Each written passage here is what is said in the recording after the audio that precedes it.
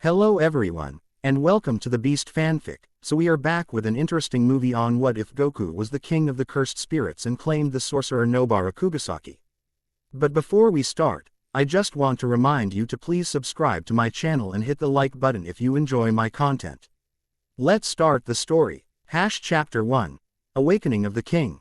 The ancient seal cracked like a spider's web across weathered stone. No human ear could perceive the subtle frequency that rippled outward. A sound beyond sound, a disturbance in the fundamental fabric separating worlds. Deep beneath Tokyo's neon-drenched streets, beneath layers of concrete, steel, and forgotten history, something stirred in darkness that had persisted for centuries. Curse energy pulsed and swirled. First a trickle, then a torrent. The pressure built against reality itself until the seal shattered completely. A single hand emerged from the broken stone, fingers Xing experimentally as they tasted air for the first time in 500 years. Son Goku opened his eyes.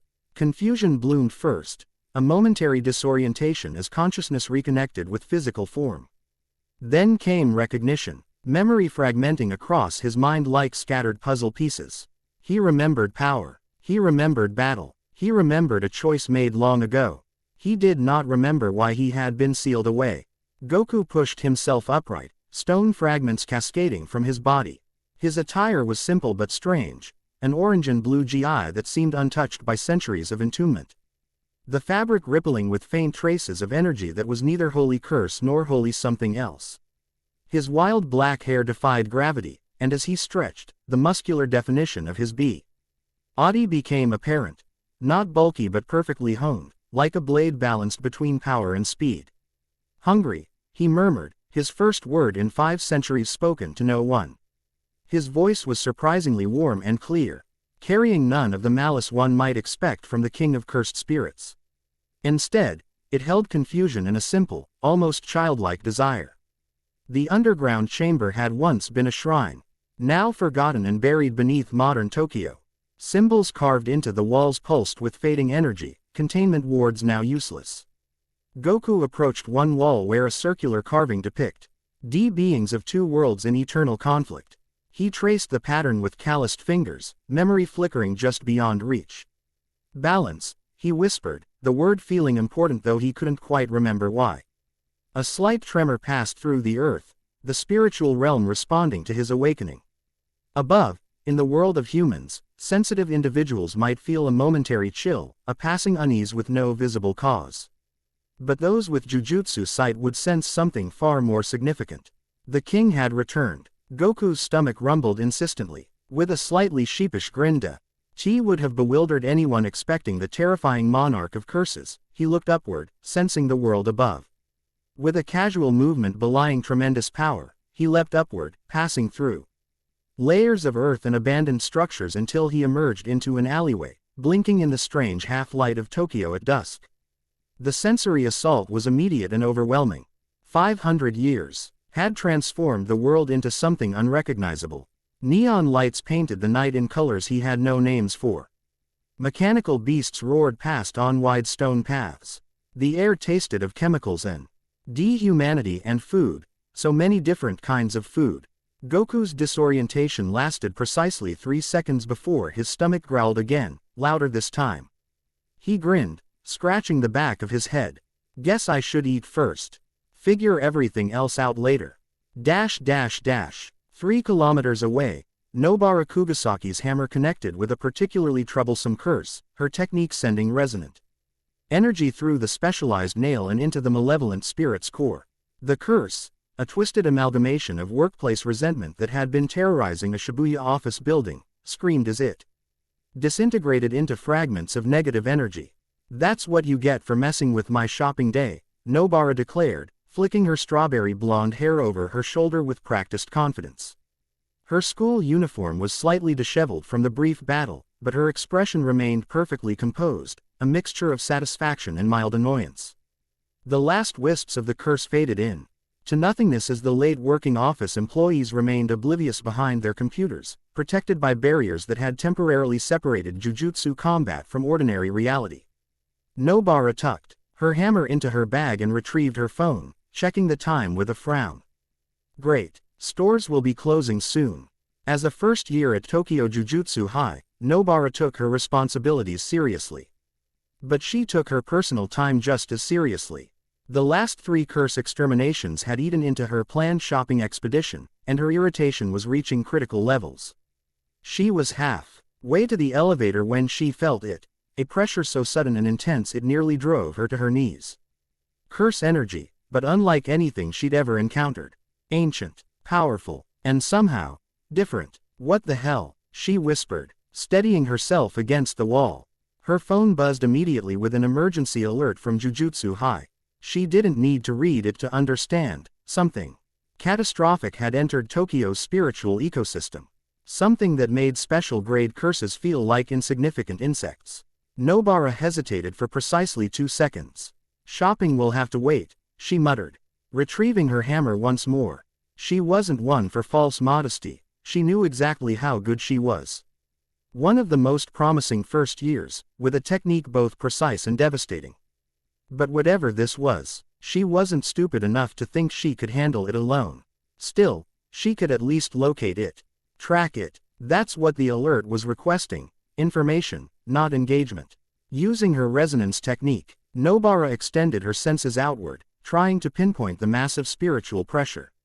It was like trying to find the source of an earthquake while standing directly over the epicenter. The energy seemed to come from everywhere at once. Then, abruptly, it focused west, moving, and if she wasn't mistaken, the overwhelming spiritual pressure seemed to be in a ramen shop. Another bowl, please. The ramen chef stared in astonishment at the stack of empty bowls beside his unusual customer. The wild-haired man in strange orange clothing had appeared 20 minutes ago and proceeded to consume enough food for 10 people, expressing childlike delight with each new dish.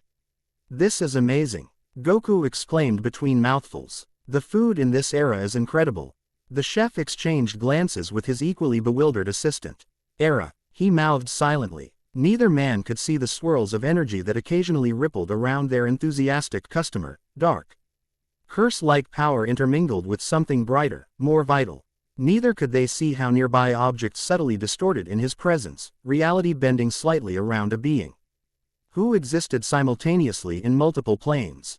Goku, for his part, was slowly processing the new world through its flavors.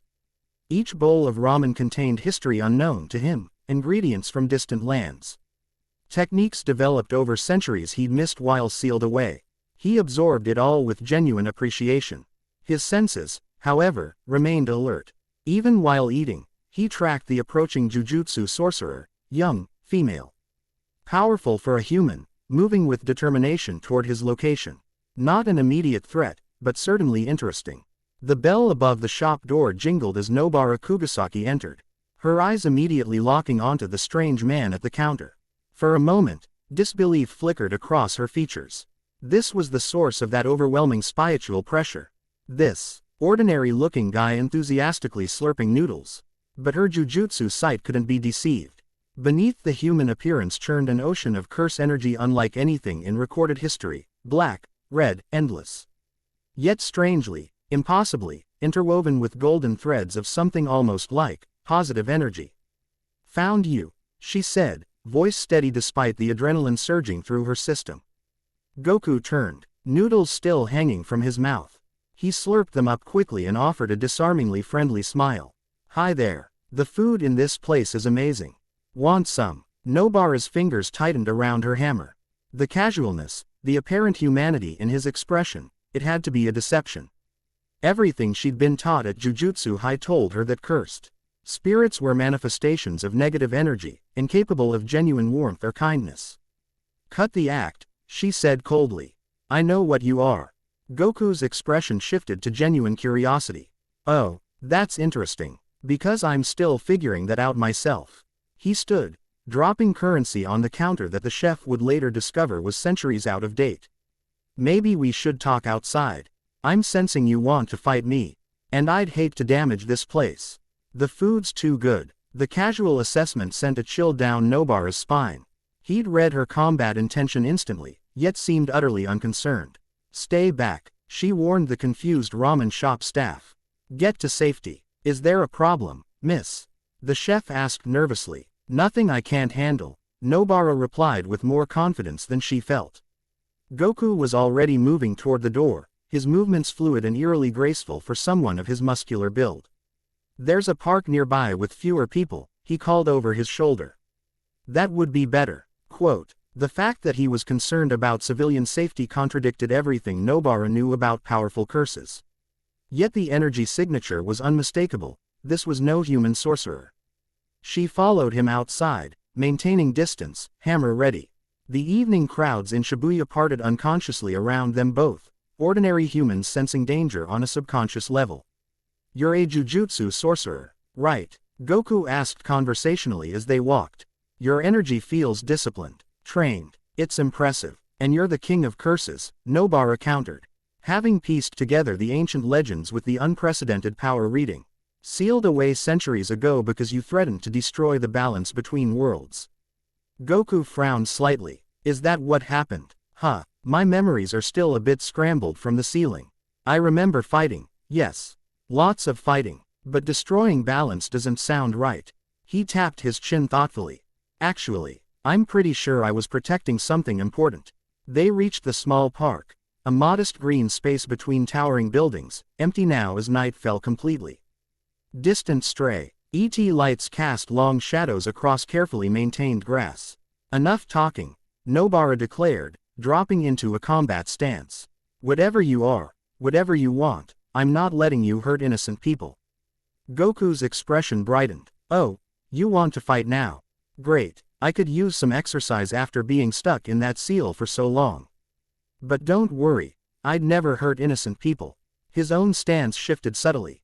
So casually that Nobara almost missed the perfect balance, the economy of movement that spoke of mastery beyond anything human. Your choice, she said, and attacked.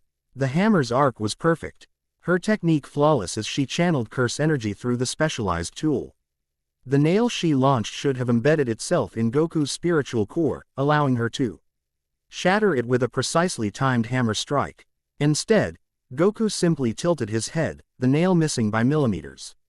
That's an interesting technique, he observed with genuine curiosity. The resonance between the nail and hammer, it's like they're having a conversation. Nobara didn't waste breath responding. She was already launching her follow-up attack, her movements a blur as she drove forward with combination strikes designed to overwhelm and trap. Goku dodged each blow with minimal movement, his expression changing from curiosity to growing excitement. You're really good, he exclaimed, blocking a particularly vicious hammer swing with one finger. Your precision is amazing. Most fighters just try to overwhelm with power, but you've got strategy. The casual ease with which he neutralized her attacks was infuriating. Nobara leapt back, reassessing. This wasn't working. Time to escalate. Resonance. Maximum output. She slammed her hammer into the ground, sending curse energy rippling through the earth in all directions, a technique that should have been impossible to dodge completely. Goku's eyes widened with appreciation. Then he simply vanished. No, not vanished. Moved faster than her eyes could track. Behind you, came his voice, cheerful and utterly unthreatening despite the fact he'd just demonstrated speed beyond human capability. Nobara spun, swinging wildly, only to hit empty air again. Your technique really is fascinating, Goku continued, now standing casually atop a nearby playground structure. The way you manipulate resonant energy reminds me of something. Can't quite remember what. Stop playing around, Nobara shouted, frustration mounting. If you're going to fight me, then fight me. Goku tilted his head, considering. I don't actually want to hurt you. Though, you're just doing your job, protecting people from curses. That's admirable. He hopped down, landing lightly. But if you insist on a real exchange. This time, when he moved, Nobara could barely perceive a blur before feeling a tap on her shoulder. She whirled, but he was already meters away, smiling. Tag, he said, your turn. The mockery broke something inside her. With a cry of rage, Nobara unleashed her most devastating technique, hairpin return, channeling maximum curse energy through multiple nails launched simultaneously from different angles. For the first time, Goku moved with purpose. Rather than dodging, He traced patterns in the air with his hands, creating ripples in reality that intercepted each nail. The curse energy sheet, channeled, didn't dissipate upon contact. Instead, it transformed, darkness becoming light before being harmlessly absorbed. That was dangerous, he said, his voice suddenly serious. Not for me, but for the area. Curse energy that concentrated could have had unintended consequences. Nobara stood frozen, hammer trembling in her grasp. Nothing in her training had prepared her for this. The King of Curses wasn't just powerful, he was operating on principles that defied jujutsu theory itself. What are you? She whispered. Goku's serious expression melted back into a friendly smile. I told you, I'm still figuring that out myself. The seal scrambled my memories pretty good. He approached slowly, hands open to show he meant no harm. But I know I'm not your enemy, Jujutsu Sorcerer. Before Nobara could respond, a massive surge of curse energy erupted nearby, distinct from Goku's unique signature. Both turned toward the source. 3 blocks away, a special grade curse had emerged from hiding. Drawn by the energy discharge of their battle, screams echoed as civilians fled the monstrous apparition, a twisted mass of limbs and faces that loomed 4 stories high. That doesn't feel friendly, Goku observed. Suddenly all business. A special grade, Nobara confirmed, momentarily setting aside her confrontation with Goku. It must have been attracted by our fight. Special grade. Is that bad? The worst, Nobara answered grimly. Only senior sorcerers can handle them alone. I need to call for backup. She reached for her phone, but Goku was already moving, orange GI flut. Ring as he accelerated toward the threat. Wait, Nobara called after him. You can't just. But he was gone, leaving only disturbed air in his wake. Rsing under her breath, Nobara sprinted after him. If the King of Curses was allying with another powerful curse, the situation could become catastrophic. She managed to send a rapid emergency alert before rounding the corner to witness something entirely unexpected. Goku stood before the massive curse, arms crossed, expression disappointed. Picking on humans who can't even see you. That's just sad, he was saying, as if lecturing a misbehaving child. The special grade curse howled in rage, bringing a massive distorted limb crashing down toward him. Goku didn't dodge. Instead, he raised one hand and caught the attack effortlessly, the impact creating a shockwave that shattered nearby windows. I'm giving you one chance to leave, Goku stated calmly. Go back wherever you came from, and I won't have to destroy you. The curse Respo. NDED with a barrage of attacks from multiple limbs, each capable of crushing concrete. Goku weaved between them, movements so fluid they appeared choreographed in advance. Have it your way, he sighed. What happened next left Nobara speechless. Goku didn't use any recognizable jujutsu technique. Instead, he gathered energy in his palm, energy that looked like concentrated sunlight rather than curse power. With a casual thrust, he released it directly into the curse's core. Ha! The beam cut through the special grade curse like a hot knife through butter, purifying rather than simply destroying. The curse didn't explode or disintegrate as they typically did when exorcised. Instead, it seemed to unravel, negative energy dissolving into particles that scattered and faded. In seconds, one of the most dangerous categories of supernatural threat had been neutralized with apparent ease. Goku turned back toward Nobara, brushing his hands together. That takes care of that. No one got hurt, right? Nobara stared, hammer still clutched tightly. That was, what did you just do? That wasn't jujutsu technique. Oh, just a basic ki blast. Goku stretched casually, though I had to modify it a bit for curse energy. It's been a while since I've fought anything. He frowned slightly. Actually, that was disappointing. Is that really what counts as powerful in this era? Before Nobara could formulate a response, the air thickened with new arrivals, a response team from Jujutsu High, led by a tall, imposing man whose spiritual pressure rolled off him in controlled waves.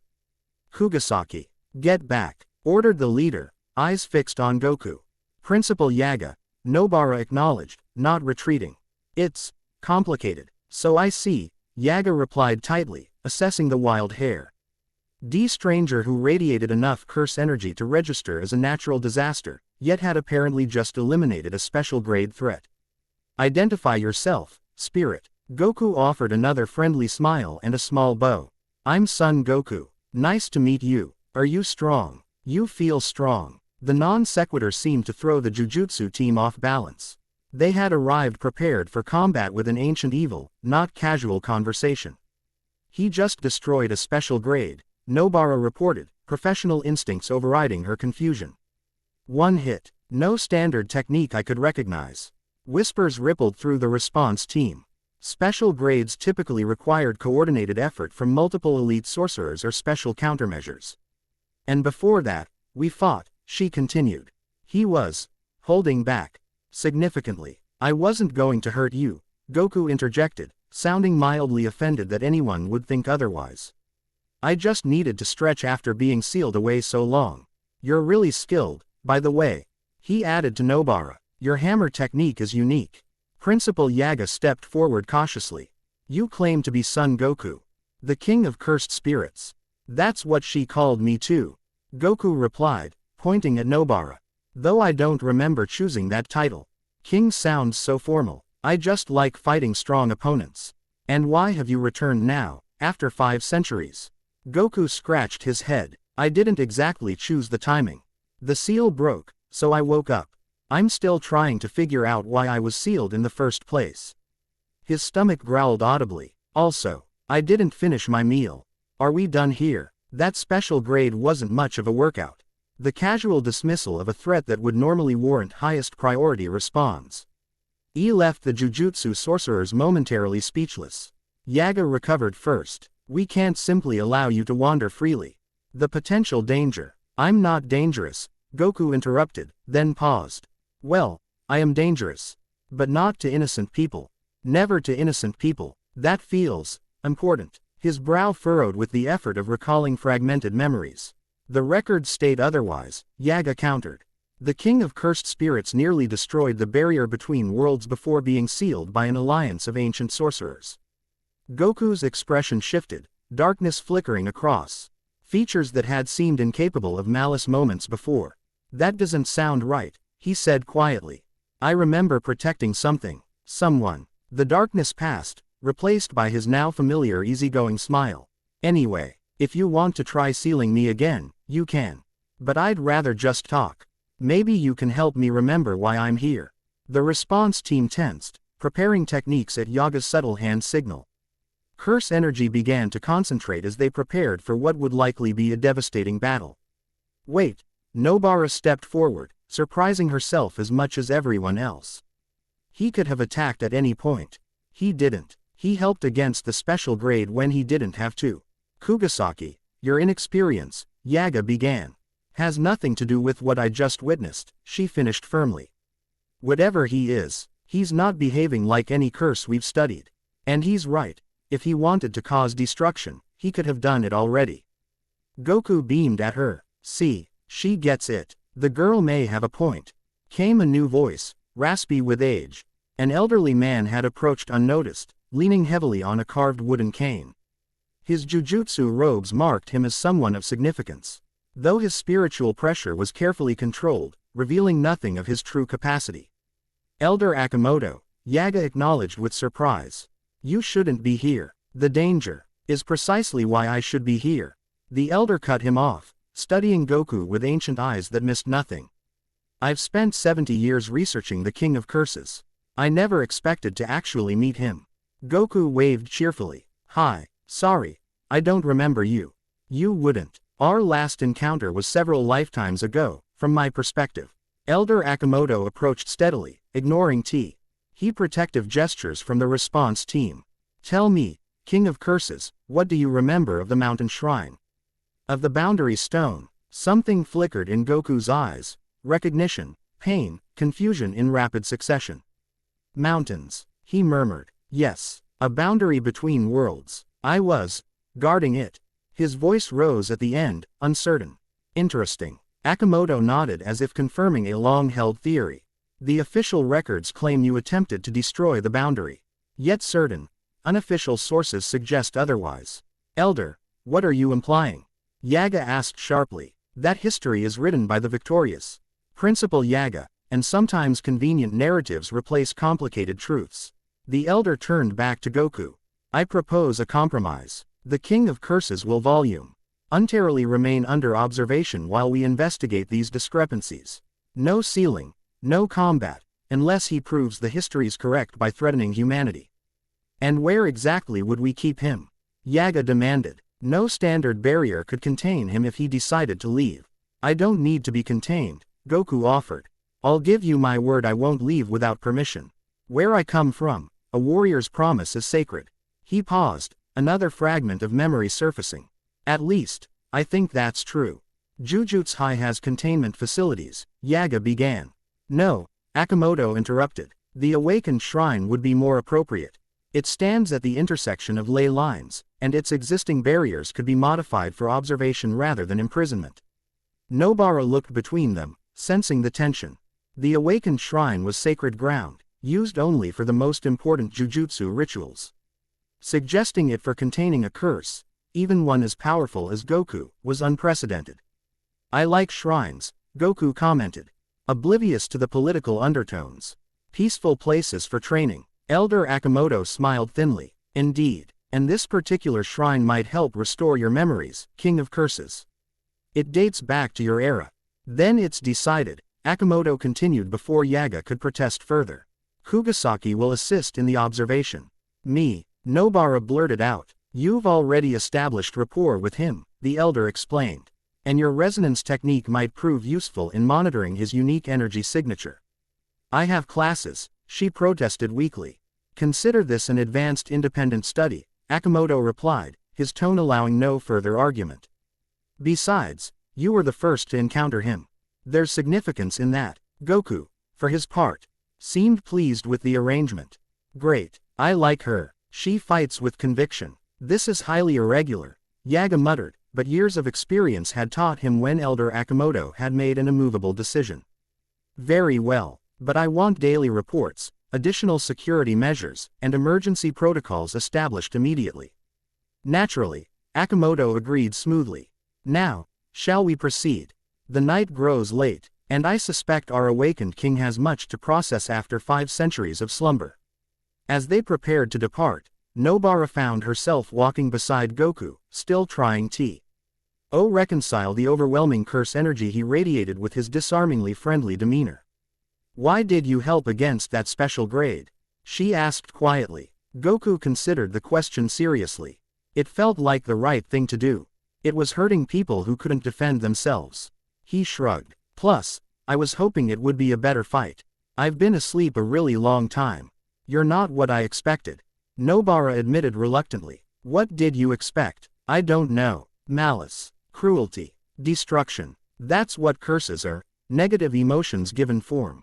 Goku's expression grew thoughtful. I don't think I'm just a curse. I remember balance. 2 kinds of energy. He held up his hands, concentrating until his right palm glowed with dark, swirling curse energy while his left shimmered with golden light. See, both. Nobara stared, transfixed. Jujutsu theory held that curse energy and positive energy were fundamentally opposed. No being should be able to manifest both simultaneously. That's impossible, she whispered. Goku grinned. I get that a lot. Or at least, I think I used to. The awakened shrine stood on a forested hill overlooking eastern Tokyo, its ancient grounds surrounded by a modern metropolis yet somehow untouched by time. Stone lanterns lined the path leading to the main shrine building, their flames burning with jujutsu-infused fire. Chi illuminated more than just physical space. Goku walked the path with reverence, his usual boundless energy temporarily subdued. I've been here before, he murmured, touching a weathered stone post.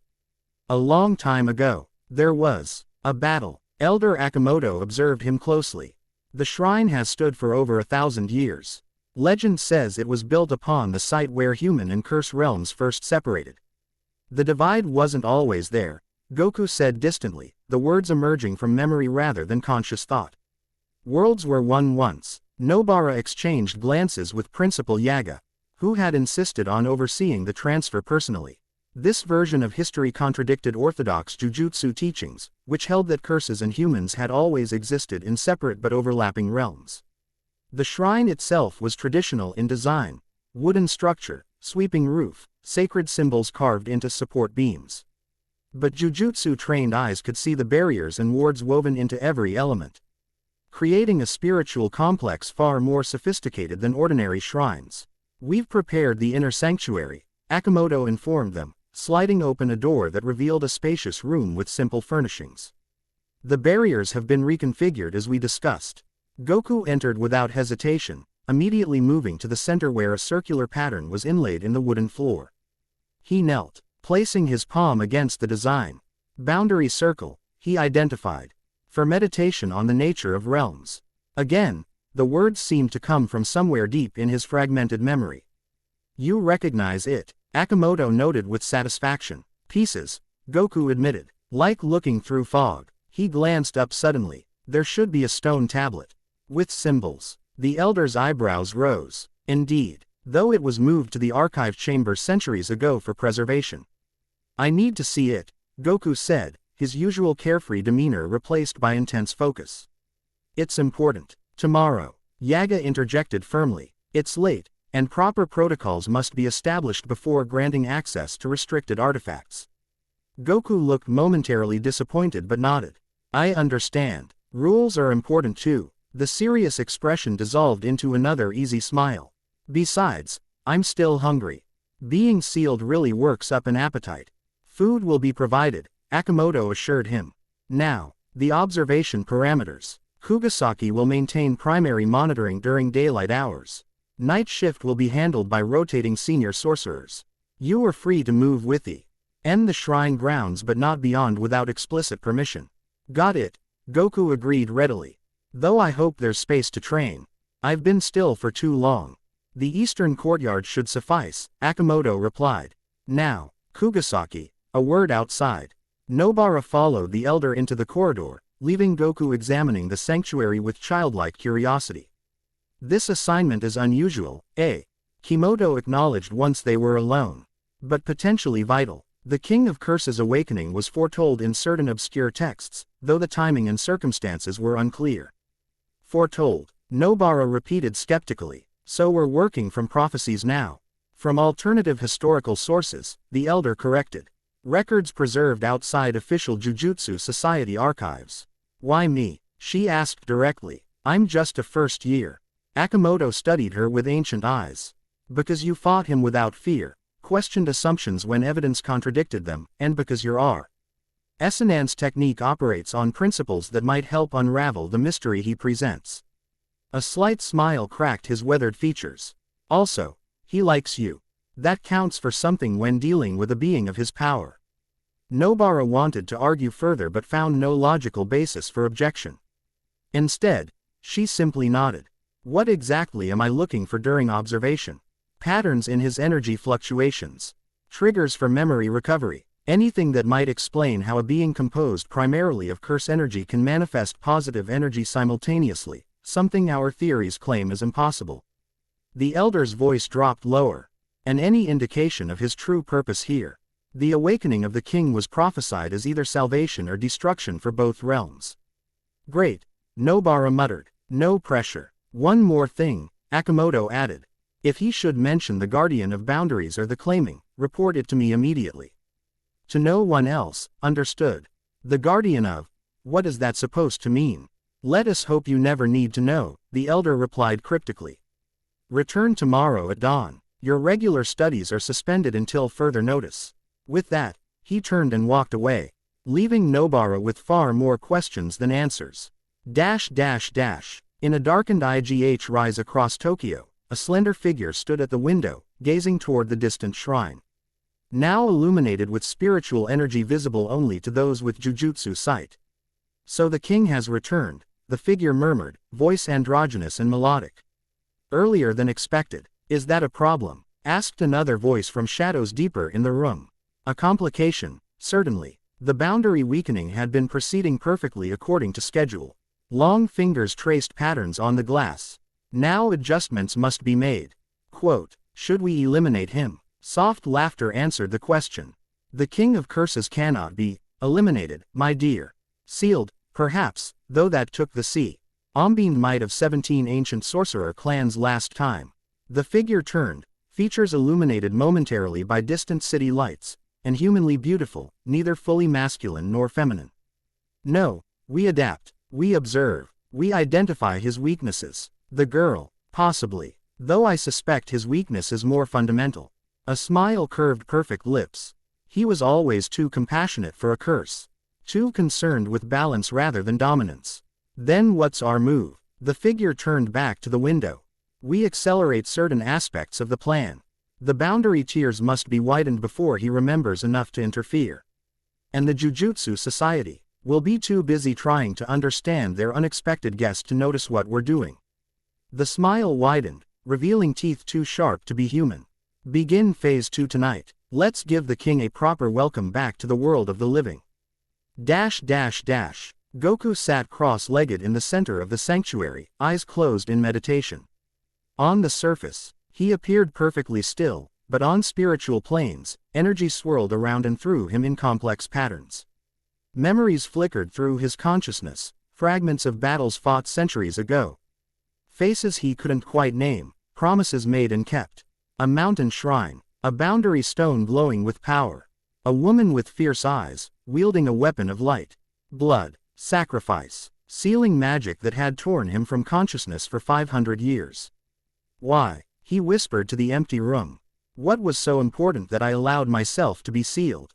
No answer came from his fragmented memories. But deep within his core, where curse energy and life energy coexisted in impossible harmony, something resonated with the shrine's ancient power. Balance, protection, promise. The words echoed without context. Vital yet incomplete. Goku opened his eyes, determination settling over his features. I need to remember, he decided. And then I need to find out what happened to the boundary I was protecting. His stomach growled loudly, breaking the moment of solemnity. Goku laughed, rubbing the back of his head. But first, more food. Dawn broke over Tokyo, pain. Ting skyscrapers in golden light that gradually descended to street level. Nobara arrived at the shrine precisely on time, having barely slept. The events of the previous evening kept replaying in her mind.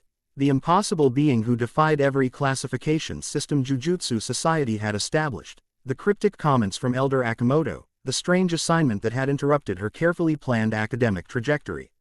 She found Goku in the eastern courtyard, moving through forms that resembled no martial art she recognized.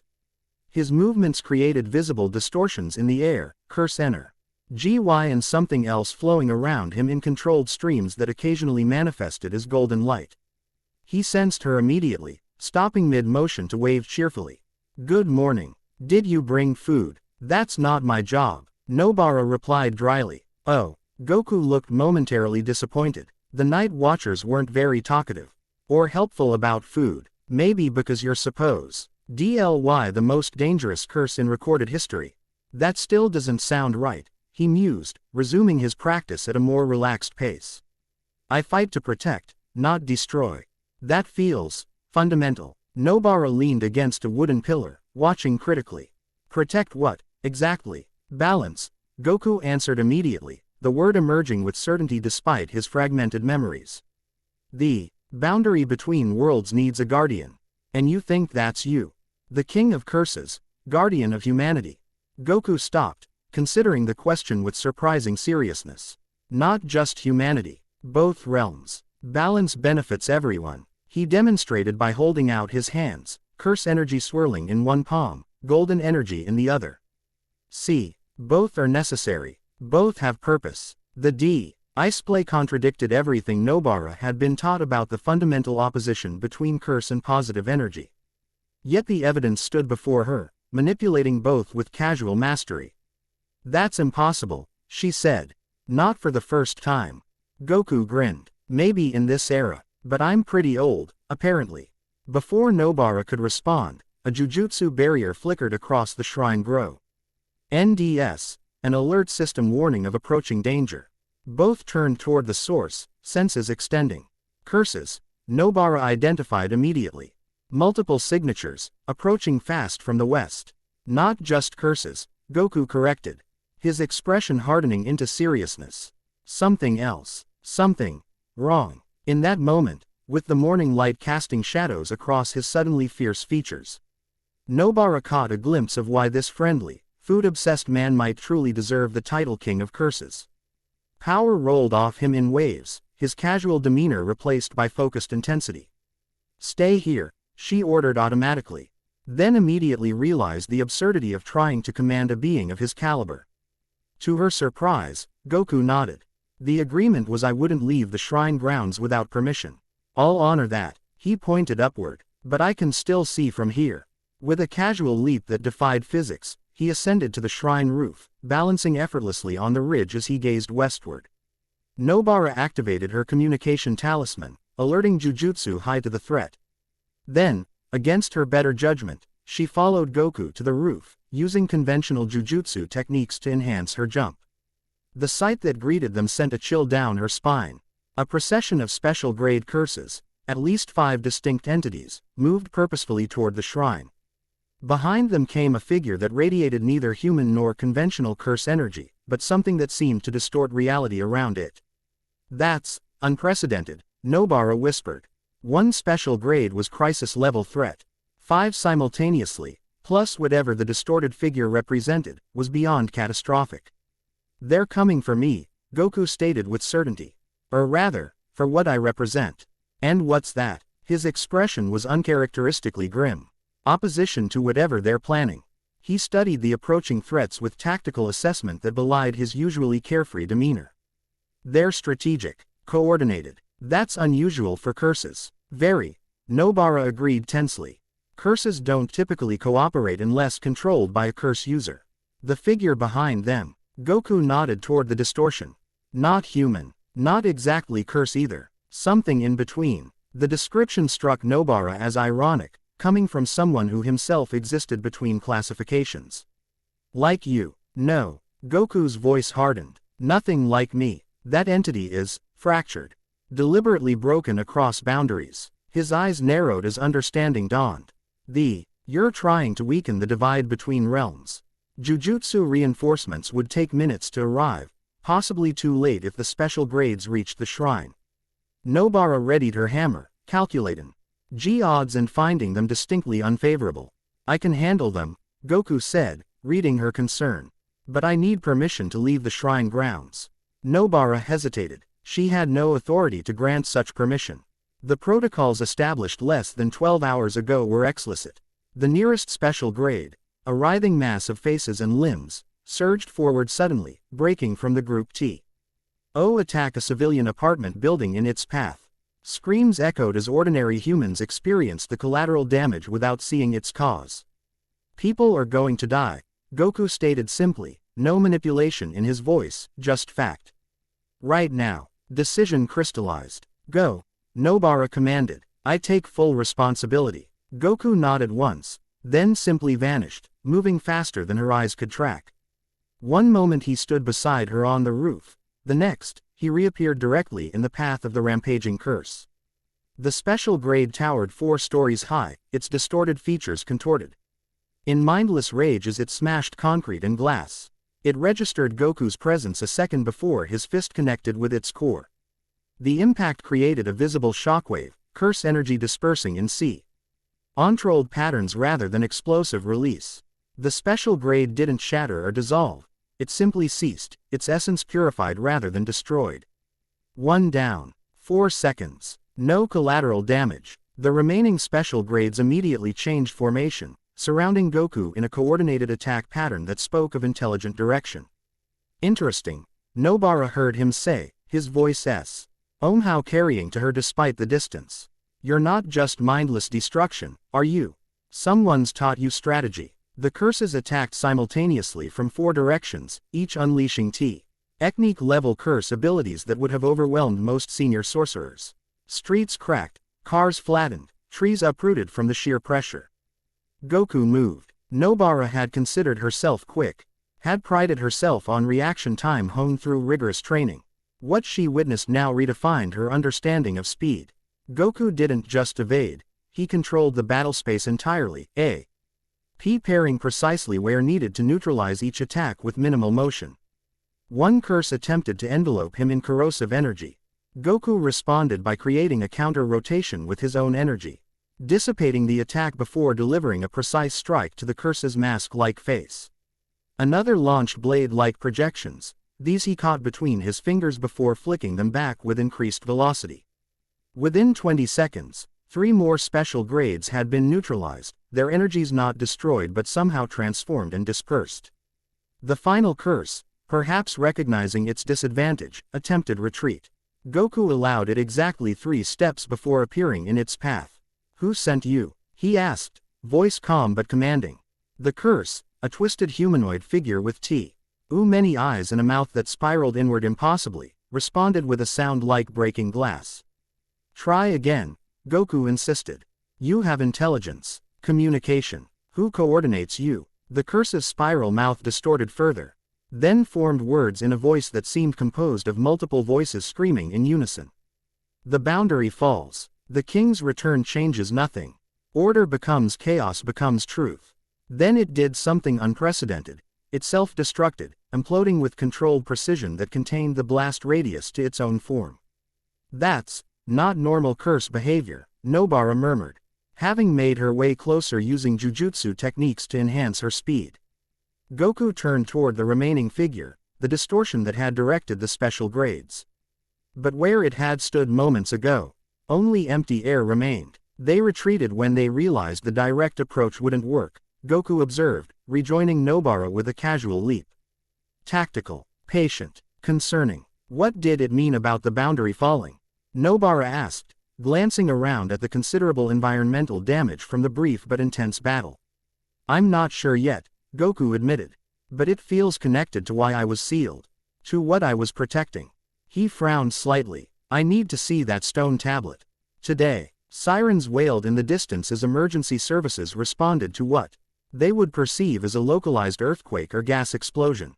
Already, Jujutsu Society cleanup teams would be mobilizing to manage both physical damage and memory modification for witnesses.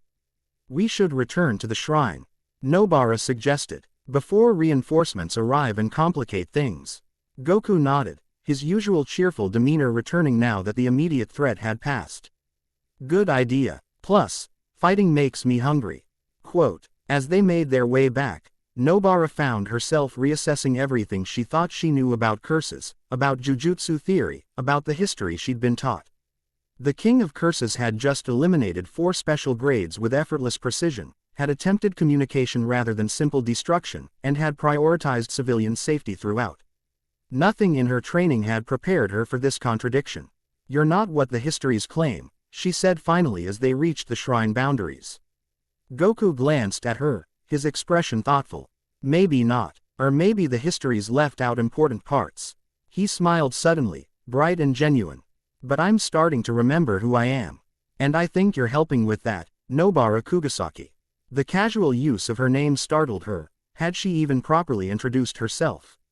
But before she could question it, Elder Akimoto appeared at the shrine entrance, his ancient eyes taking in their return and the distant smoke rising from the battle site. "I see our guest has already broken containment," he observed dryly. "I gave permission," Nobara stated immediately.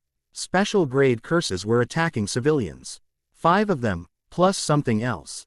Akimoto's eyebrows rose. 5 special grades, simultaneously. That's unprecedented, Goku finished. And coordinated. They were being directed by something that exists across boundaries. The elder's expression sharpened. "Across boundaries. You're certain?" "Absolutely," Goku confirmed. "I need to see the stone tablet.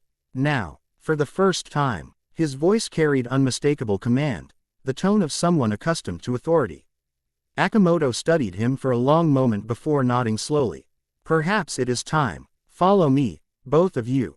As they entered the shrine's inner complex, Nobara caught Goku watching the sky with narrowed eyes, as if sensing something beyond ordinary perception. "What is it?" she asked quietly. "Change," he answered simply.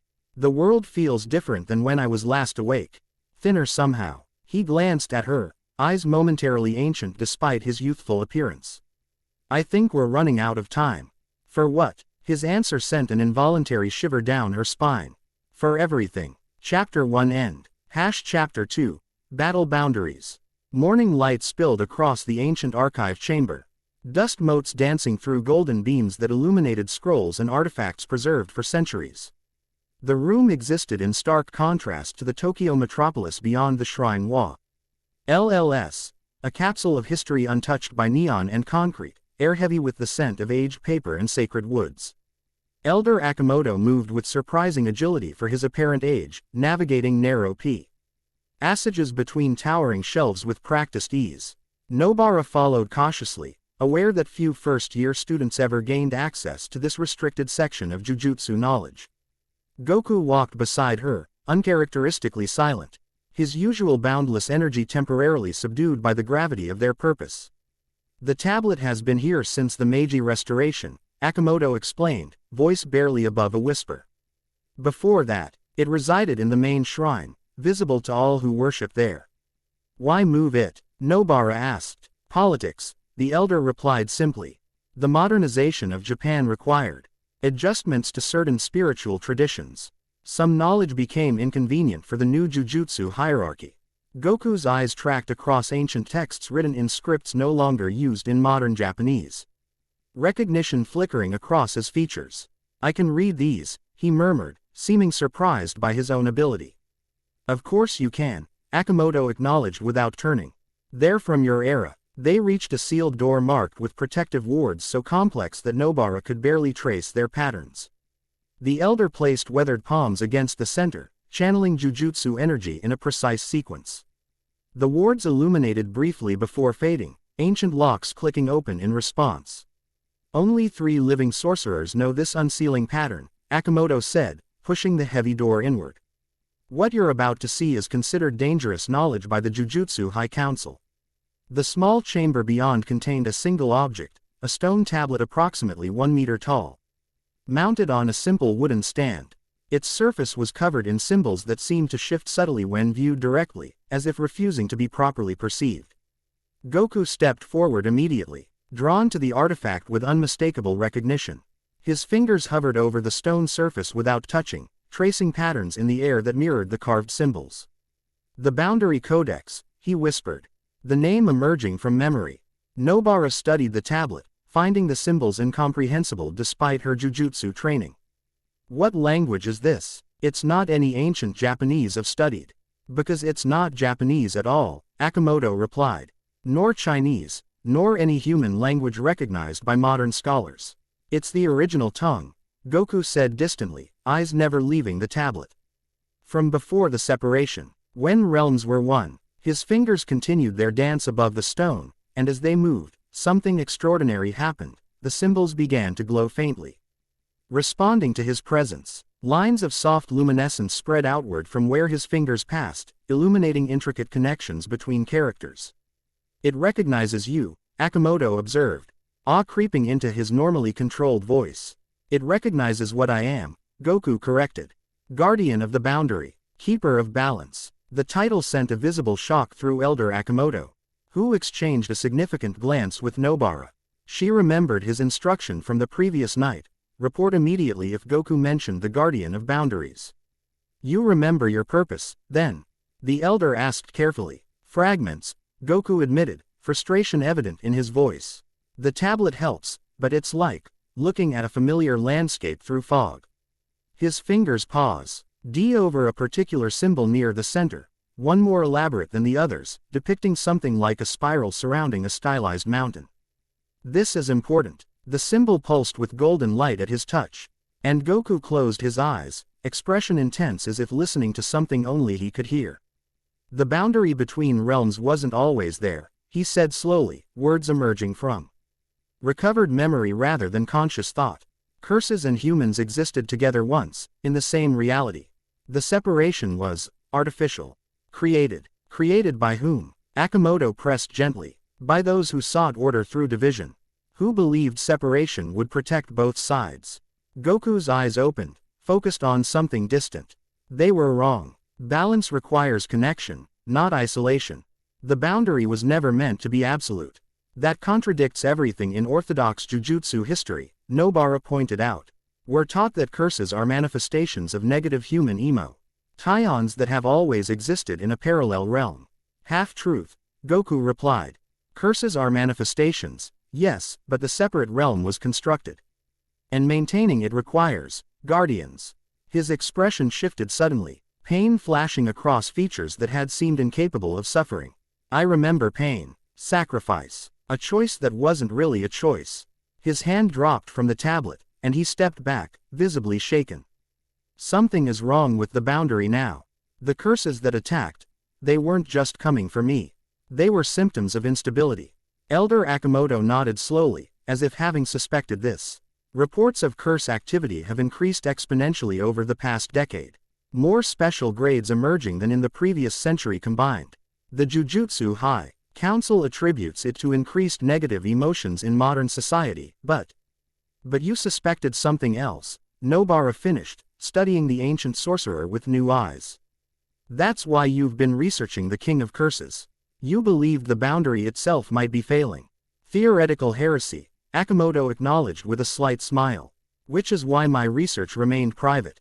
Until now. He turned to Goku. If the boundary is indeed weakening, what are the consequences? Goku's expression grew serious, his usual carefree demeanor replaced by ancient wisdom. If it collapses completely, chaos. Neither realm would survive the sudden merging. Curses would manifest physically in the human world without limitations. Humans would be exposed to raw curse energy without protection.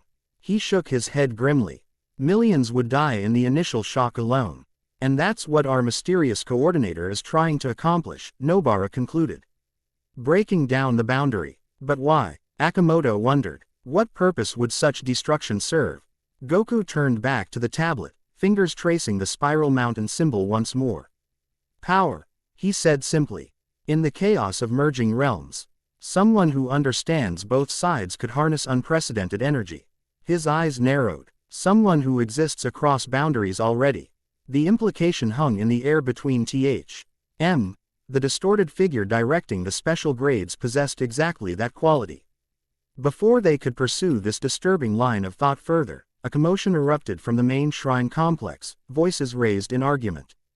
The distinctive pressure of multiple jujutsu sorcerers arriving simultaneously. It appears our time for quiet research has ended, Akimoto sighed. The Jujutsu Haikunk rarely acts with such haste unless truly alarmed. They felt the special grades, Nobara guessed. An incursion that significant wouldn't go unnoticed. Indeed. And now they will want answers. The elder turned to Goku. How much of this do you wish to reveal? The council is traditional in its viewpoints.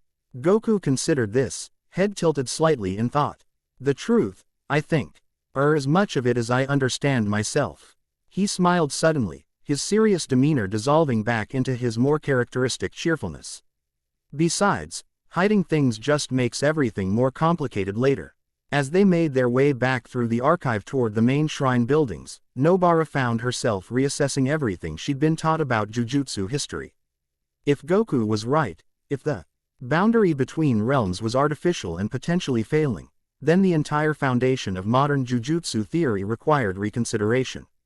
You're quiet, Goku observed, falling into step beside her. Processing, she replied tersely.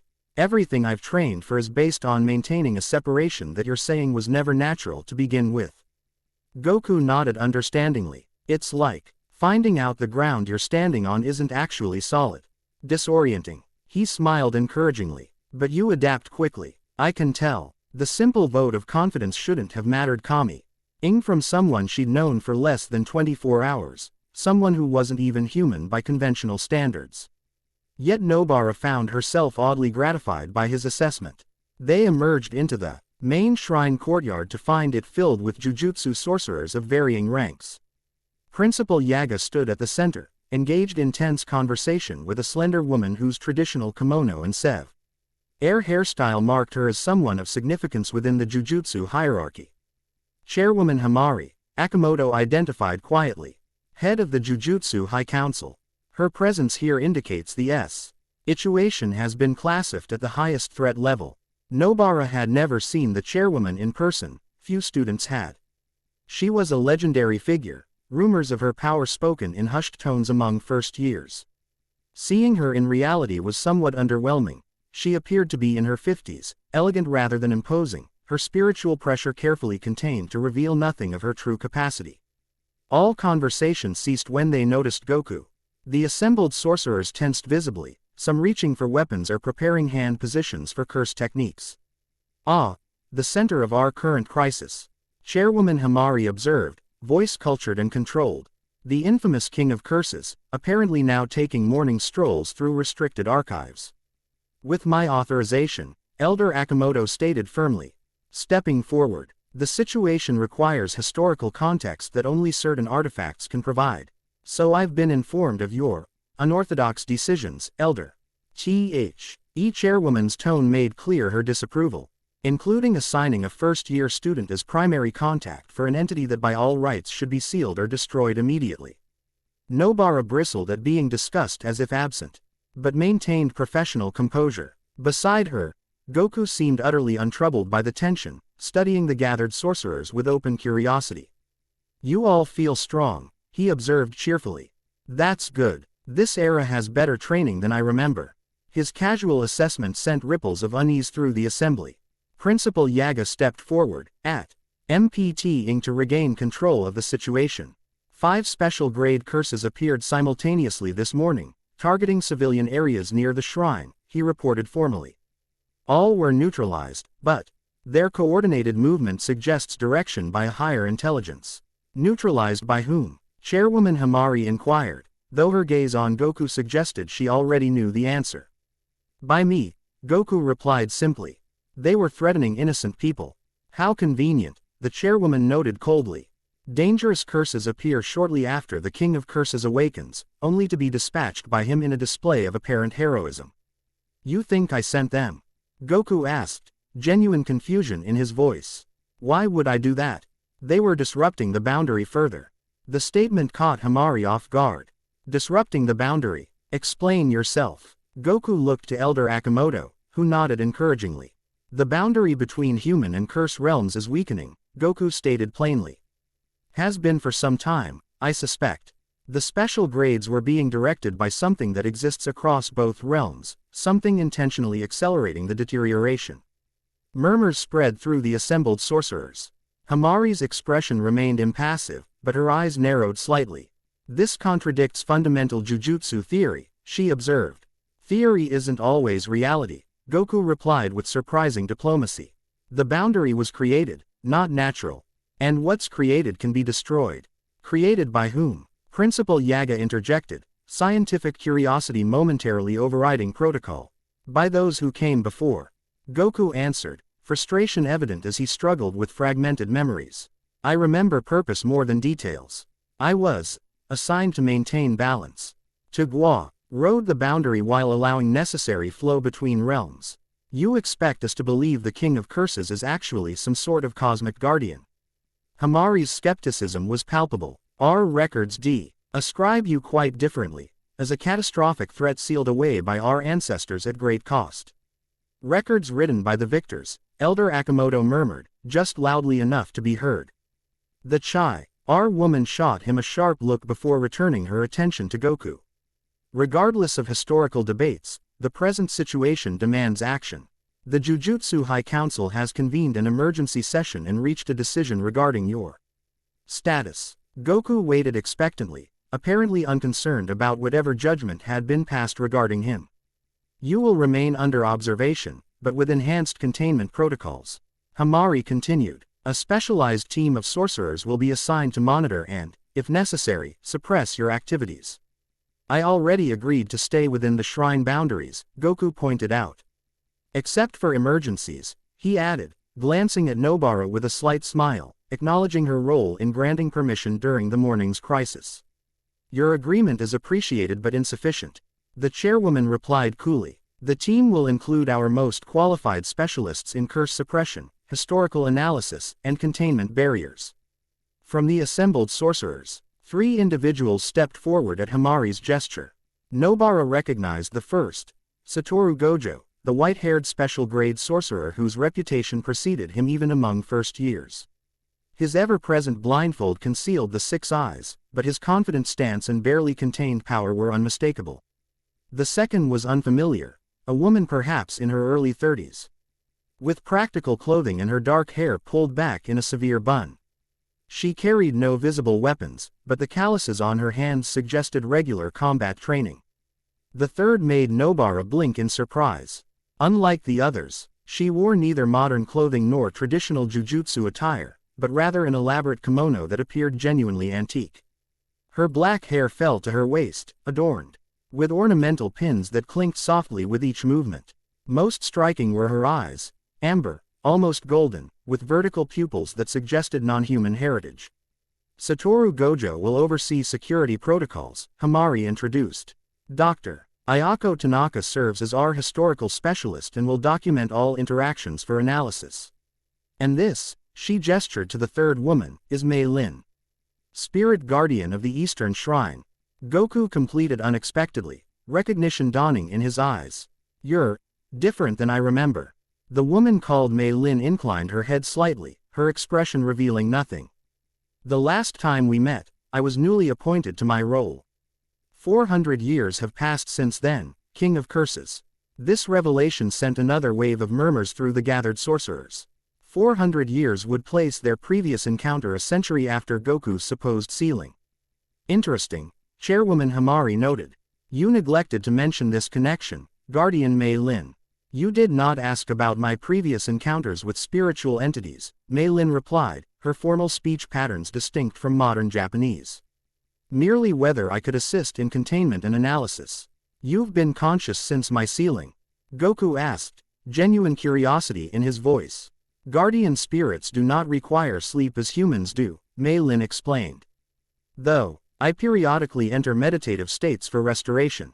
I have maintained my appointed boundary for 4 centuries without interruption.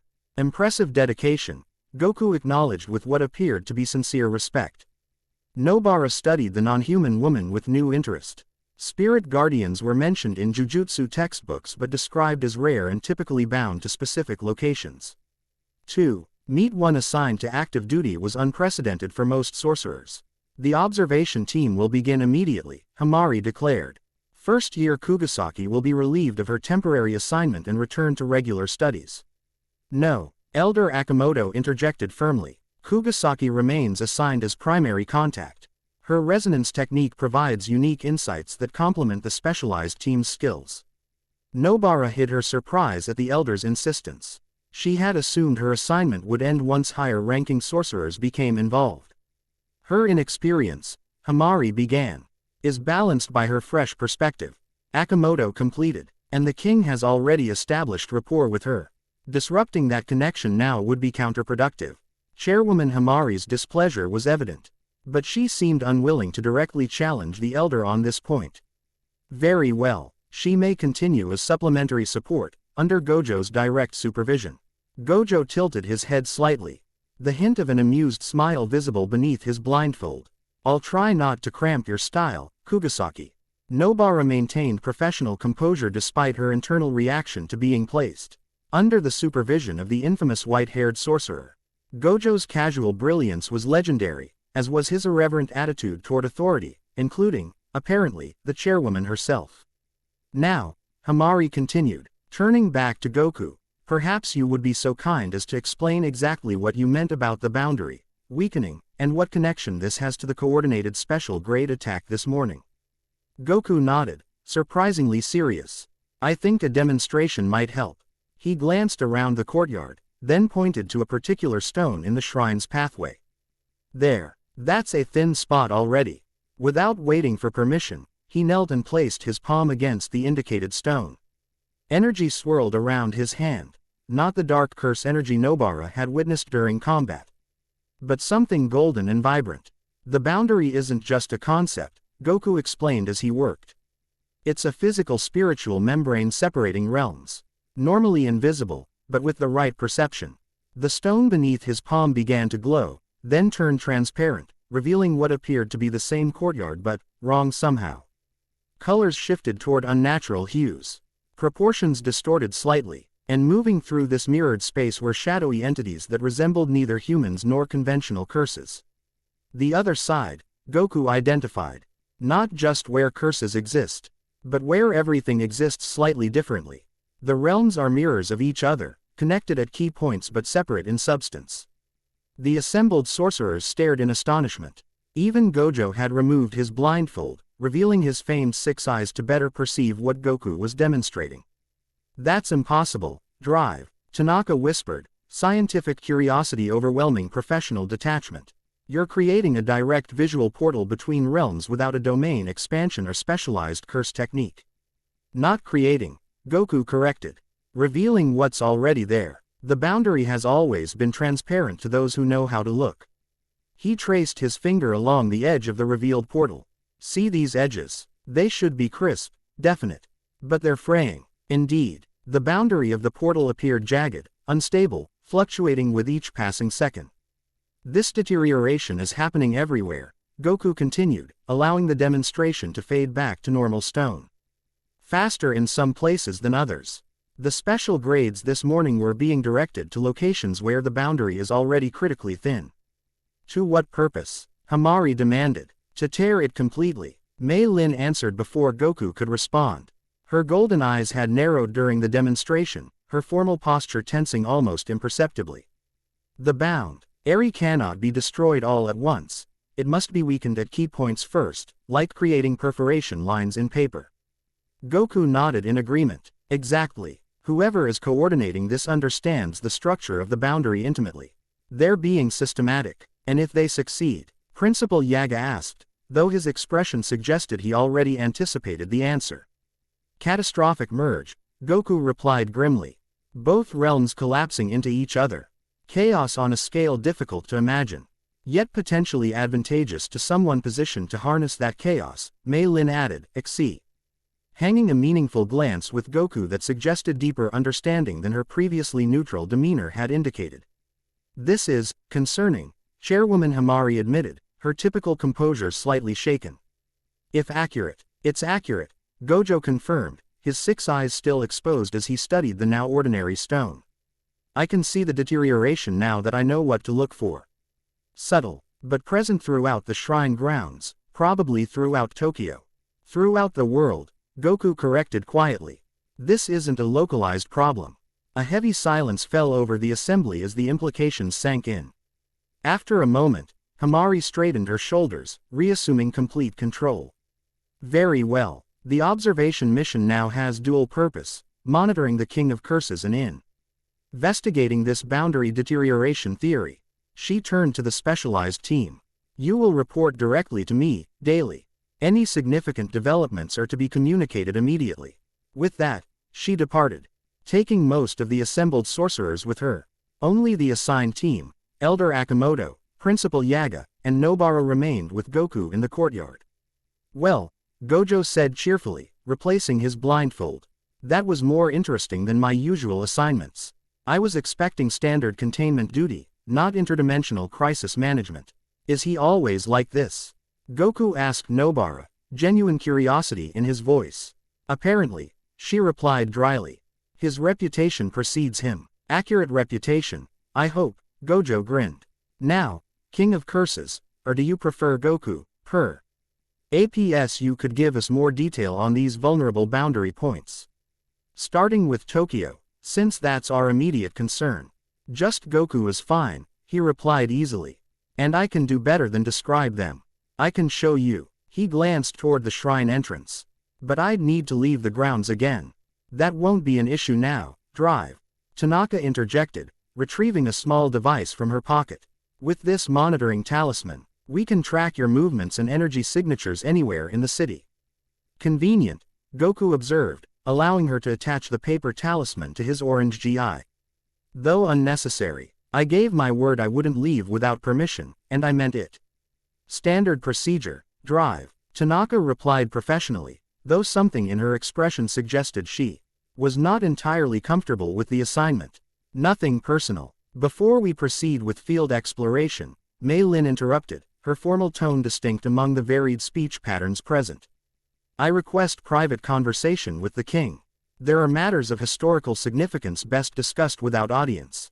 Elder Akimoto nodded immediately. A reasonable request. The archive eating room should provide suitable privacy. I must object, Drive. Tanaka stated. Protocols require continuous monitoring. I will remain within visual range, Mei Lin countered smoothly. But beyond auditory perception. This compromise satisfies both security and discretion. Gojo shrugged. Works for me. Kugisaki and I can begin mapping potential weak points from the shrine's observation tower while you two catch up on old times. The casual phrasing belied the sharp assessment in his concealed gaze. Tanaka-sensei can document everything from a respectful distance. Goku seemed unconcerned with the arrangements. Sure, I have questions for the Guardian anyway. He turned to Nobara. We'll continue our conversation later. She nodded, surprised by her own disappointment at the interrupted investigation. Something about working directly with Goku, despite his non-human nature and the absurdity of the situation, felt unusually productive compared to standard jujutsu assignments. As Mei Lin led Goku toward the reading room, Nobara found herself following Gojo toward the observation tower, still processing the morning's revelations. So, Gojo said conversationally as they climbed the ancient wooden stairs. What's your assessment of our unusual guest? Beyond the official report, Nobara considered carefully before answering. He's nothing like what jujutsu theory predicts for powerful curses. No malice, no hunger for destruction, genuine concern for civilians, and that energy he uses. Sometimes it's clearly curse energy, but other times it's something else entirely. Interesting observation, Gojo acknowledged. Most sorcerers wouldn't notice the distinction. Your resonance technique gives you better perception than average. Elder Akimoto mentioned that, she confirmed. Though I'm still not sure why he insisted on keeping me assigned to this case. Because you're not afraid, Gojo replied simply. Fear clouds judgment, creates bias. Most sorcerers would approach this situation with preconceived notions about what a king of curses must be. He smiled slightly. You're actually looking at what's in front of you. The unexpected praise from the Leger. Nadari's sorcerer momentarily flustered Nobara, though she maintained outward composure. So you believe him. About the boundary weakening. The six eyes don't lie, Gojo replied, suddenly serious. Once he pointed it out. I could see the deterioration clearly. Like fabric unraveling at the edges. He paused at the top of the tower, gazing out over Tokyo's skyline. The question isn't whether it's happening, but why now? After centuries of stability. In the archive reading room, Mei Lin stood perfectly still, golden eyes fixed on Goku with an intensity that would have unsettled most beings. He returned her gaze calmly, waiting for her to speak first, a courtesy that seemed to surprise her slightly. You truly do not remember me, she stated finally, not a question but an observation. Fragments, Goku admitted. I recognize what you are more than who you are. Guardian of the Eastern Shrine. Protector of the Boundary Stone. He tilted his head slightly. But your energy feels familiar. We fought together, not against each other. A ghost of a smile touched Mei Lin's perfect features. Correct, though, fought together, simplifies a complex history. She moved closer, her traditional kimono rustling softly. 400 years ago, I encountered you briefly. You were weakened. Partially conscious despite the ceiling. You warned me about a time when the boundary would begin to fail. I don't remember that. Goku frowned, frustrated by the gaps in his memory. You spoke of cycles, Mei Lin continued. Of how the boundary requires renewal every 1,000 years. How the original creators knew this but established no formal mechanism for the process. Her golden eyes narrowed. You said when you awoke fully, it would signal the beginning of the final deterioration. That sounds ominous, Goku observed with a slight smile, his natural optimism surfacing despite the gravity of her words. Indeed, for the first time, something like emotion colored Mei Lin's foe. RMAL demeanor, a flicker of suppressed urgency. What you may not recall is that certain factions have anticipated your awakening. Have prepared for it, the one directing the special grades. She nodded once. Among others. The Jujutsu High Council believes itself the ultimate authority on spiritual matters, but older organizations exist, some predating the boundary itself. And you're connected to one of these organizations. Goku guessed. I serve the boundary directly, Mei Lin corrected. As you once did, as you must again, if catastrophe is to be averted. She hesitated, then added, the claiming must be completed. The words triggered something deep in Goku's fragmented memory. Recognition and significance beyond ordinary understanding. The claiming, he repeated slowly. Between Guardian and Sorcerer. Balance embodied in union. You remember the principle, if not the details, Mei Lin observed with apparent satisfaction. This gives hope, but I don't understand how it applies now, Goku admitted. Or what exactly this, claiming, involves. It is not something easily explained, but rather experienced. Mei Lin's formal speech patterns seemed to intensify with the importance of her message. What matters now is that you recognize potential candidates when you encounter them. The claiming requires specific compatibility, spiritual resonance that transcends ordinary connection. Goku's thoughts immediately turned to Nobara Kugisaki, her fierce competence, the unique resonance of her hammer technique, the way she adapted to impossible revelations without breaking stride. I might already have, he murmured. Something flickered across Mei Lin's perfect features, an emotion too quick to identify. Perhaps, time will reveal suitable candidates. She straightened, returning to her more distant demeanor. For now, we must focus on identifying critical boundary weaknesses before our adversary exploits them further. You know more than you're sharing, Goku observed without accusation. As guardian, certain knowledge is mine alone to bear, she acknowledged. Just as certain memories will return to you only when necessary. The boundary's protection requires careful management of information. Before Goku could press further, a distant spiritual pressure spiked sharply, another curse manifestation, but with a distinctive signature that made both of them tense immediately. You feel that? Goku asked unnecessarily. Indeed. Most concerning. Mei Lin moved toward the door with unexpected speed. We should rejoin the others immediately. From the observation tower, Nobara had also sensed the disturbance. Unlike the morning's coordinated attack, this signature was solitary but far more powerful, a special grade with unusual characteristics. Shibuya District. Gojo identified precisely. Near the main shopping centers. Maximum civilian exposure. Deliberate, Nobara concluded. They're choosing high-profile targets for impact. Are drawing us out specifically. Gojo countered, already moving toward the stairs. Either way, response is necessary. They descended to find Goku and Mei Lin already in the courtyard, both clearly having sensed the same disturbance. Dr. Tanaka followed a few steps behind, monitoring device in hand. Special grade, Shibuya District, Gojo reported unnecessarily. Unusual signature. Not just unusual, Mei Lin corrected. Her golden eyes narrowed. Artificial. This is not a naturally occurring curse. Engineered. Dr. Tanaka asked sharply, scientific interest evident. Deliberately created and deployed, Mei Lin confirmed.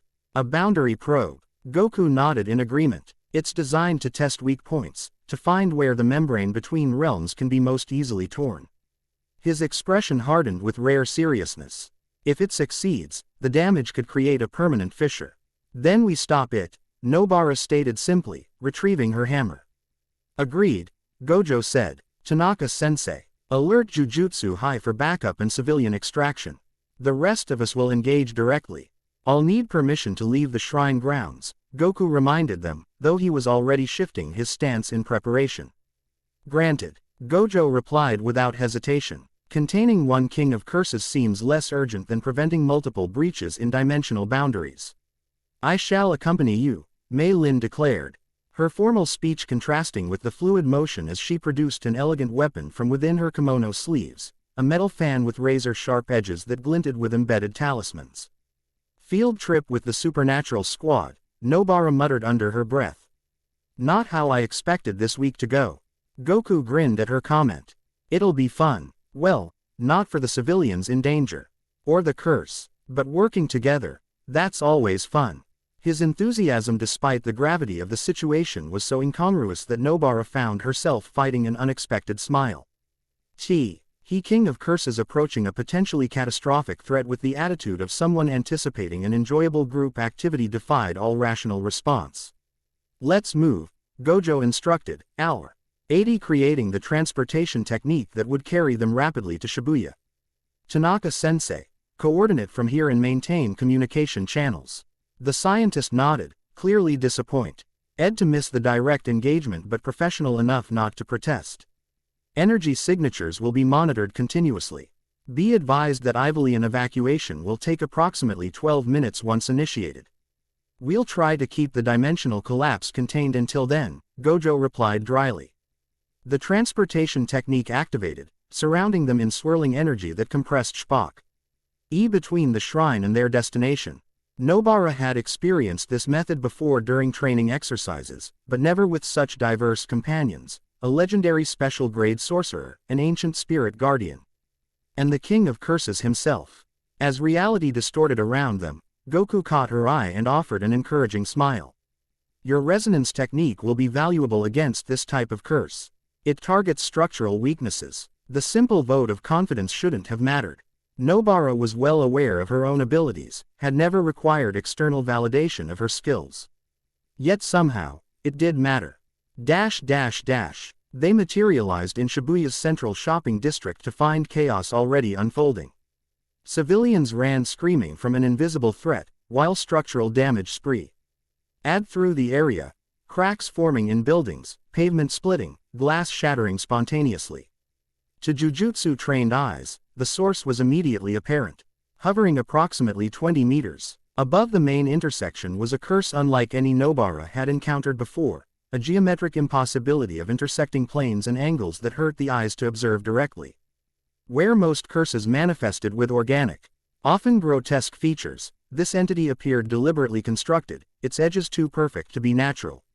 Artificial indeed, Gojo observed, lifting his blindfold to better assess the threat with his 6 eyes.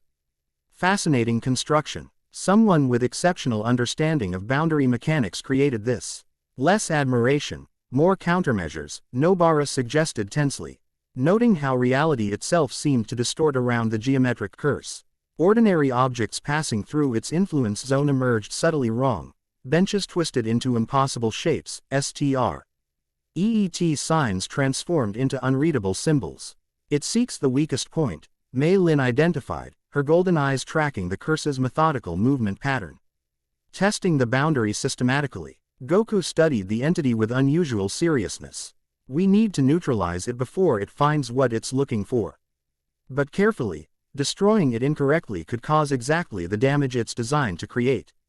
Suggestions? Gojo inquired, apparently content to defer to Goku's expertise in this specific scenario. Containment first, Goku decided. Limit its testing area, then systematic disruption of its structure. Not all at once, but in specific sequence. Mei Lin nodded in agreement. I can establish a temporary boundary reinforcement. It will not hold indefinitely but should prevent immediate catastrophic breach. Gojo and I can handle containment, Nobara suggested, already calculating angles for her resonance technique. You two focus on the disruption sequence. Goku Med mildly surprised by her taking tactical initiative but nodded appreciatively.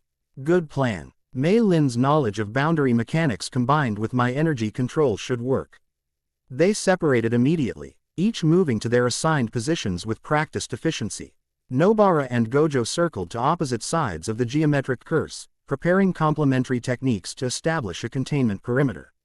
On my mark, Gojo called, blue energy already gathering around his hands as he prepared his limitless technique. 3, 2, 1, engage. Nobara slammed her hammer into the ground, sending specialized nails in a precise pattern around the curse's influence zone.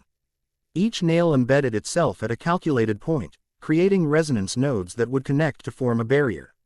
Simultaneously, Gojo expanded his limitless technique, creating a space where infinity itself became a boundary, a theoretical concept made temporarily tangible through his extraordinary ability.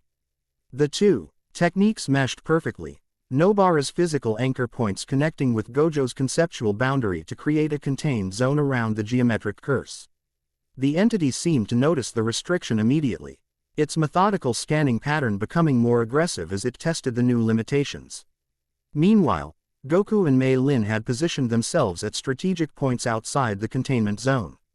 The Spirit Guardian began an elaborate sequence of movements with her metal fan, each precise arc leaving trails of golden energy in the air that formed complex symbols. Boundary reinforcement, cement technique, eternal pillar formation, she intoned formally, the archaic language carrying power beyond mere words. The symbols crystallized into tangible structures, pillars of light that extended from ground to sky, intersecting with the containment barrier created by Nobara and Gojo. Now, King, Mei Lin directed, her golden eyes fixed on specific points within the geometric curse's structure. Goku nodded once, then began channeling energy unlike anything Nobara had witnessed before, neither purely curse energy nor conventional jujutsu power, but something that seemed to exist at the intersection of multiple energy systems. It gathered in his hands as spiraling light, neither wholly bright nor dark but somehow both simultaneously. Balance restoration, he stated simply, the BLE words belying the extraordinary technique that followed. Instead of attacking the curse directly, Goku's energy streamed toward the pillars Mei Lin had established, using them as conduits to access specific points within the geometric entity. Where the energy touched, the impossible angles began to realign, forced back into conformity with natural laws. The curse responded with increasing distortion, the area around it warping more violently as it resisted the correction. Buildings within the containment zone began to bend in ways that defied physics, though thankfully most civilians had already fled the immediate area. "It's fighting the realignment," Goku called out, maintaining his energy flow with visible effort. "Whoever created this built-in countermeasures. The core structure remains resistant," Mei Lin observed, her typically composed features showing rare tension. "A secondary approach is required." Nobara, maintaining her end of the containment barrier, recognized an opportunity. "My resonance technique, it can target structural weaknesses. If you can identify the core connection points, I can disrupt them specifically." Gojo glanced at her with what appeared to be approval.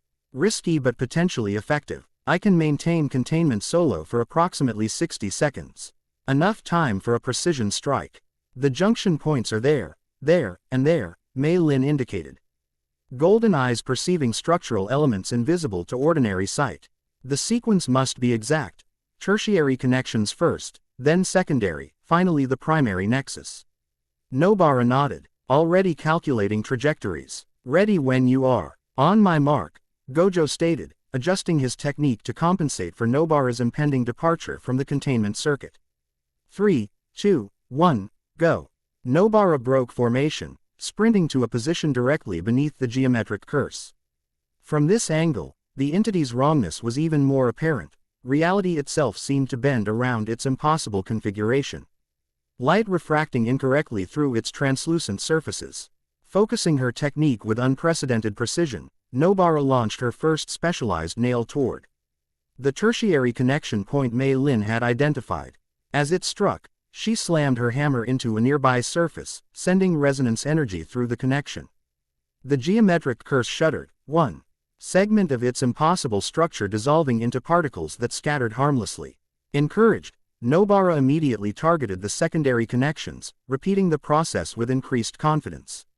2 more sections dissolved, leaving only the primary nexus, a pulsing core of concentrated energy that seemed to fold in upon itself endlessly. Nobara prepared her final nail, aware that timing would be critical. "Wait," Goku called suddenly. "The primary nexus is directly connected to the boundary itself. A direct resonance attack might cause exactly the damage we're trying to prevent." "Then what?" Nobara began. But Goku was already moving. With impossible speed, he appeared beside her, placing his hand over hers on the hammer. "Combination technique," he suggested. "Your precision, my balancing energy." The physical contact created an immediate connection. Nobara could feel Goku's unique energy flowing alongside her own, transforming her resonance technique into something new. He nail in her other hand began to glow with dual energy signatures. "Now," Goku nodded. Nobara launched the nail with perfect accuracy, striking the primary nexus at precisely the calculated angle. As it connected, both she and Goku slammed the hammer down simultaneously, sending transformed resonance energy through the connection.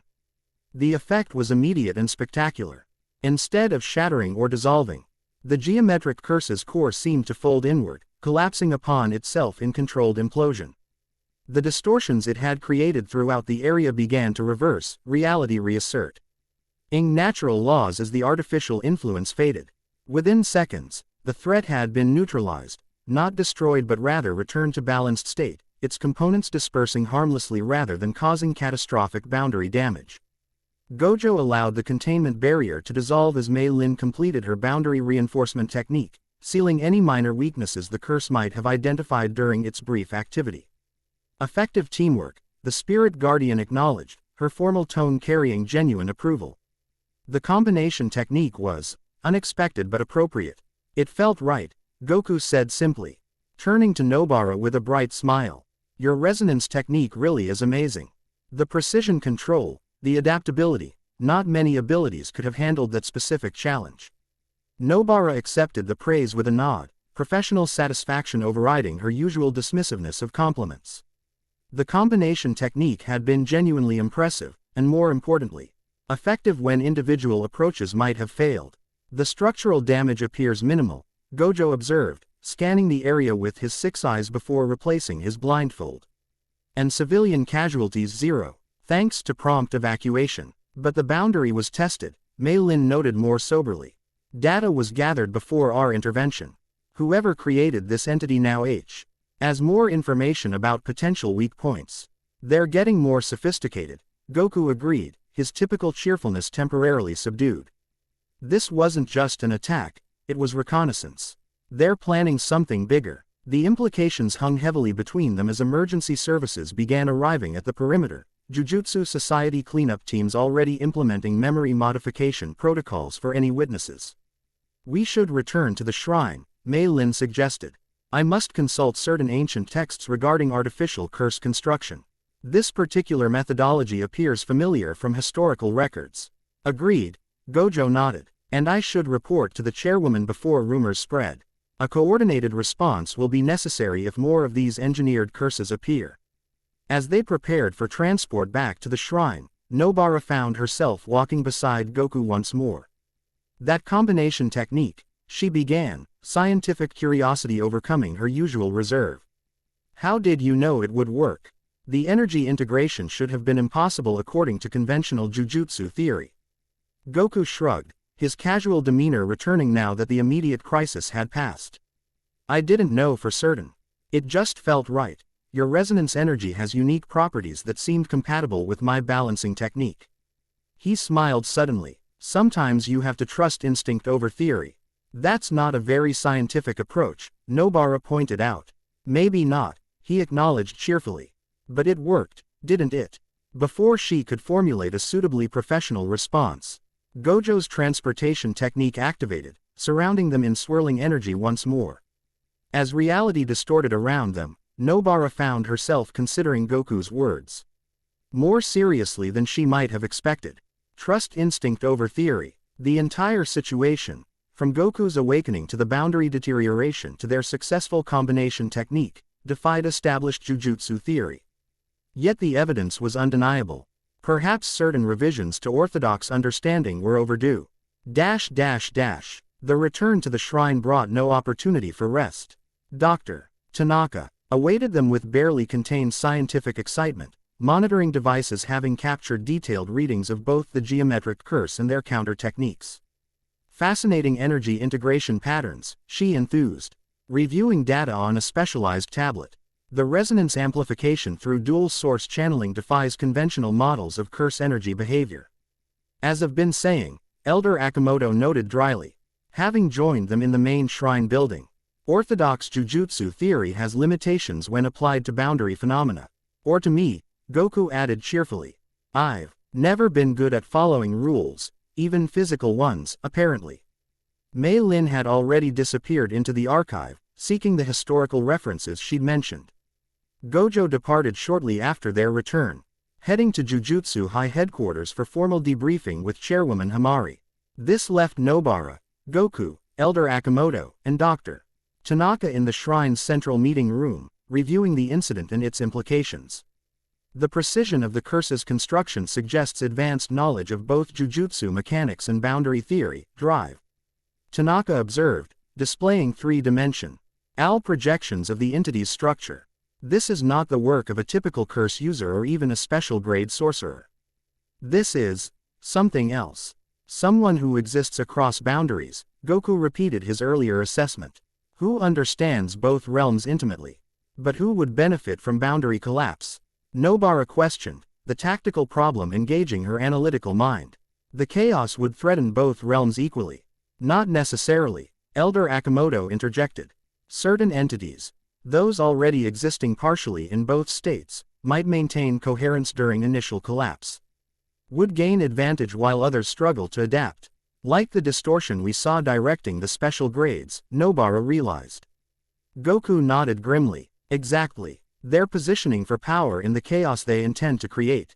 Dr. Tanaka continued analyzing data with scientific detachment, though her expression betrayed growing concern. These readings indicate the boundary in Shibuya was our 37% degraded before today's incident. After the geometric curse's probing, degradation increased to 42% despite your intervention. She looked up, meeting their eyes directly. At this rate of acceleration, complete boundary failure in that location could occur within weeks, not months or years as previously theorized. The implications settled heavily over the room. Weeks, not years. The Aline had compressed dramatically from theoretical concerns to imminent crisis. We need to locate all critical weak points immediately, Elder Akamoto declared. Prioritize reinforcement efforts where degradation is most advanced. I can help with that, Goku offered. My connection to the boundary allows me to sense weaknesses more accurately than conventional detection methods. Which would require you to survey the entire city. Potentially beyond. Drive. Tanaka pointed out. The monitoring protocols established by the chairwoman are less important than preventing dimensional collapse, Elder Akamoto interrupted firmly. Priorities must be adjusted based on new information. A soft chime interrupted their discussion. Drive. Tanaka's communication device signaling an incoming message. Her expression shifted as she read it. Concern deepening. Another artificial curse has been detected, she reported. Asakusa District. Similar signature to the Shibuya entity but potentially more advanced. So soon? Nobara questioned. They're accelerating their timeline, or testing our response capacity, Elder Akamoto suggested grimly. Goku was already moving toward the door. We need to intercept it before it completes its objective. Agreed, Nobara stated, retrieving her hammer once more. Dr. Tanaka, alert Gojo-sensei. We'll proceed immediately. The spirit guardian should be informed as well. Elder Akamoto added. Her boundary reinforcement technique proved crucial in the previous encounter. As if summoned by mention, Mei Lin appeared in the doorway, golden eyes intense with discovery. The artificial curses, she stated without preamble. They bear the signature construction methodology of the boundary architects. The what? Nobara questioned. An ancient order, Elder Akamoto explained. Recognition dawning in his weathered features. Predating modern Jujutsu society. Believed extinct for centuries. Evidently not, Mei Lin corrected. They're distinct. I've approached to curse construction as unmistakable. Geometric precision, systematic probing patterns, self-preserving countermeasures. We can discuss historical societies after we prevent another boundary breach. Nobara interjected practically. Asakusa District is 15 minutes away even with enhanced travel techniques. Goku nodded in agreement. History lessons later. Action now. For once, Mei Lin did not insist on formal protocols. Lead the way, she directed, collapsing her metal fan with a precise snap. Though be advised, if this is truly the work of the boundary architects, the second curse will be significantly more dangerous than the first. They always work in escalating sequences. Asakusa District presented a different challenge than Shibuya. Narrower streets, more traditional architecture. Higher density of spiritual sites that naturally interacted with curse energy in unpredictable ways. The artificial curse had positioned itself near Sensoji Temple, one of Tokyo's oldest religious sites and a natural thin point in the boundary between realms. Unlike the geometric entity in Shibuya, this curse had adapted a more organic appearance, a swirling vortex of translucent membranes that pulsed with inner light. To ordinary humans, it manifested as an unusual weather phenomenon, a localized disturbance that most were avoiding without understanding why. More sophisticated camouflage, Mei Lin observed as they arrived, golden eyes perceiving the entity's true nature. Designed to operate longer without intervention, and its already established connection with the boundary. Goku added grimly, sensing what others could not. Beginning systematic weakening procedures. Nobara assessed the tactical situation quickly. Fewer civilians than Shibuya, more spiritual nexus points that could amplify damage if the boundary tears. Standard containment won't work this time, Goku determined. It's already too integrated with the local boundary structure. Forced containment might accelerate the damage. Then what's the alternative? Nobara questioned. Spiritual rerouting, Mei Lin suggested. Creating an artificial channel to divert its probing away from vulnerable points. Goku nodded in agreement. Like redirecting a river rather than damming it. Good thinking. I can establish anchor points for the redirection, Nobara offered, already calculating optimal positions. My resonance technique can create stable nodes at key locations. I will construct the channel framework, Mei Lin stated, producing her metal fan once more. He King must then provide the energy necessary to make the redirection compelling to the entity. They moved with practiced coordination despite having worked together only once before, Nobara placing specialized nails at calculated points surrounding the vortex curse, Mei Lin creating elaborate energy patterns between them, Goku preparing the balanced energy that would power the entire system. He vortex entity seemed to sense their intention, its probing patterns becoming more aggressive, tendrils of energy reaching deeper into the boundary structure. It's accelerating its timeline, Goku warned. We need to complete the redirection now. Final anchor point in position, Nobara confirmed, embedding her last nail at precisely the calculated angle. Channel framework established, Mei Lin added, completing her intricate pattern of golden energy lines connecting Nobara's anchor points. Goku moved to the central position they had designated, placing his hands at the core of the framework. Ready when you are. Initiate on my mark, Mei Lin directed formally. 3, 2, 1, now. Goku released his balanced energy into the framework, flooding the channel with power that NS for Mei Lin's construction from theoretical to tangible. Simultaneously, Nobara activated her resonance technique, sending precisely calibrated vibrations through the anchor points that harmonize. With both Goku's energy and the vortex entity's natural frequency. For a moment, nothing seemed to happen. The vortex continued its systematic probing of the boundary, apparently ignoring their constructed alternative. Then, gradually, tendrils of energy began withdrawing from their original targets, attracted to the more compelling pathway Goku's balanced energy presented. The redirection was working, slowly but steadily. The artificial curse's focus shifted away from vulnerable boundary points toward their constructed channel.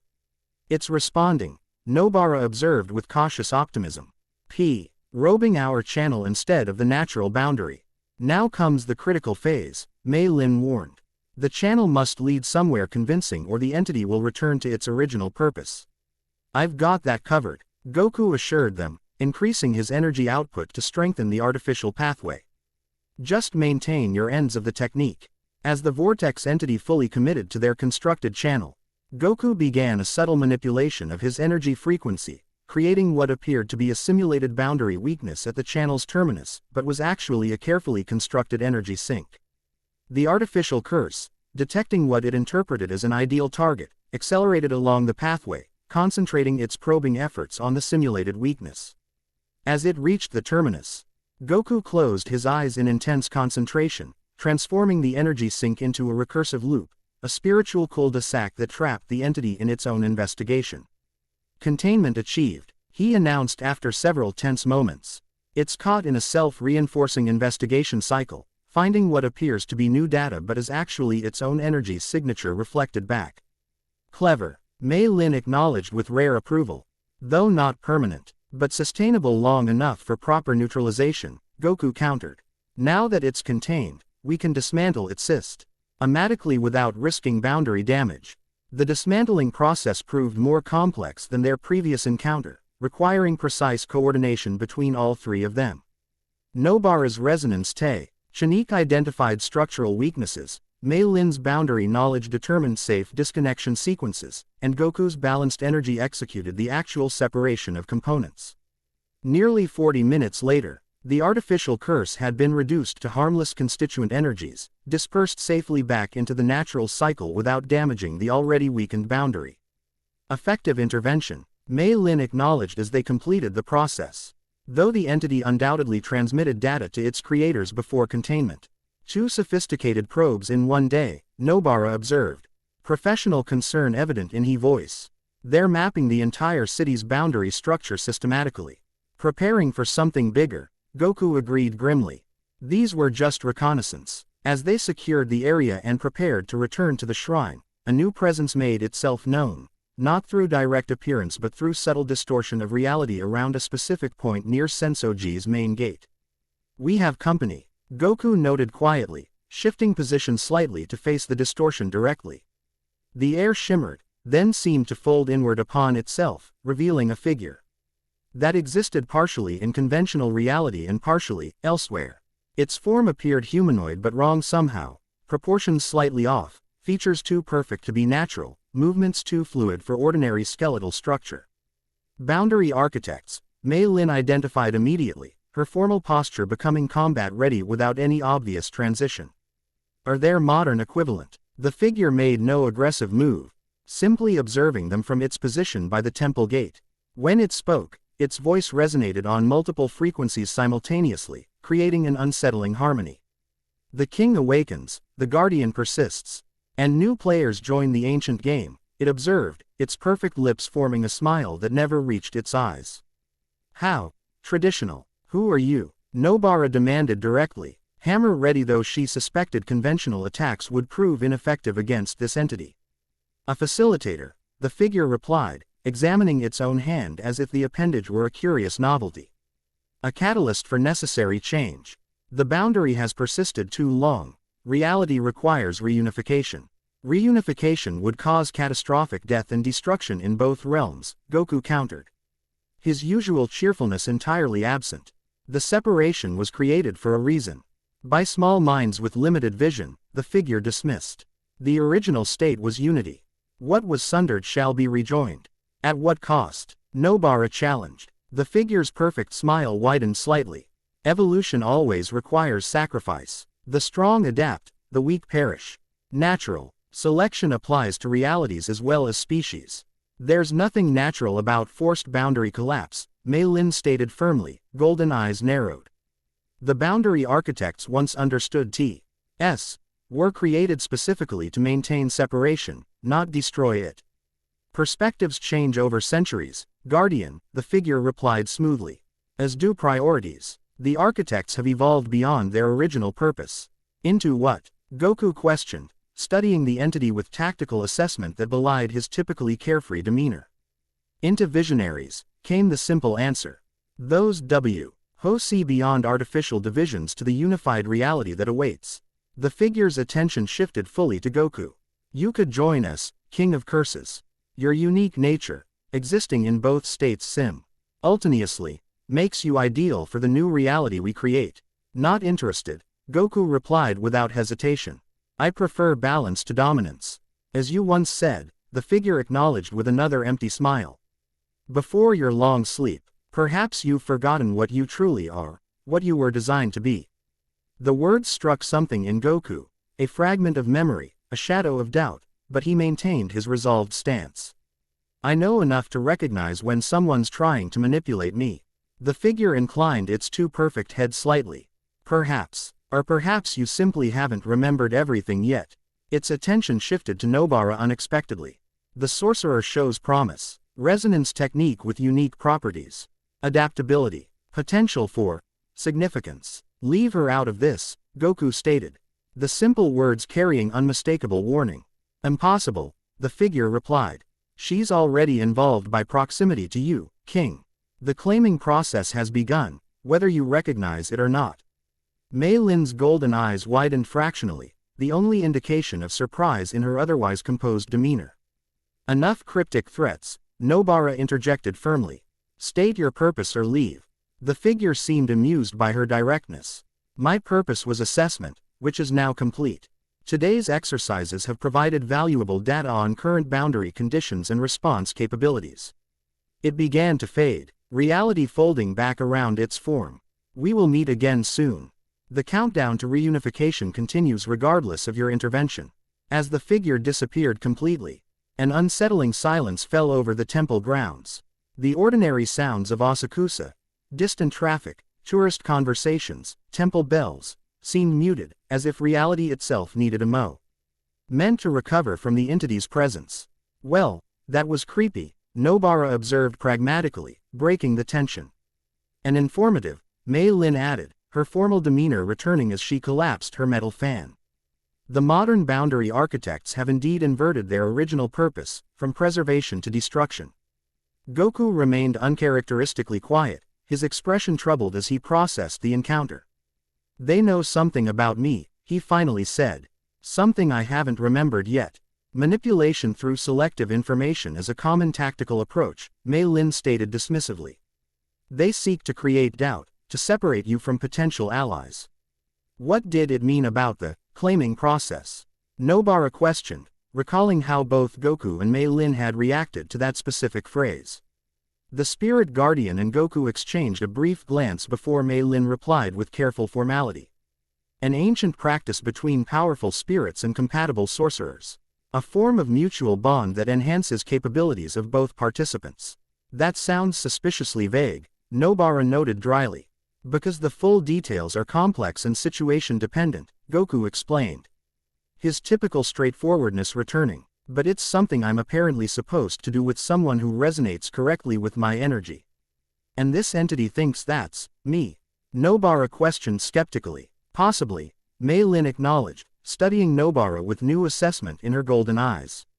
Your resonance technique does operate on principles compatible with the king's balanced energy.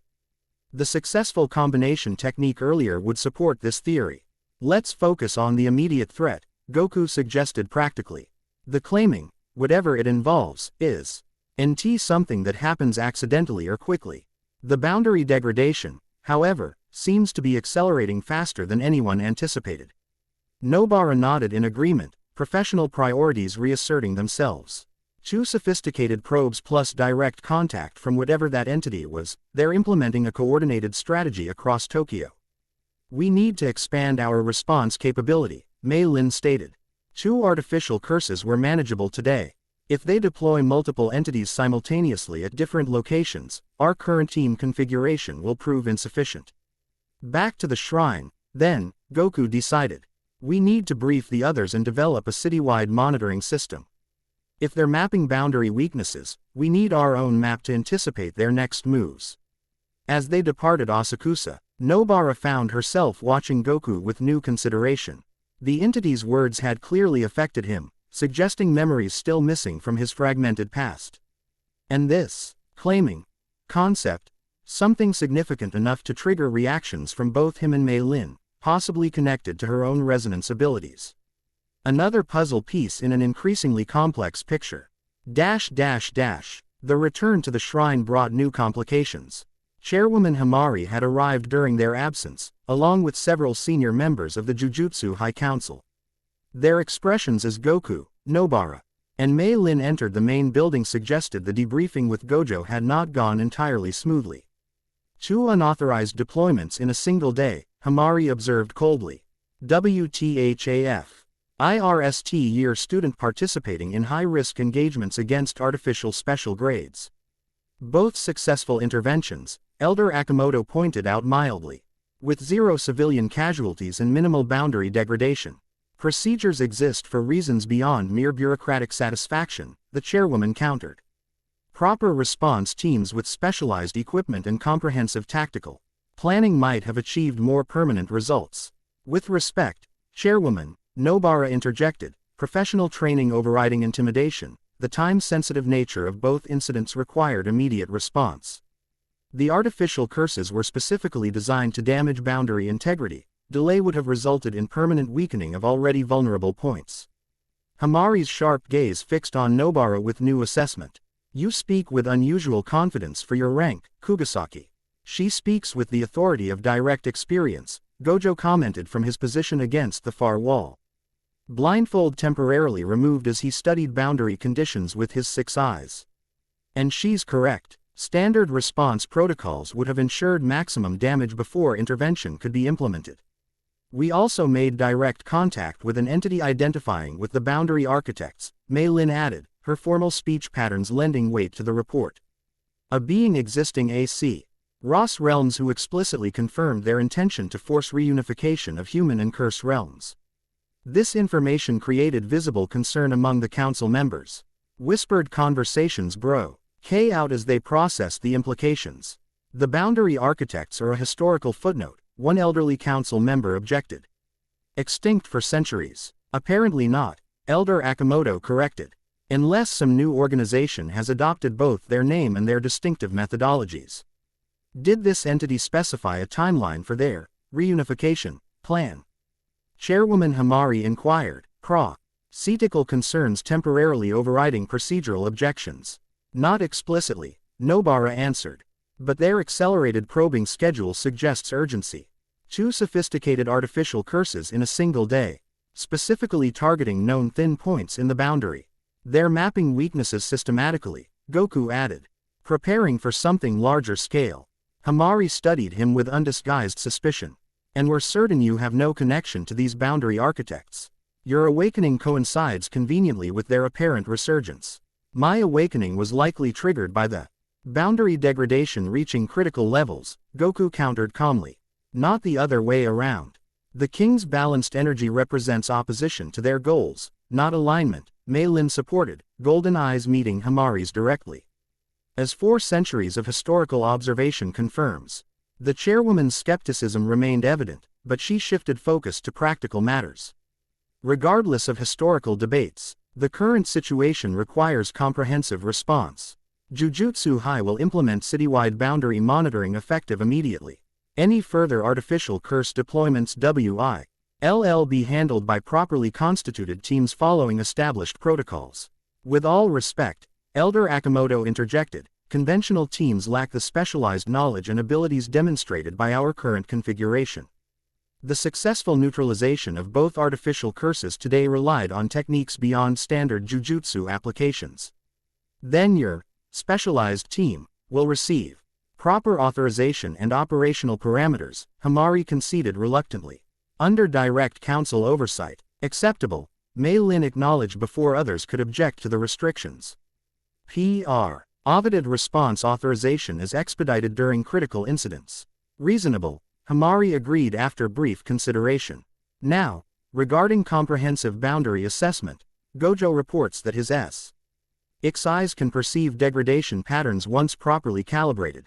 We propose a systematic survey of Tokyo beginning immediately. I can help with that, Goku offered. My connection to the boundary gives me more detailed perception of weakness patterns. The chairwoman studied him with continued suspicion before nodding curtly. Your assistance is appreciated. Under proper supervision, of course. Of course, Goku agreed cheerfully, apparently unbothered by the implied distrust. As the meeting continued into technical details of monitoring systems and response protocols, Nobara found her attention drawn to the dynamics between different factions present. The Jujutsu High Council clearly viewed Goku as a potential threat despite his demonstrated assistance. Mei Lin occupied an unusual position, technically under Jujutsu Society authority yet clearly operating with independent knowledge and motivation. Elder Akamoto seemed to have anticipated much of what was unfolding, suggesting preparation beyond what he had explicitly shared. And Goku himself, the supposed king of curses who defied every expectation, who combined impossible energies with casual mastery, who spoke of balance and protection rather than dominance or destruction. His fragmented memories clearly contained crucial information about both the boundary's nature and the current threat, yet remained frustratingly incomplete. As the formal briefing concluded and the group dispersed to implement various aspects of the response plan, Nobara found herself assigned to boundary survey duty alongside Goku, a pair. Her resonance technique provided useful complementary data to his more direct perception. We'll start at Shibuya and work outward in a spiral pattern, Gojo instructed, replacing his blindfold. Now that the immediate assessment was complete, Kugisaki, your resonance technique should help identify structural anomalies in the boundary fabric. Our friend here, he nodded toward Goku, will provide deeper analysis of weaknesses detected. How long will the full survey take? Nobara questioned practically. Approximately 3 days for comprehensive coverage of central Tokyo, Gojo estimated. Longer if we include outlying areas. We should prioritize locations with historical or spiritual significance, Mei Lin suggested. Natural thin points tend to concentrate around sites where human belief has accumulated over centuries. Agreed, Elder Akamoto nodded. I can provide a prioritized list based on shrine records. As they finalized survey plans, Drive. Tanaka approached with monitoring devices designed to record their findings. These should capture energy signatures associated with boundary conditions, she explained, distributing specialized talismans. The more data we collect, the better we can predict potential vulnerability patterns. With assignments distributed and protocols established, the impromptu crisis team prepared to implement the comprehensive response plan. As night fell over Tokyo, the gravity of their task settled more heavily, an ancient boundary failing, an organization actively working to accelerate its collapse, and limited time to prevent catastrophic merging of realms. Get some rest before we begin the survey tomorrow, Gojo advised as the meeting concluded. Boundary perception requires concentration that fatigue will compromise. As the others dispersed, Nobara found herself alone with Goku in the shrine's eastern courtyard. The moonlight cast long shadows across ancient stones as cicadas created rhythmic backdrop to the unusual stillness. You've been quiet since Asakusa, she observed, professional concern overriding her typical reserve. What that entity said about your past, it bothered you. Goku studied the night sky for a moment before answering. When you only have fragments of memory, any hint about your true nature becomes significant. He smiled ruefully. Even when it comes from someone clearly trying to manipulate you. You don't strike me as someone easily manipulated, Nobara commented. Maybe not now, he acknowledged. But who was I before the ceiling? What decision did I make? What was I designed to be, as they put it? His expression grew uncharacteristically serious. Without complete memories, how can I be certain of my own nature? The vulnerability in the question surprised Nobara. For all his immense power and ancient origins, in that moment Goku seemed remarkably human. I judge people by their actions, not their history, she stated pragmatically. And so far, your Actio NS have consistently protected civilians, prevented boundary damage, and prioritized balance over power. That seems like a fairly reliable indication of character. Goku's serious expression melted into a warm smile. That's actually really helpful, thank you. The simple gratitude should not have affected her, yet Nobara found herself unexpectedly pleased to have provided meaningful perspective. Before she could respond appropriately, Goku continued. The claiming they mentioned, it's important somehow. Connected to maintaining the boundary. I can feel that much, even if the specific details haven't returned yet. And it potentially involves me, Nobara added directly. Because of my resonance technique. Possibly, Goku acknowledged. Though claiming isn't something that happens accidentally or without mutual choice. From what I remember, it's a deliberate process requiring compatibility and consent. Well, whatever it is, it's clearly less urgent than preventing dimensional collapse. Nobara concluded practically. One crisis at a time seems reasonable. Goku laughed, the sound surprisingly light given their circumstances. I like your approach. Straightforward. Prioritized. His expression softened slightly. You remind me of someone, I think. From before. Before Nobara could inquire further about this intriguing comparison, Mei Lin appeared at the courtyard entrance. Golden eyes luminous in the darkness. King, she addressed Goku formally. A moment of your time, if convenient. I've located additional historical references regarding the boundary archite. CTS that may prove relevant to current circumstances. Goku nodded, turning back to Nobara briefly. Get some rest as Gojo suggested. Tomorrow's survey will require significant energy expenditure. As he followed Mei Lin toward the archives, Nobara remained in the moonlit courtyard momentarily, processing the day's extraordinary events. From coordinated special grade responses to direct confrontation with an entity existing across boundaries, from successful combination techniques to cryptic references to ancient claiming practices, her first year at Jujutsu High had certainly taken an unexpected turn. Yet amid the escalating crisis and world-threatening implications, Nobara found herself oddly centered. The clear purpose: prevent boundary collapse, protect civilians, maintain balance, vivid focus that transcended the overwhelming scale of their challenge. One crisis at a time. Direct, prioritized, straightforward. With that practical approach firmly in mind, she departed for the quarters assigned to her within the shrine complex, determined to be properly rested for tomorrow's critical survey mission. Whatever claiming process the entity had cryptically referenced, whatever fragments of memory Goku might recover, whatever historical secrets Mei Lin was uncovering in ancient archives, all would have to wait. The boundary came first, everything else was secondary. As Moonlight cast her shadow across ancient stones, Nobara couldn't have anticipated how quickly those priorities would shift, nor how inextricably connected the claiming process would prove to boundary maintenance itself. Some revelations waited for discovery, others for remembrance, and some, the most significant, required both. Chapter 2 End. Chapter 3. Fragments of Memory. Dawn painted Tokyo's skyly, nay in watercolor hues, amber light refracting through morning haze, transforming steel and glass into something almost ethereal. From Shibuya's central crossing, Nobara observed the awakening metropolis with enhanced perception. Her jujutsu senses extending beyond ordinary reality to perceive the invisible membrane separating worlds.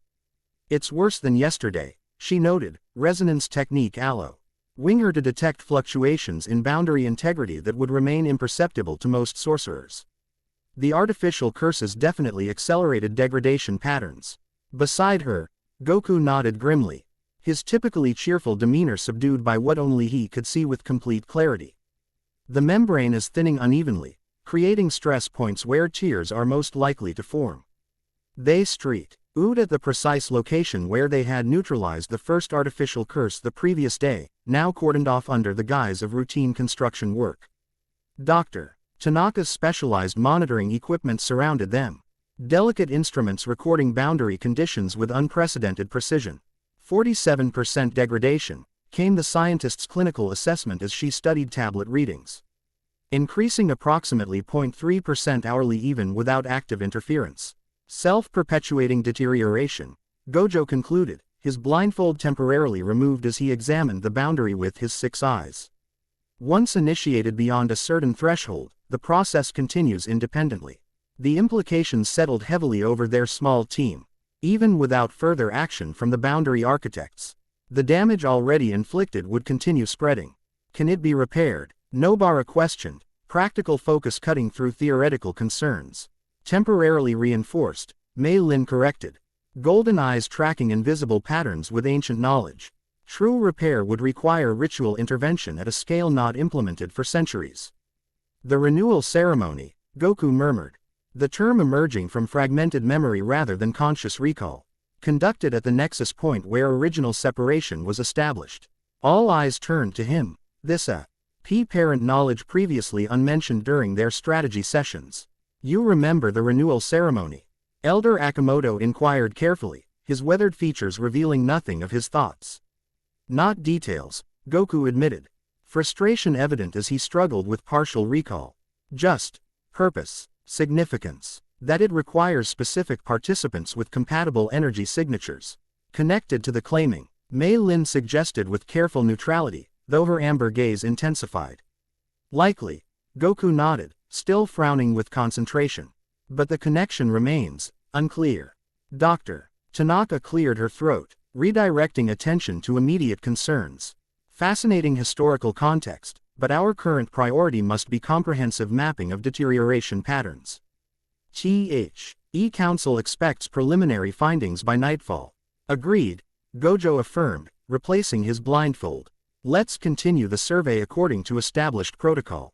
Southeast quadrant next, focusing on Hamarikyu Gardens, historical thin point due to its former connection to Edo Castle.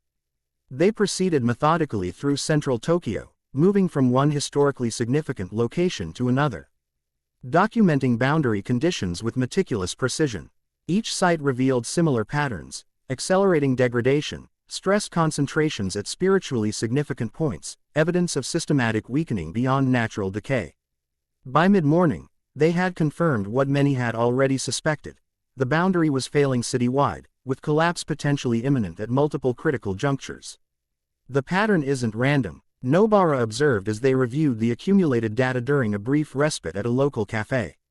Her resonance technique had proven unexpectedly valuable, detecting sub-TLE structural anomalies that even Gojo's 6 eyes occasionally missed.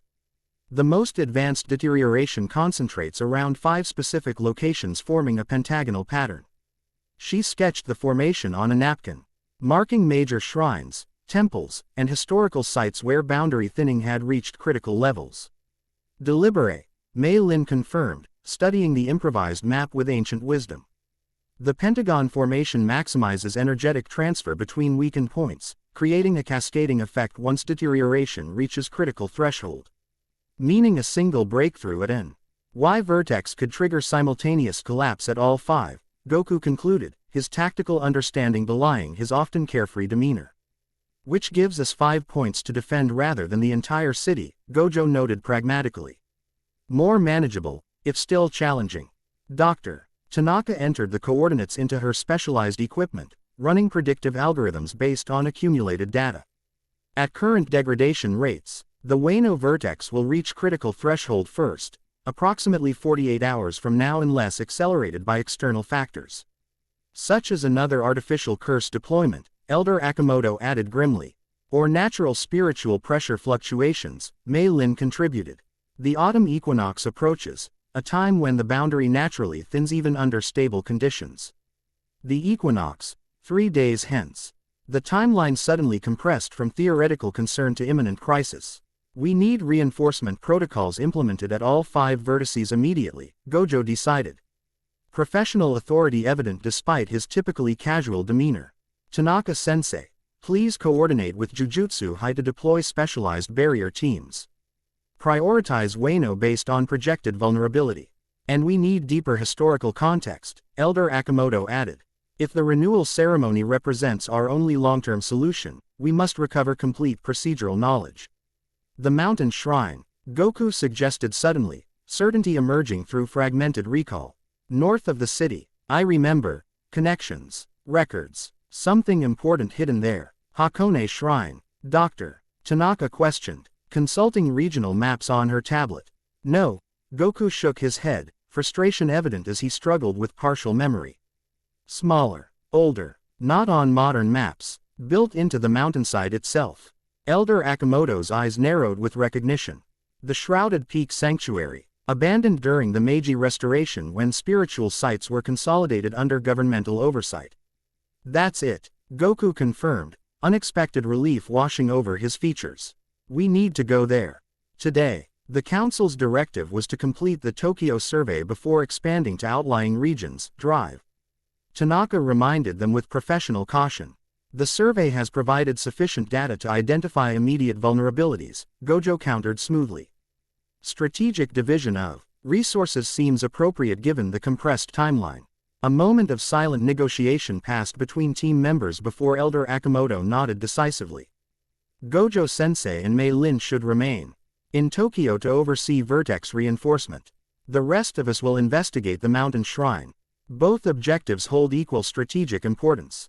I'll inform Chairwoman Hamari of the adjusted deployment, Drive. Tanaka conceded, though her expression suggested anticipation of administrative resistance.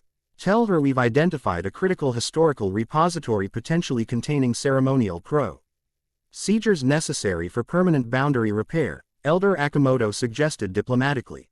Frame it as complementary research rather than protocol deviation. With the decision made, they finalized logistics for the mountain expedition. Transportation would require conventional means. The shrine's remote location and unknown spiritual properties made jujutsu travel techniques potentially unreliable. One more complication, Drive. Tanaka noted as they prepared to separate. My equipment has limited functionality in remote mountainous terrain. We'll need a jujutsu technology specialist to modify the boundary monitoring devices for wilderness deployment. Do you have someone specific in mind?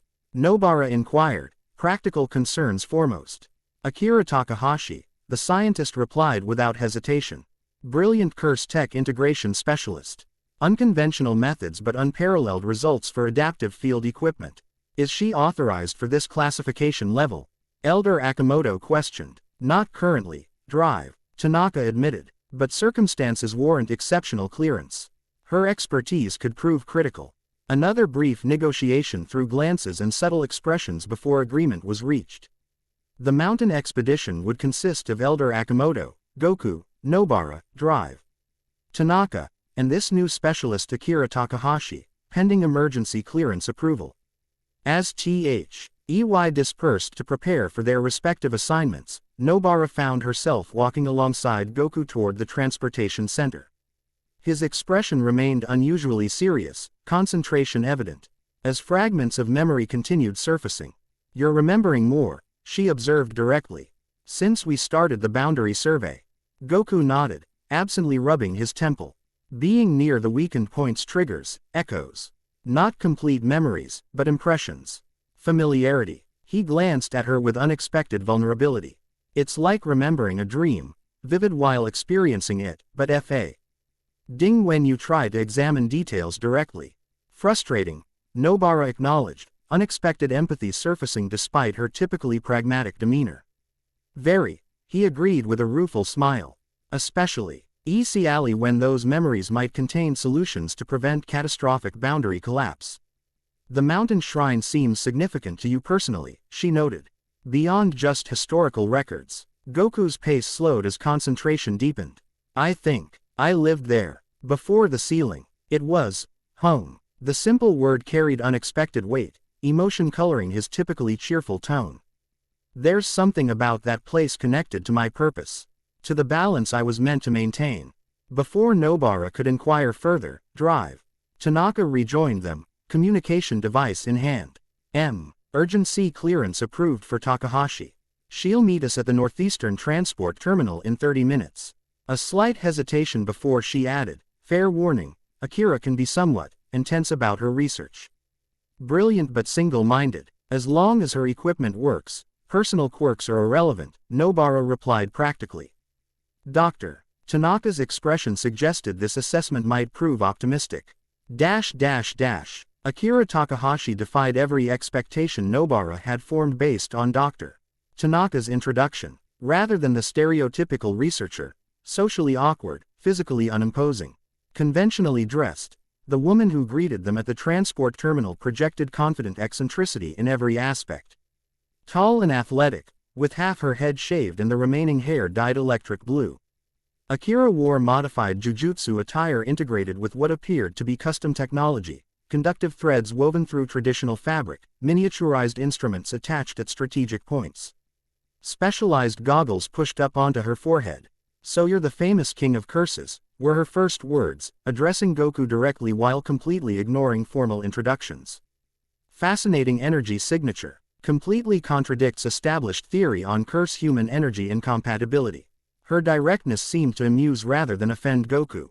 "Nice to meet you too," he replied with characteristic friendliness. "I've been told I break a lot of rules." "Rules are just theories that haven't been properly challenged," Akira responded immediately, already circling him with analytical intensity. Specialized instruments in hand. "May I?" Without waiting for permission, she activated several devices simultaneously, bathing Goku in scanning fields that registered various aspects of his unique energy signature. The data streamed directly to modified tablets strapped to her forearms, creating real-time visualizations. "Extraordinary," she murmured, attention entirely focused on readings rather than social niceties. "Dual resonance harmonics with perfect phase alignment. Theoretically impossible." "Akira, drive," Tanaka interjected with practiced patience. "Perhaps introductions before detailed analysis." The younger researcher blinked, as if suddenly remembering others were present. "Right, sorry." Akira Takahashi, Jujutsu Tech Integration Specialist. Currently developing phase-resonant boundary detection systems and curse-compatible interface technologies. She finally glanced at Nobara, assessment shifting instantly. "You must be the resonance technique user. Your hammer creates quantum entanglement between impact points, doesn't it?" Nobara blinked, momentarily taken aback by the technical description of her fighting style. "I hit things with my hammer and they break in specific ways." She simplified. "Charming reduction of complex harmonic physics," Akira replied with what might have been sarcasm or genuine appreciation. Her tone made it impossible to distinguish. "Your technique functionally creates quantum resonance bridges between spatially separated points. Absolutely fascinating application potential for boundary reinforcement. We can discuss theoretical applications during transit," Elder Akimoto suggested diplomatically, gesturing toward the waiting transport.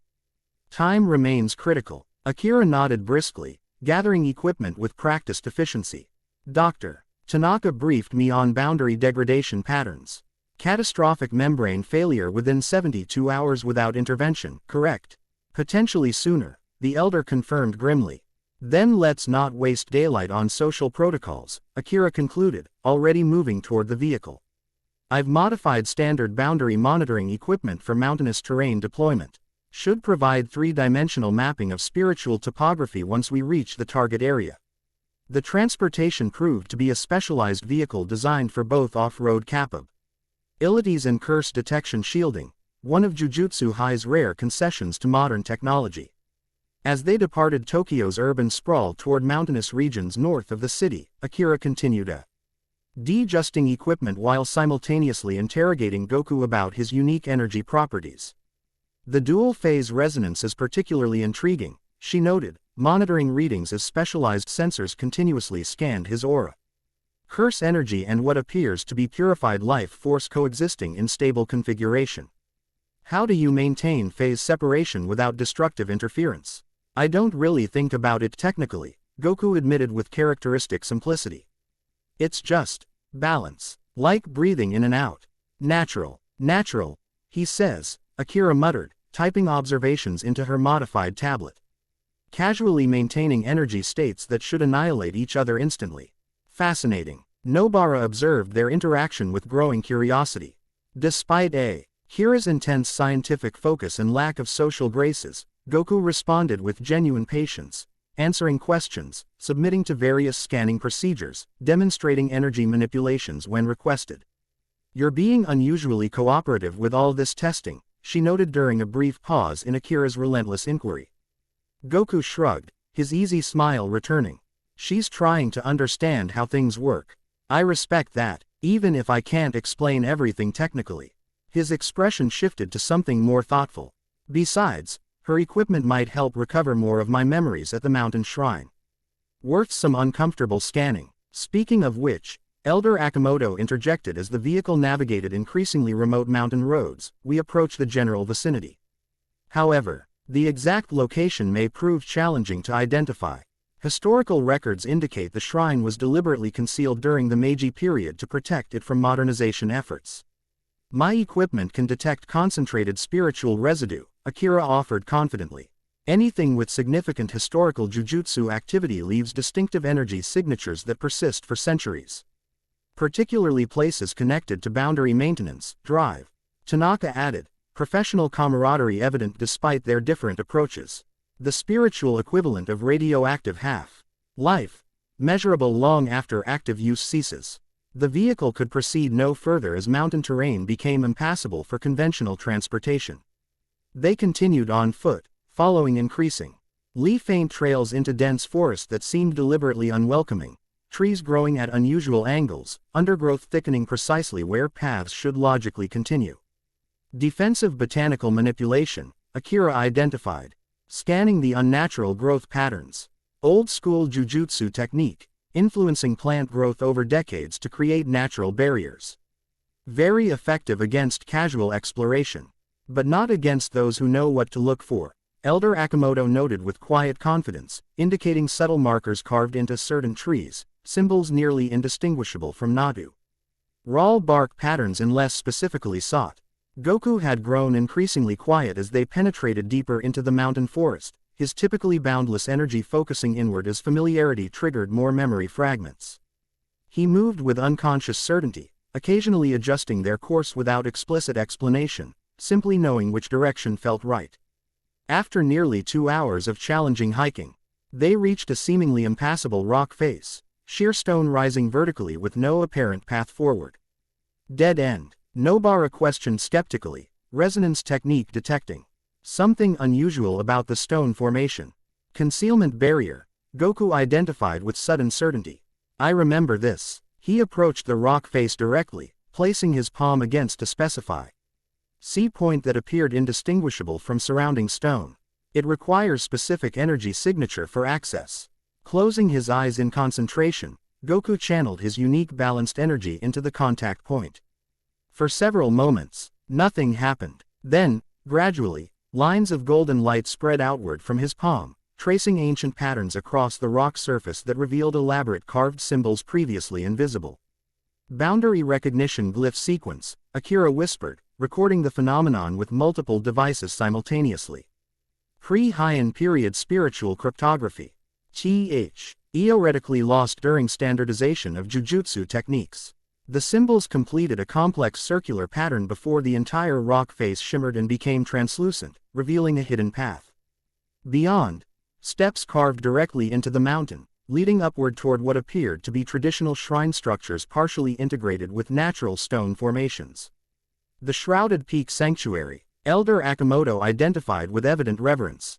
Unseen by human eyes for over a century, Goku stepped through the now permeable barrier without hesitation, certainty guiding his movements despite fragmented memory.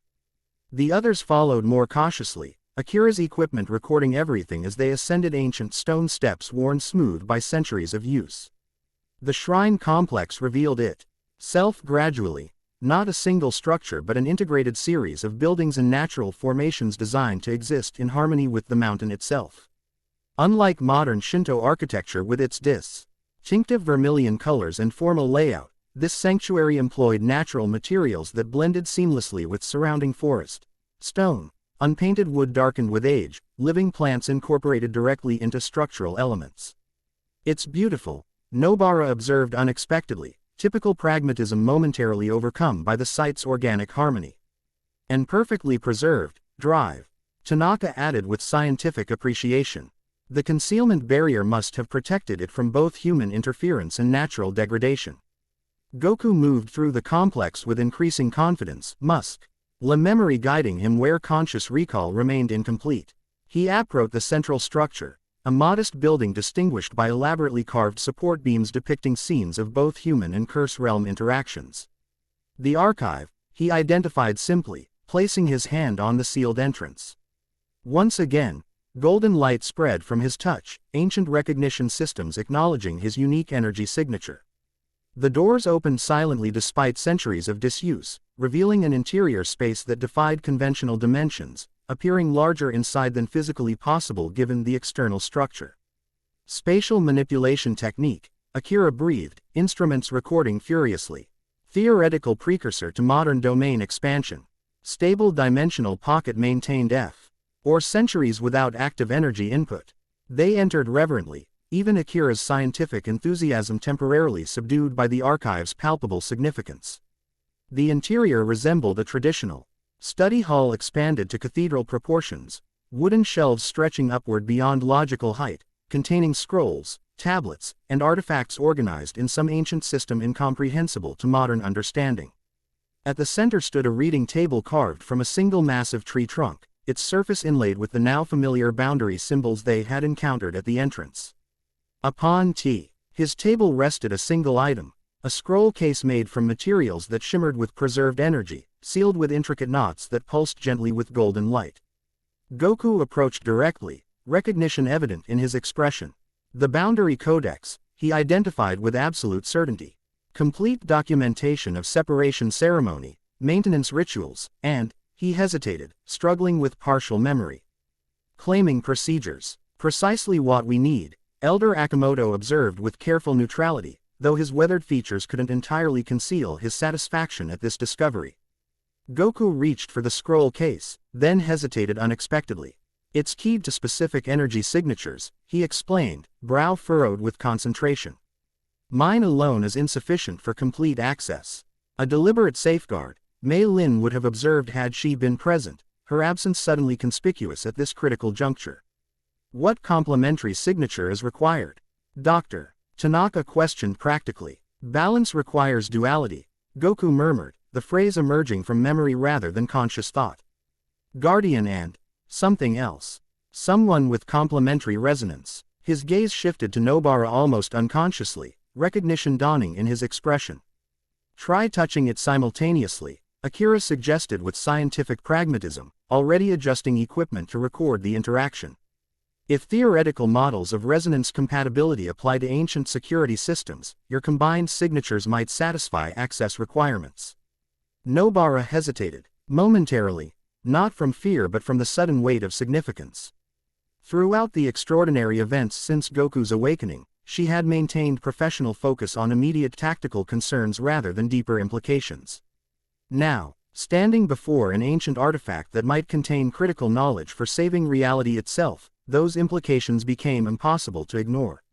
Worth trying, she concluded practically, stepping forward to join Goku at the table. Together, he suggested, offering his hand rather than reaching directly for the scroll. The physical contact created IATE resonance, his balanced energy harmonizing with her specialized frequency in ways that felt simultaneously foreign and strangely familiar. They reached for the scroll case as one, their combined auras surrounding the artifact with complementary light. For a moment, nothing happened. Then the intricate knots began unraveling themselves, ancient safeguards recognizing the dual signature as authorized access. The case opened with a subtle release of preserved energy, revealing contents that defied immediate classification, not simply paper or parchment, but something that seemed to exist ally in conventional reality and partially elsewhere. Boundary material, Akira whispered, instruments recording unprecedented readings. Physical manifestation of the membrane between realms. Theoretically impossible to maintain stability without constant energy input. As the scroll unfurled partially of its own accord, symbols became visible, not written or painted but seemingly embedded within the boundary material itself. Shifting subtly as if alive, the language was unlike anything in modern jujutsu records, yet Goku appeared to comprehend it instinctively. The renewal ceremony, he confirmed, eyes tracking across symbols that should have been incomprehensible. Complete procedural documentation, including participant requirements and energy channeling sequences. Can you translate? Elder Akimoto inquired urgently. Not necessary, Goku replied with unexpected certainty. The scroll transfers knowledge directly to those recognized as authorized users. He glanced at Nobara. You feel it too, don't you? She nodded slowly, experiencing the strange sensation of information unfolding directly within her consciousness, not merely intellectual understanding but intuitive comprehension of concepts beyond conventional language. The ceremony requires 5 participants, she stated, knowledge emerging with absolute clarity despite having no previous exposure to the information. Guardian, anchor, bridge, vessel, and catalyst, each representing a specific aspect of boundary maintenance. The pentagon formation, drive. Tanaka realized with sudden insight. Mirroring the vulnerability pattern we detected in Tokyo. By design, Elder Akimoto confirmed. The boundary's structure determines both its vulnerabilities and its renewal requirements. Goku continued studying the scroll, expression growing increasingly troubled as more information transferred. The guardian role is mine, balance between realms embodied in single entity. But the other positions require specific compatibility metrics beyond simple power levels or technique classifications. Resonance compatibility, Akira suggested, monitoring equipment detecting energy patterns between Goku and Nobara with fascinated attention. Like what you two just demonstrated with the scroll access. More than that, Nobara corrected, new knowledge integrating with her tactical understanding. Soul-level harmonics. The anchor must establish stable connection to both guardian and boundary matrix simultaneously. And the claiming establishes this connection, Goku added, memories clarifying as scroll. Information supplemented fragmented recall, a formal bond between guardian and anchor that creates foundation for the entire renewal structure. The implications settled heavily over the group. Not merely a historical research expedition, but potentially the first step in assembling the precise team required for boundary renewal. We need to document everything, drive. Tanaka decided practically. Complete procedural requirements, participant specifications, energy channeling sequences. Impossible, Goku interrupted with unexpected firmness. The information cannot be externally recorded. Direct transfer to authorized users only, by ancient design. Security protocol, Akira deduced immediately. Preventing misapplication or sabotage. Brilliant if frustrating. She studied Goku and Nobara with renewed scientific interest. So you two are now walking repositories of critical ceremonial knowledge that cannot be shared through conventional documentation. Apparently, Nobara acknowledged dryly. Meaning you've both become exponentially more valuable to both our efforts and potentially to our adversaries, Elder Akimoto observed with grim pragmatism. Before they could discuss implications further, Akira's monitoring equipment activated unexpectedly, boundary sensors detecting significant disturbance at their location. "That's impossible," she muttered, recalibrating instruments with practiced efficiency. "We're kilometers from any known thin point. The boundary here should be exceptionally stable given the shrine's historical purpose. Unless someone followed us specifically to this location, drive," Tanaka suggested grimly, retrieving communication equipment to alert Jujutsu High Headquarters. Goku closed his eyes briefly, extending senses beyond conventional perception. Multiple entities approaching. Not natural curse manifestations, artificial constructs similar to those we encountered in Tokyo, but more sophisticated. "How did they locate this place?" Nobara questioned, already retrieving her hammer in preparation for combat. "The concealment barriers should prevent conventional tracking. The boundary itself provides pathway," Goku explained, ANSI. End knowledge supplementing tactical assessment. "As Guardian, my energy signature interacts distinctively with the membrane between realms. Those sensitive to such patterns could potentially track our movement here once we access the hidden shrine. A calculated risk that became reality," Elder Akimoto acknowledged with resignation. "We must secure the boundary codex before engagement." "Already on it," Akira interjected, producing specialized containment equipment from her modified pack.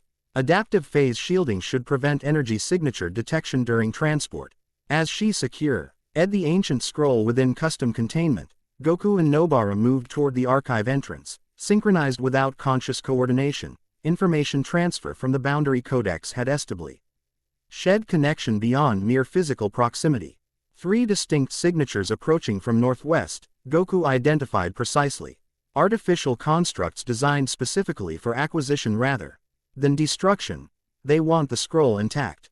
And possibly us as well, given what we now carry in our heads, Nobara added pragmatically. "Defensive perimeter established, drive," Tanaka reported. Ving activated specialized barrier talismans around the archive building.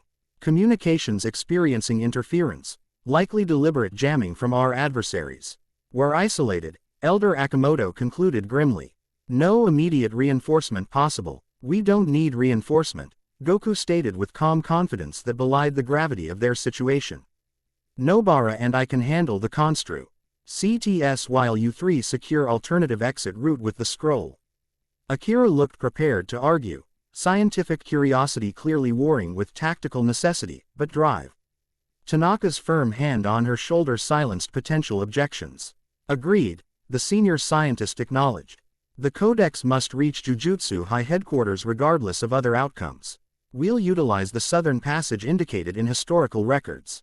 As the research team retreated deeper into the archive complex with their precious cargo, Goku and Nobara moved outside to confront the approaching threat directly, preventing engagement within the historically significant structure.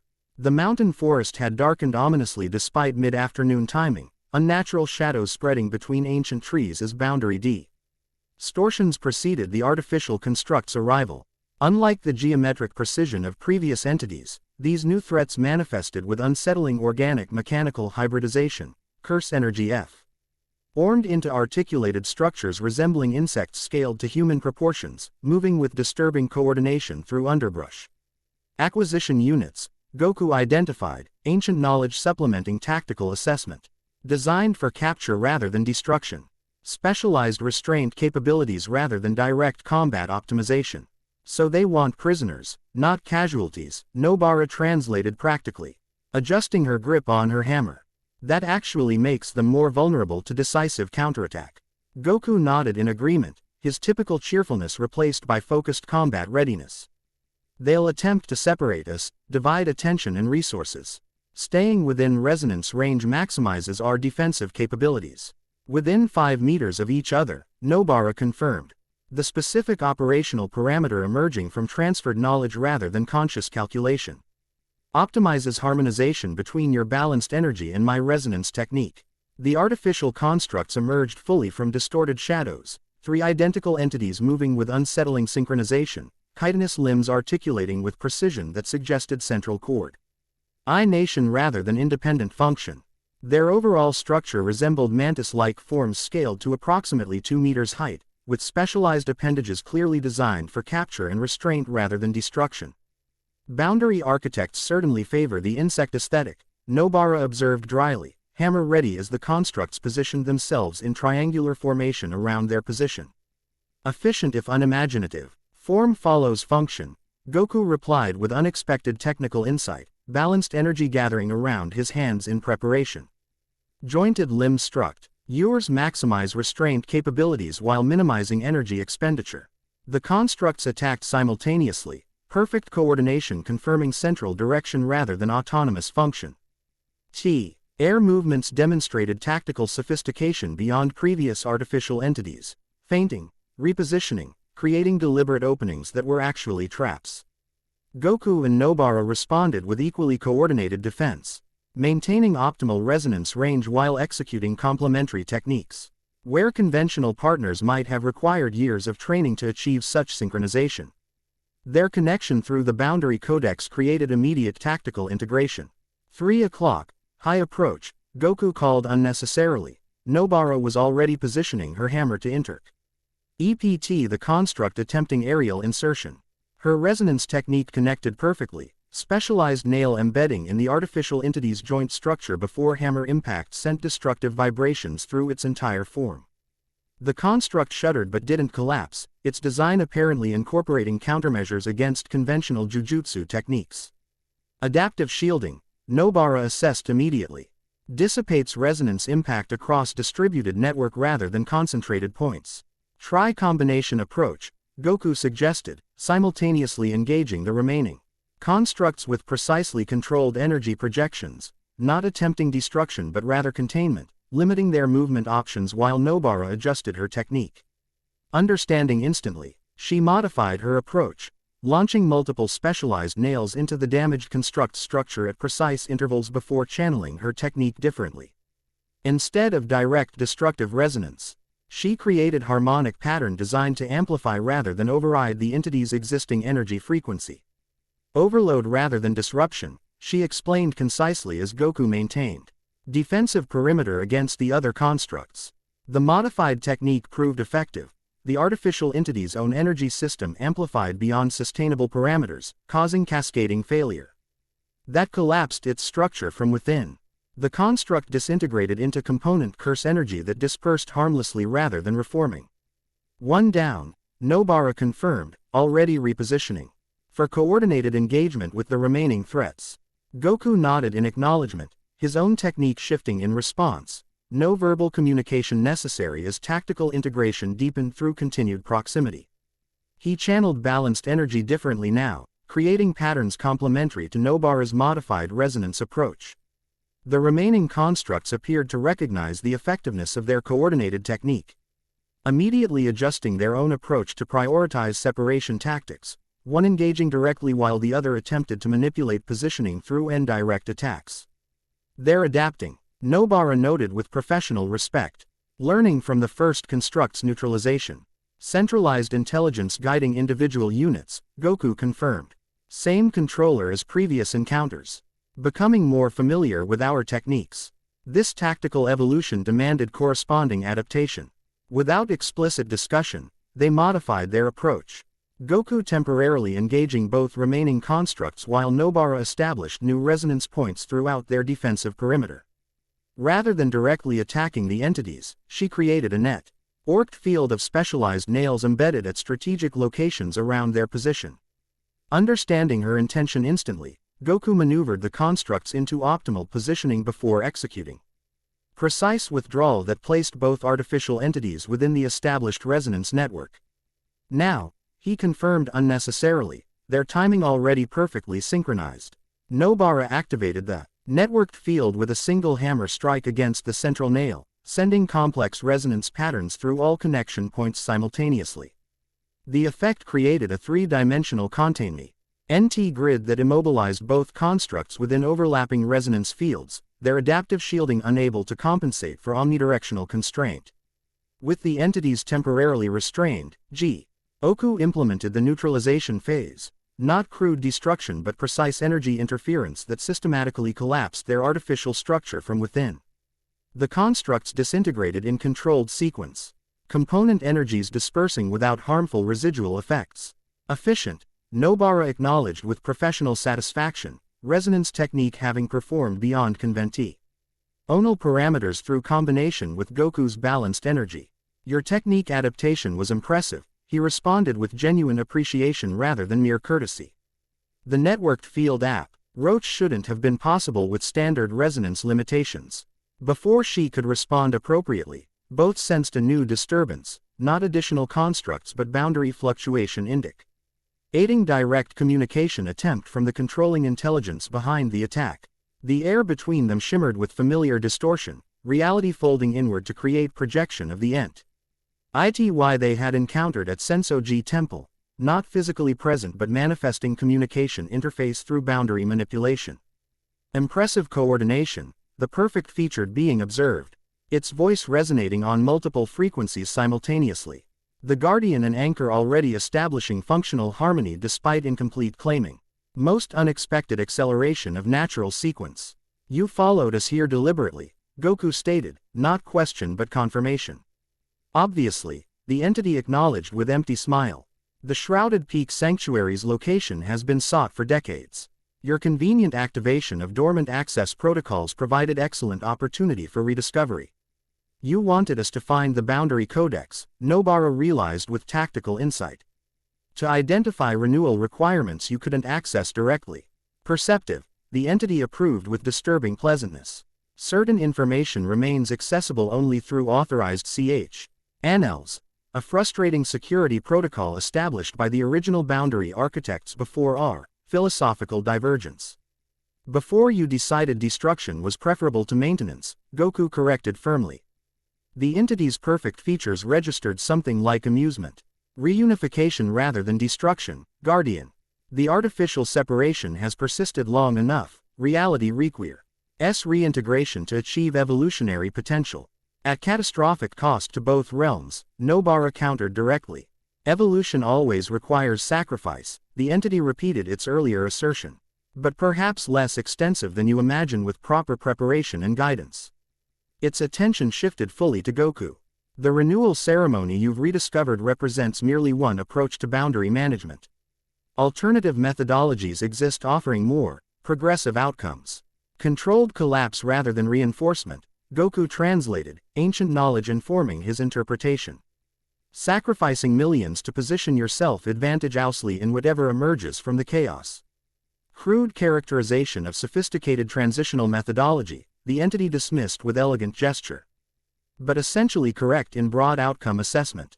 Its perfect features composed themselves into expression resembling sincerity.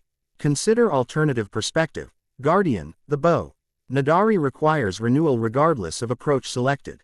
The difference merely concerns who controls resulting configuration. And you believe you should control it, Nobara stated flatly. Those WHO understand both realms intimately are naturally positioned for transition management, the entity confirmed without apparent shame.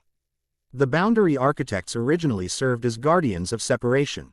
We now serve as architects of reunification. Evolution of purpose rather than abandonment. Not interested, Goku replied with characteristic directness. Balance requires maintained separation with controlled interchange. Not catastrophic merging. The entity's expression shifted to something resembling disappointment. As expected yet still regrettable. Your perspective remains limited b. Why original programming despite centuries of evolution opportunity? Its attention shifted to Nobara with unsettling intensity. The anchor, however, lacks historical constraint. Perhaps more receptive to progressive methodology with proper illumination. Not happening, she responded flatly. Resonance technique ready should the communication interface attempt more direct interaction. Predictable initial response. The entity acknowledged without apparent concern. Though perspective often evolves when complete information becomes available. Its form began dissolving, reality refolding around the communication interface. We will proceed with scheduled boundary dissolution regardless of your participation preferences. The Pentagon vertices reach critical threshold within 48 hours. Consider your position carefully before irreversible commitment to obsolete methodology. As the entity disappeared completely, uneasy silence settled over the mountain clearing. The immediate threat had been neutralized. But the larger implications remained deeply troubling. Their adversary now possessed knowledge of both the shrine's location and their recovery of the boundary codex. They wanted us to find it. Nobara repeated her earlier realization. Used us to bypass security protocols they couldn't overcome directly. While simultaneously confirming our respective roles in the renewal ceremony, Goku added grimly. Guardian and Anchor identified definitively rather than theoretically. The implication settled between them, their connection now confirmed as integral to Bounda. Rai maintenance rather than merely tactical compatibility. Before they could discuss further, Elder Akimoto emerged from the archive complex, expression indicating awareness of their recent engagement. The artificial constructs have been neutralized, Nobara reported professionally. But the controlling entity established communication interface confirming deliberate tracking of our expedition. Expected if unfortunate, the Elder acknowledged with resignation. The boundary codex has been secured for transport through southern exit route. Dr. Tanaka and Specialist Takahashi await with appropriate containment measures. The architects wanted us to recover the codex, Goku informed him directly. Used our expedition to bypass security protocols they couldn't overcome independently. Elder Akimoto's weathered features revealed nothing beyond mild concern. Unsurprising. Ancient security systems often incorporate authorization requirements specifically to prevent misuse by unauthorized entities. His attention shifted between them with careful assessment. The scroll transferred critical information, I presume. Complete ceremonial procedures, Nobara confirmed. Including Part ICI PANT requirements and implementation protocols. Most fortuitous, the Elder observed with controlled satisfaction. We should return to Tokyo immediately with both the physical artifact and your newly acquired knowledge. The Jujutsu High Council must be informed of accelerated timeline, 48 hours until critical threshold at Pentagon vertices. As they moved to rejoin the research team for departure, Goku paused unexpectedly, attention drawn to specific location within the shrine complex, a modest structure nearly invisible against natural rock formation, distinguished only by simp. A wooden door bearing single carved symbol. One moment, he requested, approaching the unassuming building with increasing certainty. There's something important here, something personal. Elder Akimoto appeared briefly conflicted before nodding permission. Briefly. Departure remains urgent given confirmed tracking of our location. Goku placed his palm against the carved symbol, simplified. Representation of boundary between realms, and channeled balanced energy into ancient recognition system. The door opened silently to reveal small meditation space containing single item, wooden box resting on stone pedestal at center. My possession, Goku identified with absolute certainty despite fragmented memory. Left here before the ceiling. He approached reverently, connection to the object evident in his focused attention. The box responded to his proximity, subtle energy signature activating in recognition of its owner. When opened, it revealed contents that seemed simultaneously mundane and profoundly significant. A simple orange sphere marked with 4 stars, material neither fully physical nor entirely spiritual. Dragon Ball. Goku named it with sudden clarity, memory fragment solidifying into concrete recall. Connection to something important. Someone important. He retrieved the sphere carefully, its energy harmonizing with his own invisible resonance. The Kanta. Court-triggered cascading memory recovery. Not complete restoration but significant expansion of fragmented recall.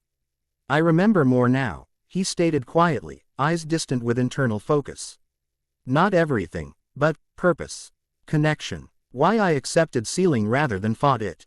We should discuss during transit, Elder Akimoto suggested with gentle urgency. Time remains critical factor in current circumstances. Goku nodded agreement, securing the Dragon Ball within his GI before rejoining the group for departure. The shrine complex seemed to acknowledge their leaving, ancient energy cyst. Ms. returning to dormant state as they passed through concealment barrier back to mountain forest beyond. The return journey proceeded with greater urgency than their arrival, awareness of pursuing entities creating constant vigilance despite no immediate signs of additional constructs. Akira's monitoring equipment maintained continuous boundary assessment, confirming gradual degradation patterns. Consistent with their earlier Tokyo survey. 47.8% deterioration at Ueno Vertex, she reported as they reached transportation rendezvous point. Accelerating approximately p.4% hourly now, increased rate compared to morning measurements. The pentagon destabilization is self-reinforcing, drive. Tanaka concluded grimly. Each vertex influences adjacent points through boundary stress transfer, necessitating simultaneous reinforcement at all 5 locations, Elder Akimoto added. Precisely as the renewal ceremony requires. As they boarded transport for return to Tokyo, Nobara found herself seated beside Goku, the Dragon Ball secured but visibly affecting his energy signature, harmonics shifting subtly as memory integration continued.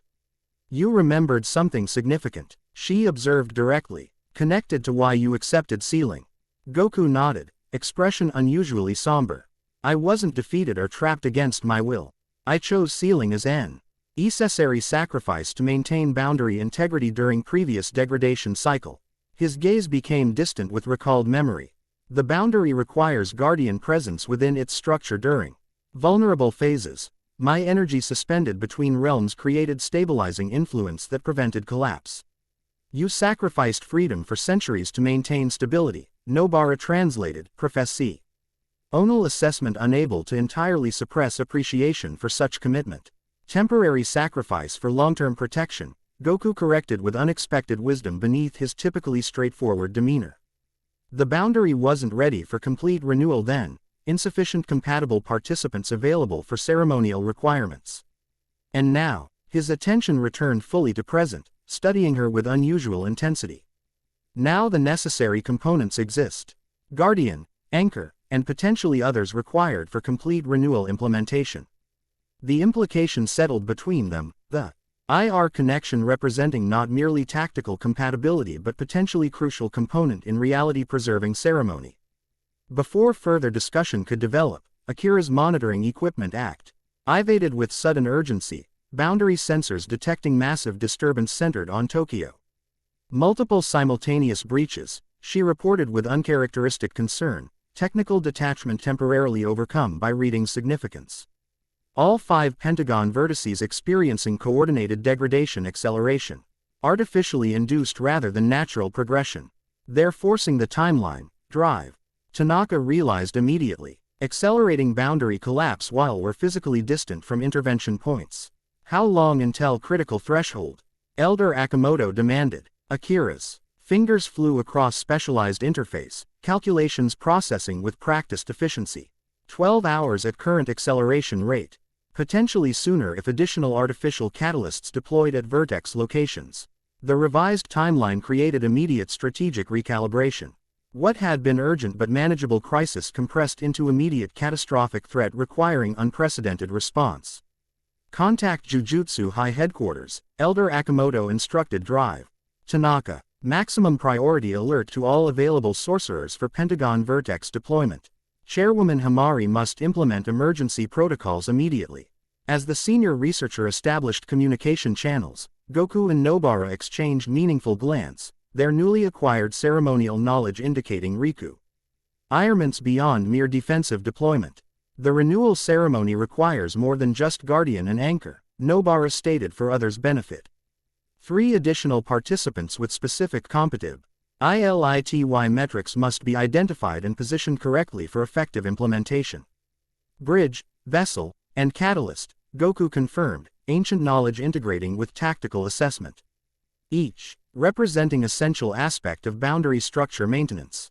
Mei Lin likely qualifies as bridge given her guardian spirit nature, Elder Akimoto suggested. Her boundary reinforcement technique demonstrated natural compatibility with ceremonial requirements. Possible, Goku acknowledged, though formal verification requires direct energy harmonization testing rather than theoretical assessment. We can conduct compatibility screening upon return to headquarters, drive. Tanaka offered practically, utilizing specialist Takahashi's monitoring equipment to identify resonance patterns consistent with ceremonial requirements. Akira nodded enthusiastic agreement, scientific curiosity evidently overriding concern about apocalyptic timeline. My phase resonance sensors can absolutely anti-harmonic compatibility between participants. Fascinating application opportunity for experimental technology. Theoretical validation must translate immediately to practical implementation, Elder Akimoto reminded them firmly. 12 hours leaves minimal preparation time once compatible participants identified. The transport vehicle accelerated to maximum safe velocity as they descended mountain roads toward Tokyo. Communications equipment receiving disturbing confirmation of their remote readings, all 5 Pentagon vertices indeed experiencing simultaneous degradation acceleration. Artificial catalysts confirmed at 3 locations already. The boundary architects are implementing coordinated endgame strategy, drive. Tanaka assessed grimly, precisely timed to prevent effective response mobilization. They know about the renewal ceremony now, Nobara added pragmatically. Understand exactly what we'll attempt and where. Making participant security critical priority, Elder Akimoto concluded.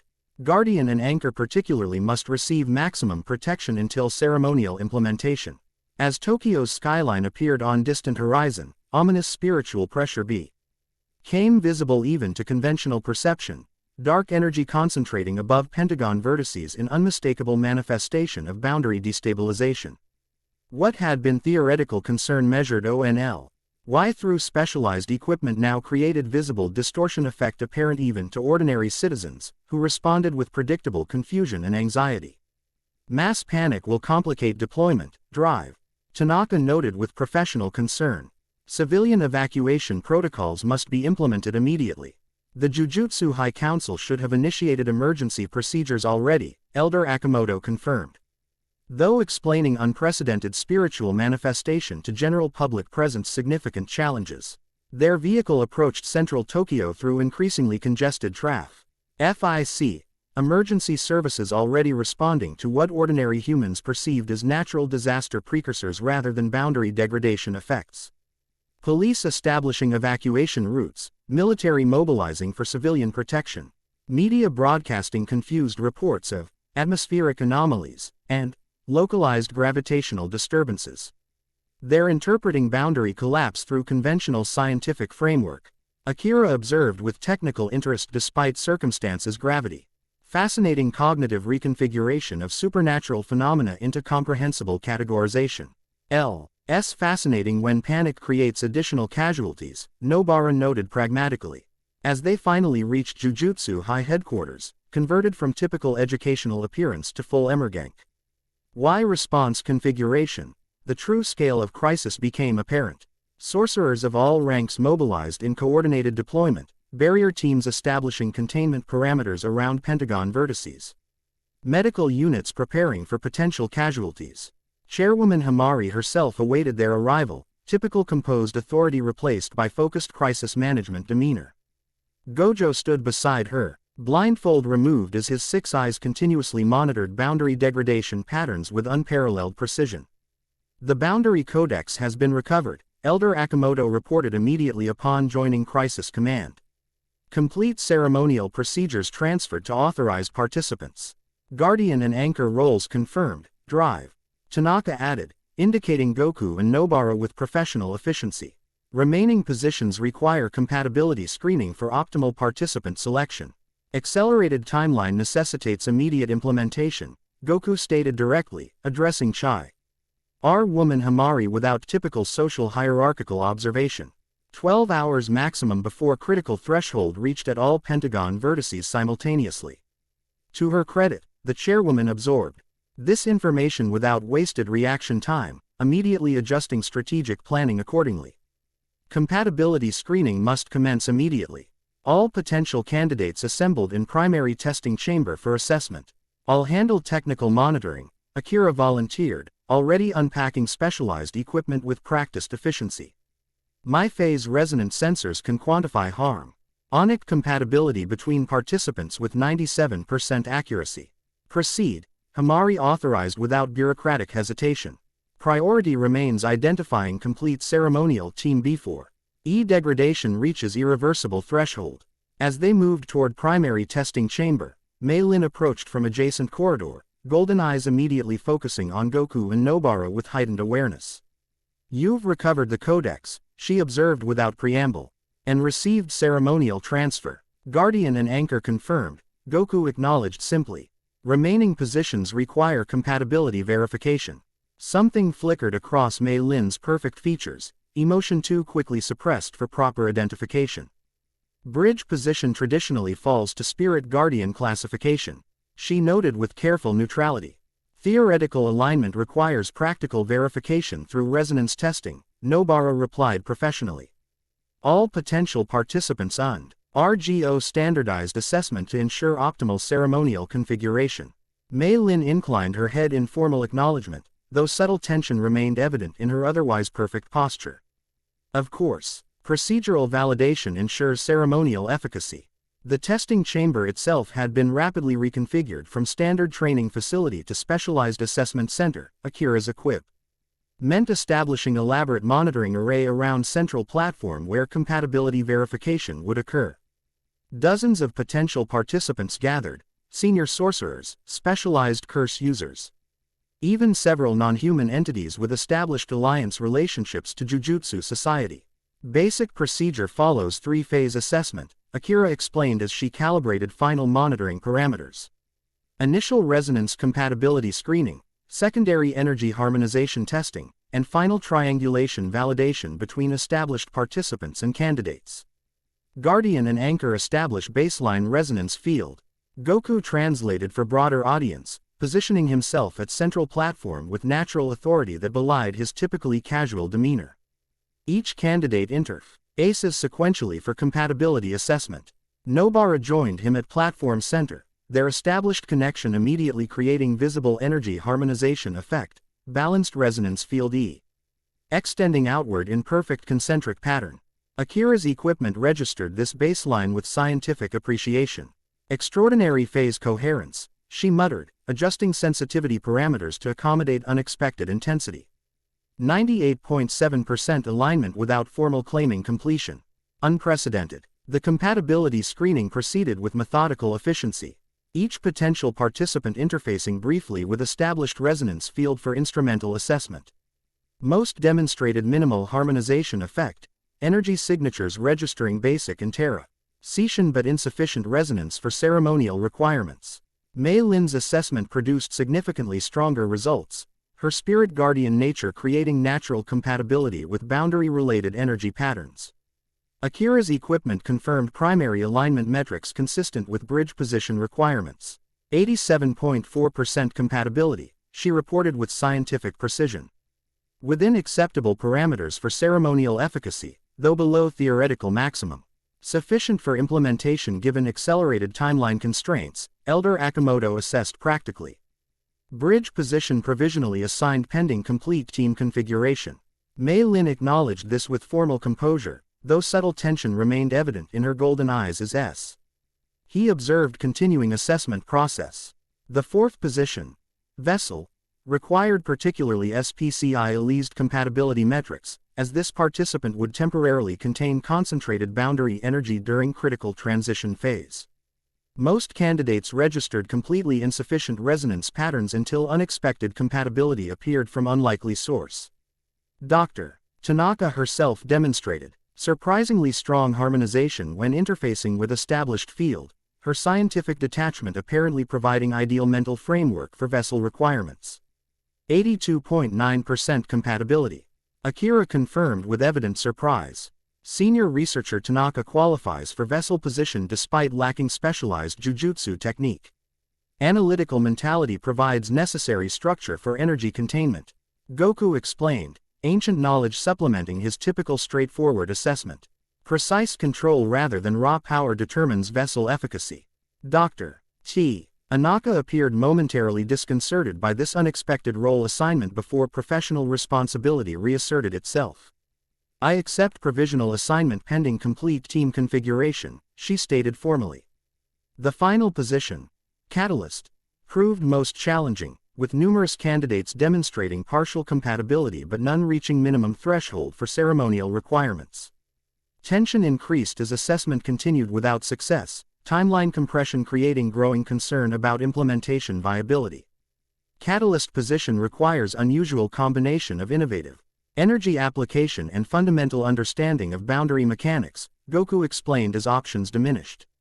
Traditional jujutsu techniques often prove insufficient due to conventional structural limitations. As if responding to this specific description, Akira herself suddenly paused in monitoring activities, scientific intuition prompting unexpected suggestion. What about me? My research. specifically focuses on trans-dimensional energy applications and boundary interface technology. Initial skepticism dissolved when preliminary compatibility assessment produced strongest resonance P. A turn yet observed outside Guardian-Anchor connection, her unconventional approach to Jujutsu energy application creating natural alignment with catalyst requirements. 93.2% compatibility. She reported with uncharacteristic subdued tone, monitoring her own readings with scientific detachment despite personal involvement. Highest observed catalyst alignment by significant statistical margin. Elder Akimoto exchanged meaningful glance with Chairwoman Himari before nodding decisive approval. Ceremonial team composition confirmed. Implementation preparation must come. Ents immediately given compressed timeline.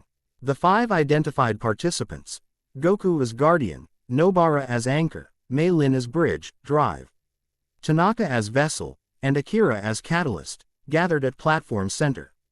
Their combined energy signatures creating complex harmonization pattern visible even to conventional perception. Preliminary alignment confirmed. Akira assessed, monitoring equipment regist. Ring interaction patterns with scientific precision. Though optimal ceremonial efficacy requires completed claiming between Guardian and Anchor before full implementation. This statement created momentary tension. The claiming process mentioned repeatedly yet never fully explained beyond abstract connection between Goku and Nobara. Before administrative discussion could develop, boundary monitoring systems throughout headquarters activated with urgent alarm indicators. Multiple simultaneous breaches detected, reported senior technician from adjacent monitoring center. All 5 Pentagon V. Vertices experiencing catastrophic acceleration beyond projected parameters. Gojo confirmed this assessment immediately, 6 eyes perceiving degradation patterns with unparalleled clarity. Artificia. L catalysts deployed at all vertex locations simultaneously. Degradation rate nearly doubled from previous calculations. Revised timeline. Chairwoman Himari demanded 6 hours maximum before CR. Identical threshold reached at all vertices, Gojo estimated grimly. Potentially sooner if acceleration continues at current rate. They're forcing our response timeline, Elder Akimoto concluded immediately. Attempting to implement before proper preparation completed. Ceremonial preparation requires minimum 4 hours for optimal configuration, Nobara stated with certainty derived from transferred knowledge. Plus additional time for participant positioning at Pentagon vertices. And claiming completion between Guardian and Anchor, Mei Lin added with careful neutrality. Implementate. On with current team configuration provides approximately 64% success probability, Akira calculated with scientific precision. Below theoretical threshold for confident outcome prediction. Unacceptable risk margin given stakes, Chairwoman Himari assessed immediately. What modifications improve probability metrics? Completed claiming between Guardian and Anchor increases CCESS probability to approximately 87%, Akira replied without hesitation. Based on historical ceremonial efficacy records and current resonance patterns. The implication settled evenly over assembled leadership. The claiming process, whatever it entailed, represented necessary component for acceptable success probability. Before administrative debate could develop further, Goku addressed the issue directly. The claiming requires specific conditions and participant privacy, he stated with unusual authority. Not public procedure but personal connection establishment. How long? Chairwoman Himari questioned practically. Approximately 1 hour for complete integration, Goku estimated. Followed by brief recovery period before ceremonial deployment. Himari NGED meaningful glances with Elder Akimoto and Gojo before nodding decisive approval. Proceed immediately. Remaining preparation continues concurrently to maximize timeline efficiency.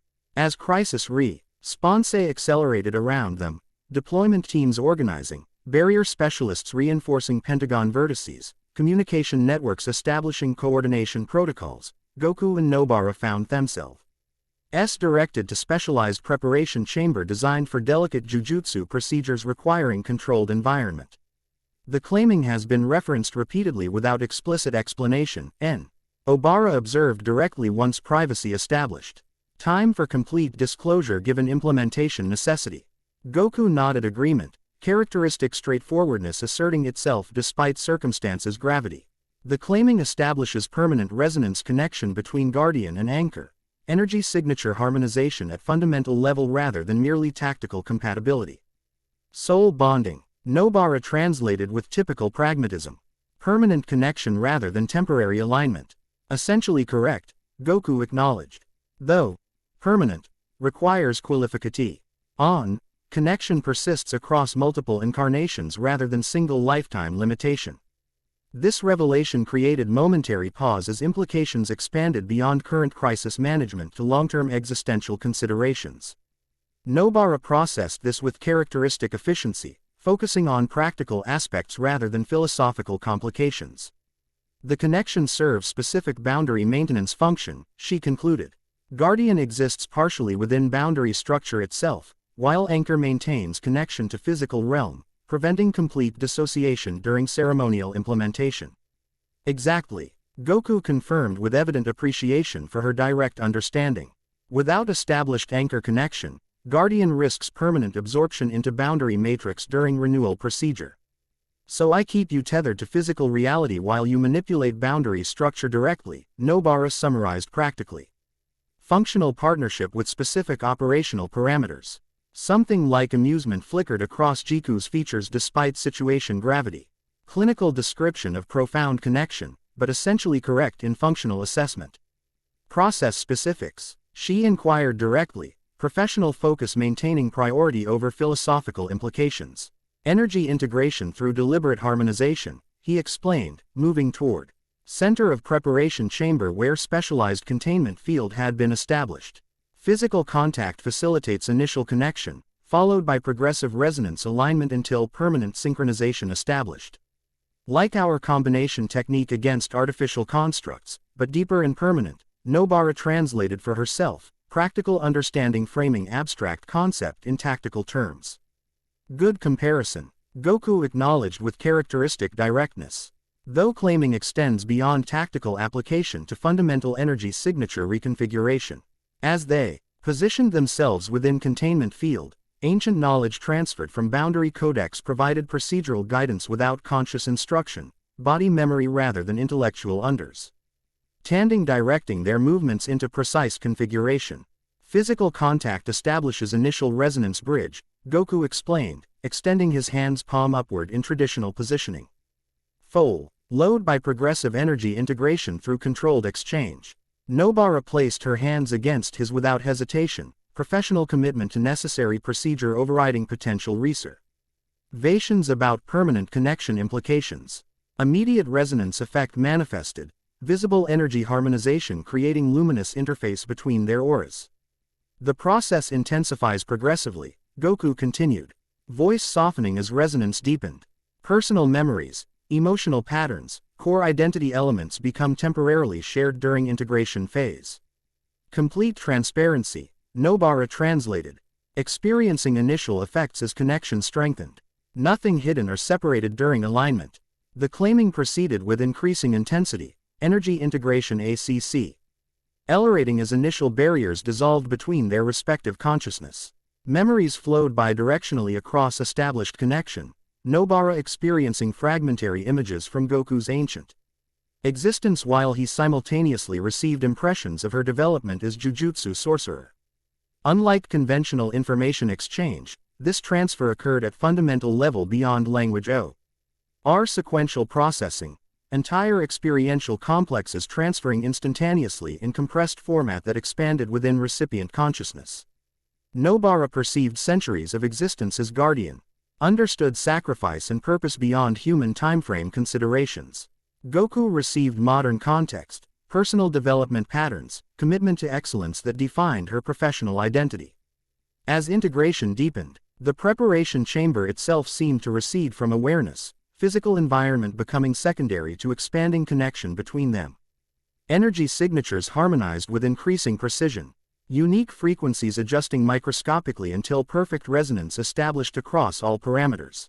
The final phase initiated without conscious direction, claiming completely. On requiring total transparency as core identity elements synchronized at fundamental level. Barriers between separate consciousness temporarily dissolved completely, creating unified awareness that transcended individual limitations while maintaining distinct identity integrity. For a brief eternal moment, they existed as simultaneously separate and unified, individual consciousness maintained will. Experiencing complete integration at energy signature level. The paradoxical state defied conventional description yet felt surprisingly natural within ceremonial context, ancient procedures designed specifically to create this precise connection without destroying participant individuality. As claiming completion approached, the unified awareness perceived something unexpected, another consciousness observing process from dimensional perspective beyond physical perception. The boundary itself possessed form of awareness, responding to claiming establishment with recognition and acceptance. The final resonance alignment completed with subtle yet definitive shift, energy signatures permanently synchronized while individual consciousness re-established normal separation. The claiming was complete, connection established at level that transcended conventional relationship categories. Reality reasserted itself gradually around them, preparation chamber returning to normal perception as integrated awareness separated back into individual consciousness. The entire process had required approximately 58 minutes, though subjective experience suggested both shorter and longer duration simultaneously. That was, Nobara began, finding language temporarily inadequate for experience description. Intense, Goku completed with characteristic directness, though his expression suggested equally profound impact despite previous claiming experience in ancient past. Their connection remained readily apparent, subtle resonance field surrounding both participants in visible harmonization pattern.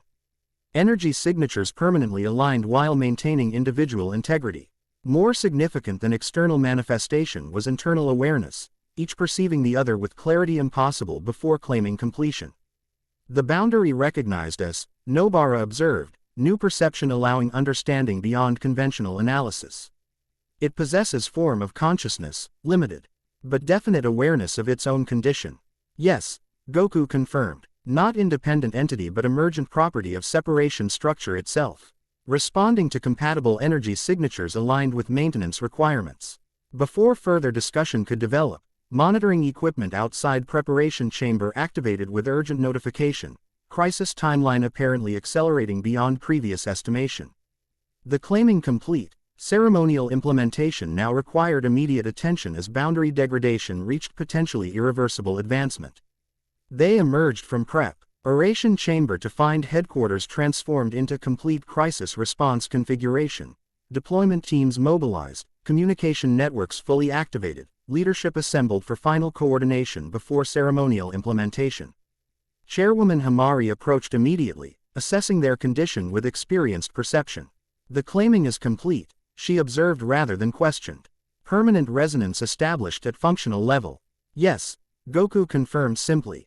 Guardian anchor connection established at parameters required for ceremonial efficacy. Current boundary status. Nobara inquired directly. Professional focus immediately returning to crisis management. Degradation accelerating beyond projected parameters, Gojo reported, 6 eyes continuously monitoring deterioration patterns. All 5 pentagon vertices approaching critical threshold simultaneously. Revised timeline indicates approximately 4 hours remaining before irreversible collapse initiation. Artificial catalysts confirmed at all vertex locations, added senior technician from monitoring station. Designed specifically to accelerate degradation beyond natural parameters. The bound are. Why architects are forcing immediate confrontation, Elder Akimoto assessed grimly. Preventing optimal preparation completion before implementation necessity. Current ceremonial team readiness status. Chairwoman Himari inquired directly. Guardian anchor connection established at optimal parameters, Akira reported, monitoring equipment registering their enhanced resonance with scientific precision. Bridge, vessel, and catalyst positions prepared at approximately 85% theoretical maximum given compressed timeline. Sufficient for implementation given current constraints, Mei Lin assessed formally. Golden eyes studying Goku and Nobara with careful neutrality despite subtle tension evident in her perfect posture. Deployment strategy. Nobara questioned practically, tactical focus maintaining priority. Pentagon vertex positioning with specialized transport teams, Gojo explained, indicating elaborate tactical display showing Tokyo map with highlighted locations. Guardian anchor positioned at primary nexus point, Tokyo Tower intersection, with remaining participants at equidistant vertices. Each location currently secured by barrier teams and combat specialists, Chairwoman Hamari added. Though increasing boundary degradation creates unpredictable manifestation potential at all vertices simultaneously, the boundary architects will attempt direct intervention. Goku predicted with certainty derived from ancient knowledge and tactical assessment. Ceremonial disruption represents their primary objective once implementation begins. Combat Teams A.S. signed specifically for participant protection, Gojo confirmed. Though effectiveness against entities existing across boundaries remains theoretically untested, we should deploy immediately, Nobara suggested pragmatically. Establish position and preliminary alignment before degradation reaches critical threshold. Agreement manifested without debate. Timeline compression eliminating luxury of extended discussion. Transportation teams mobilized instantly. Specialized vehicles prepared for participant deployment to assigned locations throughout Tokyo's Pentagon formation. As final preparation commenced, Akira approached with unexpected professional uncertainty evident beneath typical scientific confidence. Catalyst positioning creates specific vulnerability during alignment phase, she noted with uncharacteristic concern. Theoretical models suggest approximately 73% probability of significant energy feedback during initial harmonic establishment. Wheel calm. Pensate through phase shifted initialization. Nobara responded with confidence derived from both transferred knowledge and newly established guardian connection. Staggered activation sequence rather than simultaneous engagement. Akira nodded appreciation for technical understanding. Logical adaptation given parameter constraints. Though implementation requires precise timing coordination between physically separated participants, the claiming connection facilitates coordination beyond conventional communication limitations, Goku explained, ancient knowledge supplementing tactical planning. Guardian anchor resonance serves as synchronization mechanism for entire ceremonial structure. Final deployment preparations completed with methodical efficiency despite crisis pressure, equipment configured. Communication protocols established, protection teams positioned at all vertex locations. The ceremonial team gathered briefly before separation, shared purpose transcending individua. Concerns despite unprecedented responsibility. The renewal ceremony represents fundamental boundary maintenance rather than merely crisis response, Elder Akimoto reminded them with formal gravity. You preserve reality structure itself through your participation. No pressure, Akira muttered with scientific humor despite situation seriousness. Implementation requirements prioritize harmonization maintenance over individual considerations, Mei Lin added with formal precision. Boundary renewal function transcends participant welfare during critical phase transition. She means some of us might not survive the process. Dr. Tanaka translated with scientific directness. Vessel position particularly vulnerable during energy containment phase. Theoretical risk assessment indica. TA's approximately 32% mortality probability distributed variably across participant positions, Akira confirmed with professional detachment despite personal involvement. Highest cons. NT ration in vessel and catalyst roles during critical transition phase. Acceptable parameters given alternative outcome, drive. Tanaka concluded pragmatically. Boundary collapse guarantees catastrophic casualties regardless of individual survival considerations. As transportation teams indicated readiness for immediate deployment, Chairwoman Hamari addressed assembled participants with formal authority. The Jujutsu High Council acknowledges unprecedented sacrifice potential in current circumstances. Your service transcends conventional duty parameters. Her typically composed features softened momentarily. Whatever the outcome, history will record your contribution appropriately. With final acknowledgments exchanged, the ceremonial team separated for deployment to assigned positions throughout Tokyo's Pentagon formation. Goku and Nobara boarded specialized transport vehicle for primary nexus point, Tokyo Tower intersection representing central connection point for entire boundary structure in metropolitan region. As they departed Jujutsu High headquarters, Tokyo's deteriorating condition became increasingly apparent, boundary degradation creating visible atmospheric distortion even to conventional perception. Ordinary citizens responded with predictable confusion and anxiety, emergency services overwhelmed by unprecedented phenomena beyond scientific explanation. Mass evacuation proceeding at approximately 63% efficiency, reported communication specialist through vehicle's secure channel. Priority zones established around Pentagon vertices with exclusion perimeters maintained by defense forces. Conventional military deployed. Nobara questioned with practical concern. Affirmative. Under. Unexplained atmospheric disturbance, classification. Coordination with Jujutsu Society remains limited to specialized liaison personnel. The logistical complications created additional implementation challenges, ceremonial positioning requiring précis location access despite civilian evacuation and military containment efforts. Specialized authorization codes facilitated passage through established checkpoints, though increasing boundary degradation created progressive transportation difficulties as reality itself became increasingly unstable near vertex locations. Their vehicle navigated through progressively distorted conditions, spatial relationships fluctuating unpredictably as boundary membrane thinned beyond critical parameters. Ordinary streets occasionally seemed to fold inward upon themselves, buildings temporarily existing in multiple configurations simultaneously.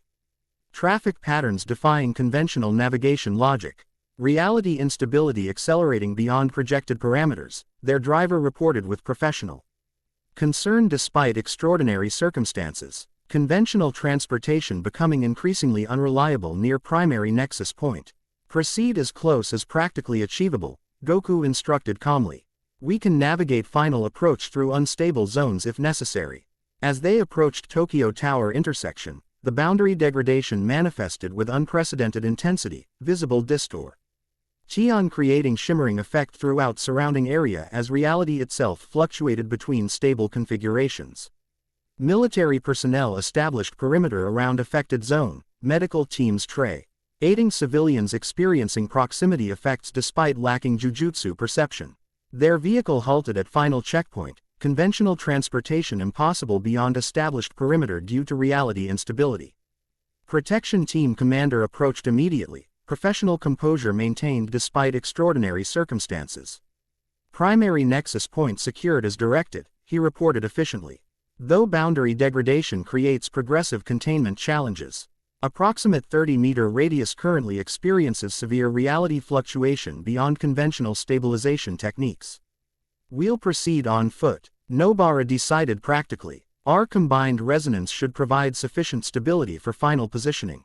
The protection team commander appeared skeptical, but deferred to ceremonial authority without debate. Combat specialists positioned throughout approach vector. Though effectiveness against current manifestations remains limited by conventional technique parameters. As they prepared for final approach, communication system activated with coordinated status reports from other vertex locations, all participants successfully deployed despite acing boundary instability throughout Pentagon formation. Synchronized positioning would facilitate ceremonial initialization despite physical separation between team members. All vertices reporting ready status.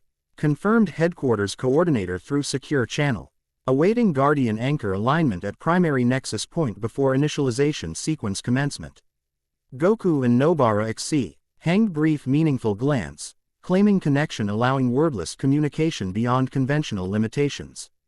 With synchronized movement derived from perfect resonance alignment, they proceeded through established perimeter toward primary nexus point beneath Tokyo Tower's distinctive structure.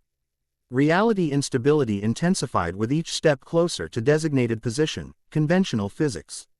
Increasingly unreliable as boundary degradation reached critical parameters. Their claiming connection provided necessary stability within fluctuating environment, resonance field extending outward create navigable path through otherwise impassable distortion.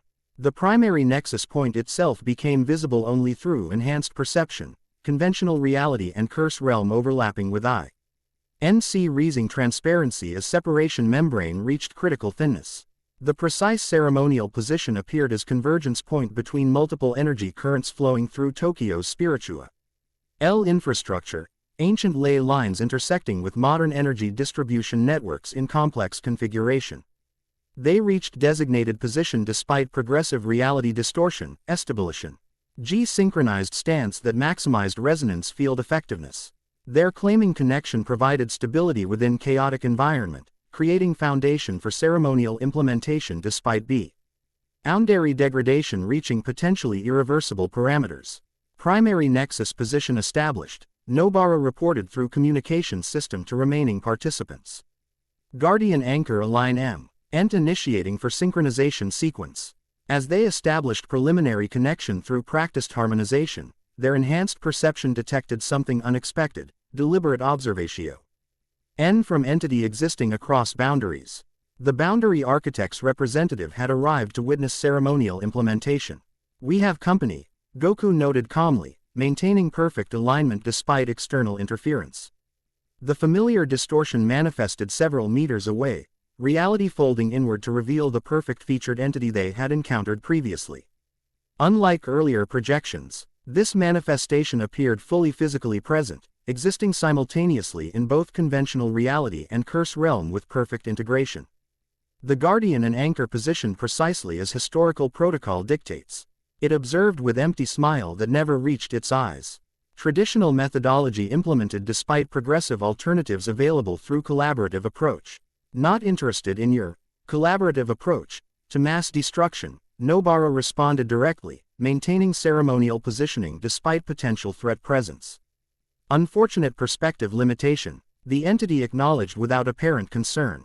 Though expected given incomplete information access and traditional conditioning, its perfect features composed themselves into expression resembling sincerity.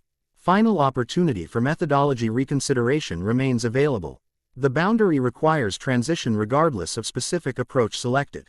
Renewal rather than destruction, Goku stated firmly.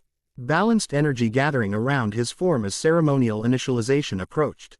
Maintained separation with controlled interchange rather than catastrophic merging. Predictable if disappointing, the entity sighed with theatrical resignation. Necessitating direct intervention rather than collaborative implementation. Without further dialogue, the entity initiated interference pattern. Not direct attack but rather precise energy disruption designed specifically to destabilize ceremonial harmonization. Its approach demonstrated intimate knowledge of renewal procedures, targeting specific resonance frequencies within guardian anchor connection. Goku and Nobara responded with perfect synchronization derived from completed claiming, adjusting harmonize it. Ion parameters instantaneously to compensate for interference without breaking ceremonial alignment. Their connection provided unprecedented resilience against conventional disruption techniques, maintaining stability despite increasing attack sophistication.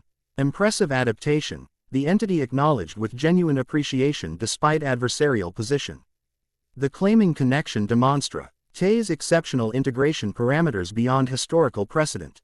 Most interesting development. Begin initialization sequence, Goku instructed through claiming connection to remaining participants. Maintaining external dialogue with entity as tactical distraction. Staggered activation as planned despite interference presence. The ceremonial activation commenced despite entity's continued disruption attempts. Bridge position initializing first as Mei Lin established boundary reinforcement technique at assigned vertex.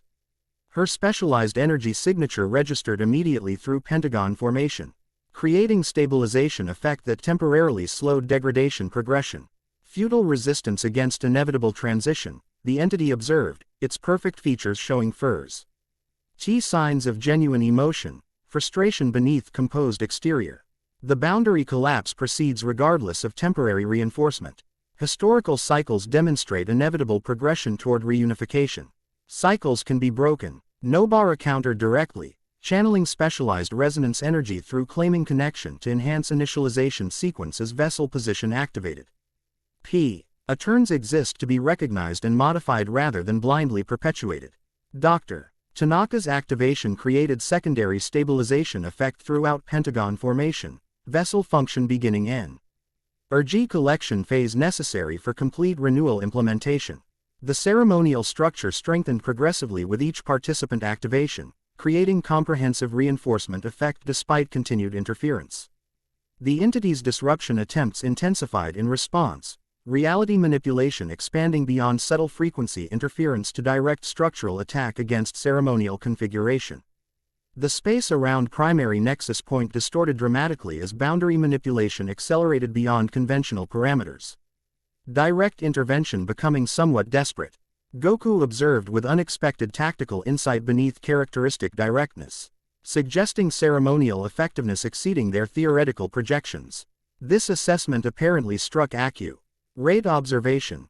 The entity's perfect features displaying momentary disconcertion before composing themselves into neutral configuration. Tactical adjustment rather than desperation. Guardian. Method. Ology adaptation based on performance assessment. As final participant activation approached, catalyst position preparing for critical energy transformation phase, the entity implemented unexpected strategy shift. Rather than continuing direct interference against established ceremonial structure, it created localized boundary tear precisely adjacent to primary nexus point. The tear manifested as reality fracture extending approximately 3 meters in vertical configuration, direct connection between conventional realm and curse realm beyond established transition protocols. Through this unauthorized opening emerged additional entities similar to primary representative but less fully manifested, partial projections rather than complete physical presence. Reinforcements indicate tactical uncertainty. Nobara assessed professionally, maintaining ceremonial alignment despite escalating threat presence. They wouldn't risk boundary stability further unless genuinely concerned about implementation success. Agreed. Goku confirmed, balanced energy adapting to compensate for unauthorized boundary tear while maintaining ceremonial functionality. Catalyst activation should proceed immediately while their attention divides between multiple objectives. The instruction transmitted through claiming connection to remaining participants, initiating final activation sequence despite escalating interference. Akira's catalyst position activated with characteristic precision despite theoretical vulnerability, her specialized technology integrating with ceremonial energy structure to facilitate transformation phase necessary for complete renewal. With all 5 positions active simultaneously, the renewal ceremony reached critical implementation threshold, pentagon formation fully in.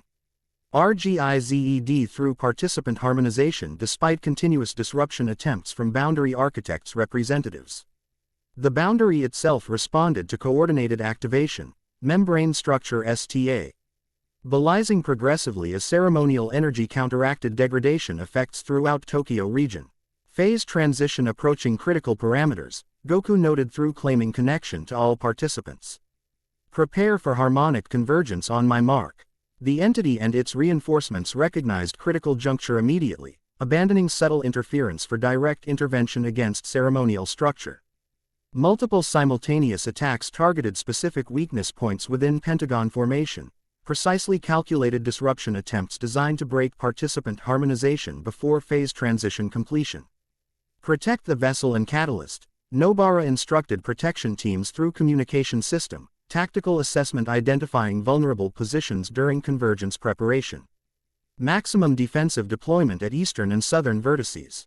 Jujutsu combat specialists engaged entity reinforcements with coordinated techniques, providing temporary disrupt. Ion sufficient for ceremonial continuation despite increasing boundary instability. The primary entity remained focused on guardian anchor connection at nexus point, recognizing central importance to entire ceremonial structure. Your persistence demonstrates admirable commitment to obsolete methodology, it observed with empty courtesy despite increasingly direct attack implementation. Though you LTI madely ineffective against inevitable progression toward natural reunification. Natural is subjective interpretation rather than objective reality, Nobara countered, maintaining perfect ceremon. IAL alignment despite escalating interference. Your inevitable progression represents deliberate manipulation rather than natural evolution. The harmonic convergence initiated despite continued disruption attempts, all 5 participants synchronizing energy signatures through guardian anchor connection serving as central coordination mechanism. The boundary responded with progressive stabilization throughout pentagon formation. Membrane integrity strengthening as ceremonial energy counteracted degradation effects. Phase transition commencing, Goku announced through claiming connection to all participants. Maintain harmonization regardless of localized disruption. The renewal ceremony entered critical implementation phase, energy transfer initiating between participants through established pentagon formation. Mei Lin's bridge position channeled boundary reinforcement energy toward drive. Tanaka's vessel configuration, creating temporary containment structure for transformation components. Akira's catalyst position converted raw energy into stabilization matrix through specialized technique integration, redirecting transformed components toward Guardian Anchor connection at primary nexus point. The complete energy circuit established perfect reinforcement cycle, boundary degradation reversing progressively throughout pentagon formation as ceremonial implementation reached optimal functionality. The unauthorized tear created by entity interference began closing independently as membrane integrity re-established natural repair mechanisms through renewed stability. Impossible, the primary entity whispered. Perfect features displaying genuine surprise for first time since engagement began. The degradation cycle has persisted beyond recovery threshold. Reversal defies established parameters. Your models failed to account for claiming completion beyond historical precedent, Goku explained with unexpected technical insight beneath characteristic directness. Gua, RDIAN anchor connection established at parameters exceeding previous implementation metrics. The entity's reinforcements dissipated as unauthorized boundary tear closed completely, insufficient stabi. Liddy remaining for maintaining projections within conventional realm. The primary representative alone remained, its manifestation weakening progressively as ceremonial implementation strengthened boundary integrity throughout region.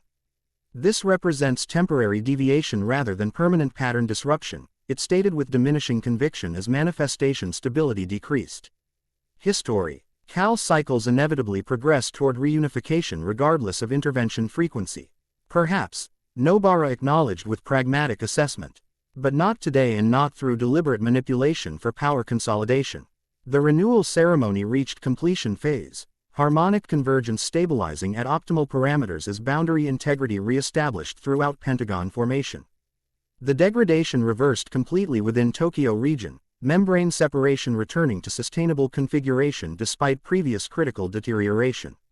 With ceremonial implementation successful, the primary entity's manifestation destabilized beyond sustainable parameters, reality refolding around its form as boundary reinforcement prevented cross-realm existence without proper transition protocols. Its perfect features displayed complex emotion beyond simple frustration or disappointment, something resembling reassessment or recalibration before disappearing completely.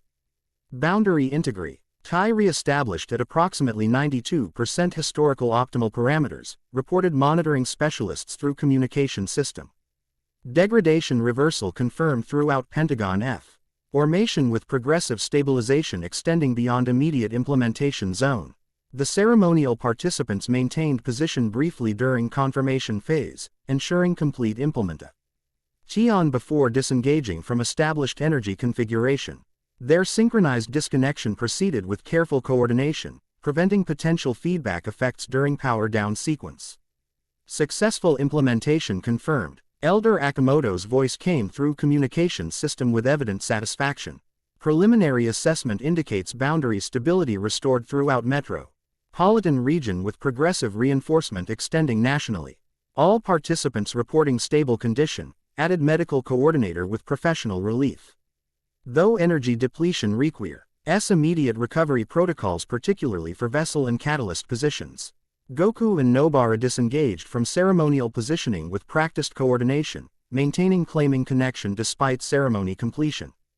Their synchronized movement demonstrated perfect harmonization beyond implementation requirements, permanent resonance established at fundamental level rather than merely tactical configuration. The boundary architects retreated rather than suffered defeat, Nobara observed with professional assessment as they departed primary nexus point. Tactical withdrawal rather than permanent elimination. Yes, Goku acknowledged with characteristic directness. They'll recalibrate approach based on ceremonial effectiveness demonstration. Adapt methodology rather than abandon objective entirely. Meaning this represents battle victory rather than war conclusion, she translated practically. Unfortunately accurate assessment, he confirmed with surprising tactical in CGHT beneath typically straightforward demeanor. Though immediate crisis resolution provides necessary preparation opportunity for subsequent confrontation. As they rejoined protection team beyond distortion perimeter, Tokyo's gradual return to normal operation became increasingly apparent, reality stabilization allowing conventional physics reassertion throughout affected areas. Emergency Cervix continued civilian management with decreasing urgency as supernatural manifestations receded from ordinary perception. Impressive implementation efficiency, commented Gojo, approaching from temp. Orrery command post established near perimeter edge.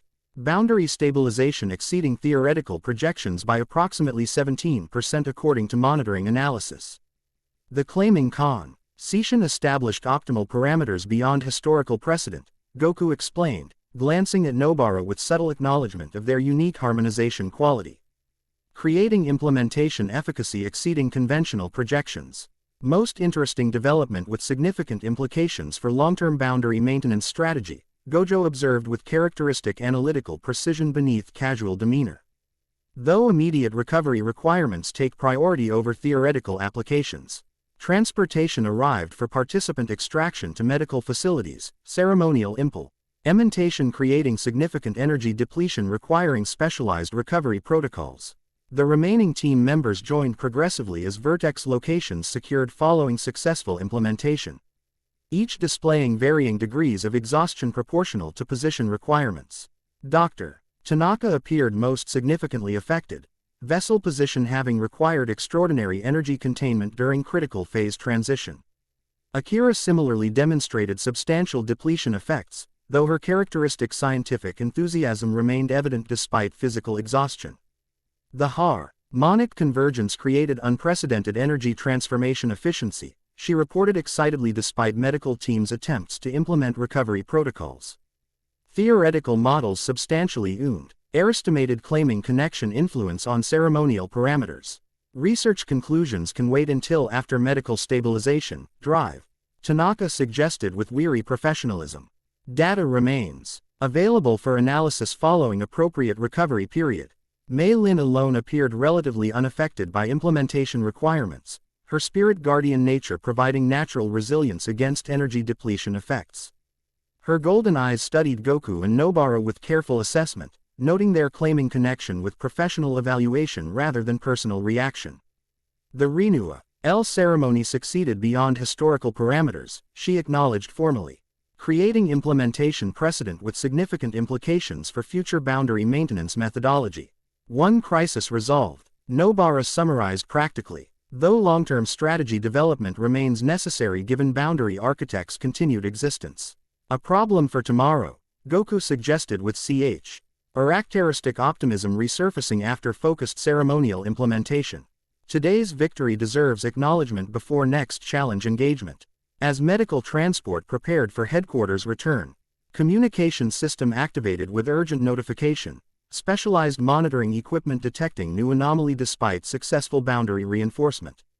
The alert originated from northeastern boundary sector well beyond Pentagon formation, indicating phenomenon unrelated to ceremonial implementation. Unidentified energy signature detected at Fukushima coastal region, reported monitoring specialist through secure channel. Configuration inconsistent with both conventional curse manifestation and artificial construct parameters. The Dragon Ball, Goku identified immediately, unexp. CTED certainty emerging from recently recovered memory fragments. It's responding to boundary stabilization by activating location signal for remaining spheres. Remaining spheres? Nobara questioned directly. There are more like the one you recovered at the mountain shrine. 6 more, Goku confirmed, ancient knowledge integrating with recovered memory. Each containing specific aspect of original boundary creation energy. Together representing potential for either reinforcement or destruction depending on utilization methodology. And the boundary architects would presumably seek the say artifacts for their reunification agenda, Elder Akimoto concluded with immediate strategic assessment. Necessitating recovery mission before potential acquisition by adversary faction. Another critical assignment immediately following major ceremonial implementation, Gojo observed with characteristic dry humor despite situation seriousness. Demanding schedule for apocalypse prevention specialists. The energy signature indicates specific location. Nobara inquired practically, professional focus maintaining priority despite significant fatigue from ceremonial participation. Approximately 20 kilometers offshore, confirmed monitoring specialist through communication channel. Stable position suggesting physical artifact rather than transient manifestation. Underwater recovery mission, Goku translated. Already calculating tactical requirements despite recent energy expenditure. Requiring specialized equipment and boundary interface expertise. I volunteer, Akira interjected immediately. Scientific enthusiasm overriding medical recommendations despite obvious exhaustion. My equipment includes underwater curse tech integration capabilities specifically for marine anomaly investigation. Elder Akimoto exchanged meaningful glance with Gojo before nodding cautious approval. Preliminary investigation team including specialized recovery equipment seems APRO. Create given potential strategic significance. Recovery mission preparation can proceed following mandatory medical evaluation and minimum recovery period. Chairwoman Hamari's voice joined through communication system. Professional authority evident despite unusual flexibility regarding protocol. Strategic significance acknowledged while maintaining participant welfare requirements. As Cal Transport finally departed for headquarters return, Goku and Nobara found themselves seated together, claiming connection maintaining perfect harmonization despite ceremonial completion and significant energy expenditure. Their synchronized existence created new operational reality beyond conventional partnership parameters, permanent resonance establishing foundation for whatever challenges approached next. The Dragon Balls represent something important from your past, Nobara observed directly. Connected to boundary creation itself rather than merely maintenance function. Yes, Goku acknowledged. Memory fragments continuing integration through claiming connection assistance. Ancient artifacts containing original separation energy from realm division implementation. Created spec. Ethically as emergency restoration mechanism should boundary maintenance fail completely. And now activating location signals following successful renewal implementation, she concluded with tactical assessment. Suggesting predetermined response pattern to boundary stabilization. Programmed recognition of appropriate recovery timing, he confirmed with surprising technical understanding beneath characteristic directness. Activating only when compatible energy signatures establish successful renewal implementation. The implications expanded strategic considerations beyond immediate CRIS. Is resolution to long-term boundary maintenance methodology. Dragon Ball recovery potentially representing critical component for permanent stabilization rather than merely periodic renewal requirement. As Tokyo gradually returned to normal operation around them, reality stabilization allowing conventional physics reassertion throughout metropolitan region, their thoughts synchronized through claiming in connection toward approaching challenges. The boundary architects remained active despite tactical withdrawal. Dragon Ball recovery represented critical strategic opportunity, and their own connect. Ion established unprecedented parameters for future operations. One crisis resolved, another approaching. Balance requiring continuous maintenance rather than singular intervention. The journey continued. Chapter 3 End. The end. I hope you enjoyed this episode. Remember to subscribe and like this video. See you in the next video.